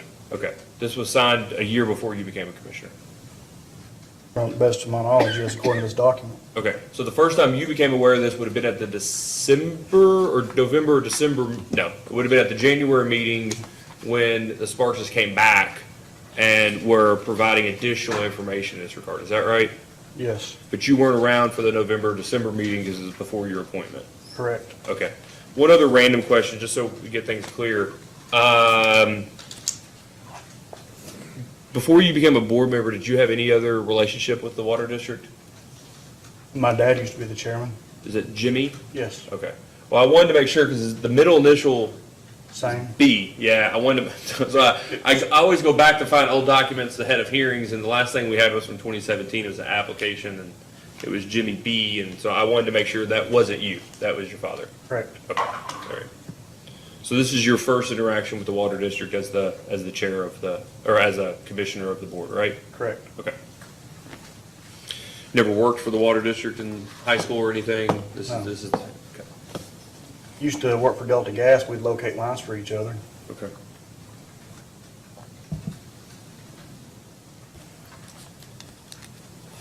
So like Mr. Baird, you'd heard of the Public Service Commission before all of this? Oh, yes. Yeah, yeah.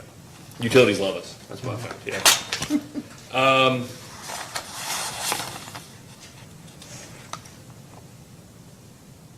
I think that's it. I appreciate it, Mr. Freeform. Any cross-examination? Any No, Your Honor. examination, direction? Okay. No, I am going to retrieve those documents. Thank you. Any additional questions, Mr. Freeform? Okay. All right, thank you very much for being here today. Thank you. Counsel? I don't think we believe we have any more witnesses to call for. Okay. And so would you like to recall any witnesses? No, Your Honor. All right. We'll have a few post-hearing data requests. Before we get to that, do you have anything else that you'd like to bring to our attention or note anything, any notices of filings, documents you heard us ask for that you may, on your own volition, if we don't ask for it, file yourself, anything along those lines? I maybe could file everything that you all have asked for without a request for admission. If we recap what all you have asked for. Well, don't worry, we'll take care of that. Yeah, Okay. we'll put it in filing, we'll put it in writing and make sure that it's Okay. clear for you and then give you ample time to be able to gather the documents. Emails were one thing you had requested, emails from Mike Sparks. That's right, and 2 Mike Sparks from Mr. Taylor. Yeah. I think we should have those written. We'll make sure we give them in a written format so they're easy for you to find and respond to. Okay, I would appreciate it. Thanks very much, Ms. Creedmoor. You can step down. The other question I had is, you referenced this document that are, was gonna say Mr. Sparks's, but Jeff Sparks's subsequent submission. Is this already a hearing document, and would you like to, or is it already an evidentiary document? Would you like to mark it as a hearing document? It's already Exhibit C and case 437. Okay, so it's- 437. Okay. All right, I'm sorry, I didn't let you respond earlier. Do you have anything else before we move to that? I don't, other than would you allow me to make a brief closing statement? That'd be fine. So essentially, it's clear that this procedure was not followed the way it should have been. We concede that. However, the board did vote by majority vote that they do want to reimburse these developers in the hopes of increasing business and the economy in their area. So, what we have done, instead of just doing it on our own, we're seeking permission from the commissioners to allow them to do that. So that's, again, we concede that the procedure was not followed the way it should have been. I mean, that contract obviously should have been signed in the very, very beginning by both Mike Sparks and by Jeff Sparks. That did not get done. But all the same, the substance, everyone was acting as if there would be a reimbursement in the end. I think everyone thought that there would be a reimbursement in the end, and then at the end, they realized that the contract had not been signed, and thus here we are today.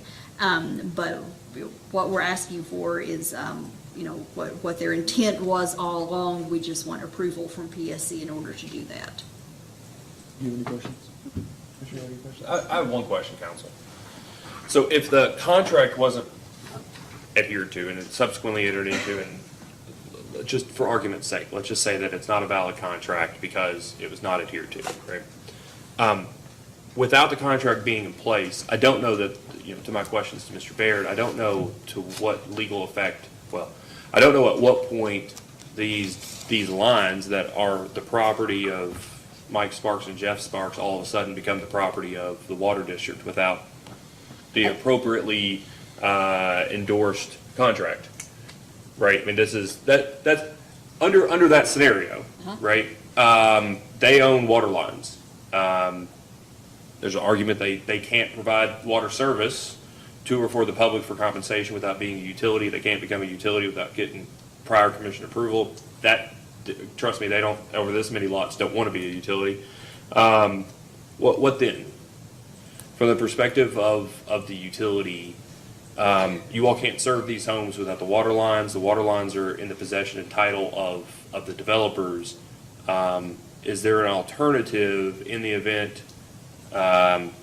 this doesn't work out, for there to be a conveyance otherwise? You're talking about like an easement for consideration. Yeah, I mean, that. I don't know, So some of the lots have an easement on Jeff Sparks's plat, and I think it was provided in one of the requests for information, but there are utility easements on the plat on some of the properties.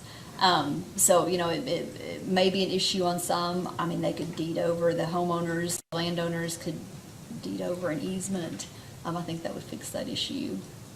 Okay. But I don't know that it necessarily fixes the problem of who actually owns the infrastructure at that point. I see. Because I see what you're saying. I think the developers have title, it's their pipe, they haven't given it to anybody else, and assuming they don't have a valid contract, I'm just assuming that for argument's sake. I don't know what, so I throw these out here as not questions that I necessarily expect you to answer on the fly, because I think it does bring into account some of our more esoteric statutes around transfer of assets, purchase of assets by utility, initial provision of service that are implicated through probably a half dozen sections in Chapter 278. I just say this because we're going to have post-hearing data requests, and we're going to talk in a minute about what the dates on responses to those, when we can get them out to you and when you would like to respond to them. I know that Mr. Sparks, Mike Sparks and Jeff Sparks would both like to have answers as soon as possible, probably one way or the other. But I would like to offer, in the event that you would like, to be able to write a legal brief, not just supporting your position, but also providing legal arguments in the alternative for us to consider as we go forward in this case. And if you would like to do that, I'd like to give you ample time so that you're comfortable with the research and time you put I into would it. like to do that, and I would like to have ample time. Okay, so we've got, they've moved everything on us here. Sorry. No, that's okay, it wasn't you that moved it.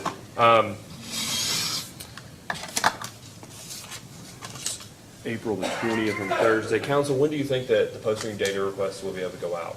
Well, because it's the Thursday afternoon, I thought Tuesday at the Okay. earliest. Okay. But we can make Tuesday work for sure. Okay. So Tuesday, April the 25th for the requests to go out. You've heard the request today. How many weeks would you like to respond to that? I would think 2 should be more than, So we'll have those responses due May the 9th. You are the only party to the case, so, you know, no need for responsive briefings or anything like that. If the evidence is closed the evening of the 9th, or whenever you file on the 9th or before those responses, how much time would you like to file a legal brief in this regard? 45 days. So let's call it June 30. Sure, suits me. You may get a call from Mike or Jeff Sparks asking you to file faster, but I'll leave that up to you. Probably. I'll leave that up to you to defend. So we'll have the case submitted 12:01 on July 1st. How about that? Okay. Is there anything else, Ms. Tessie? I don't believe Anything so, else, Ms. thank Hill? you. No, sir. Okay. All right. If there is nothing else from the other commissioners, all right, we're adjourned. Thank you. Thanks.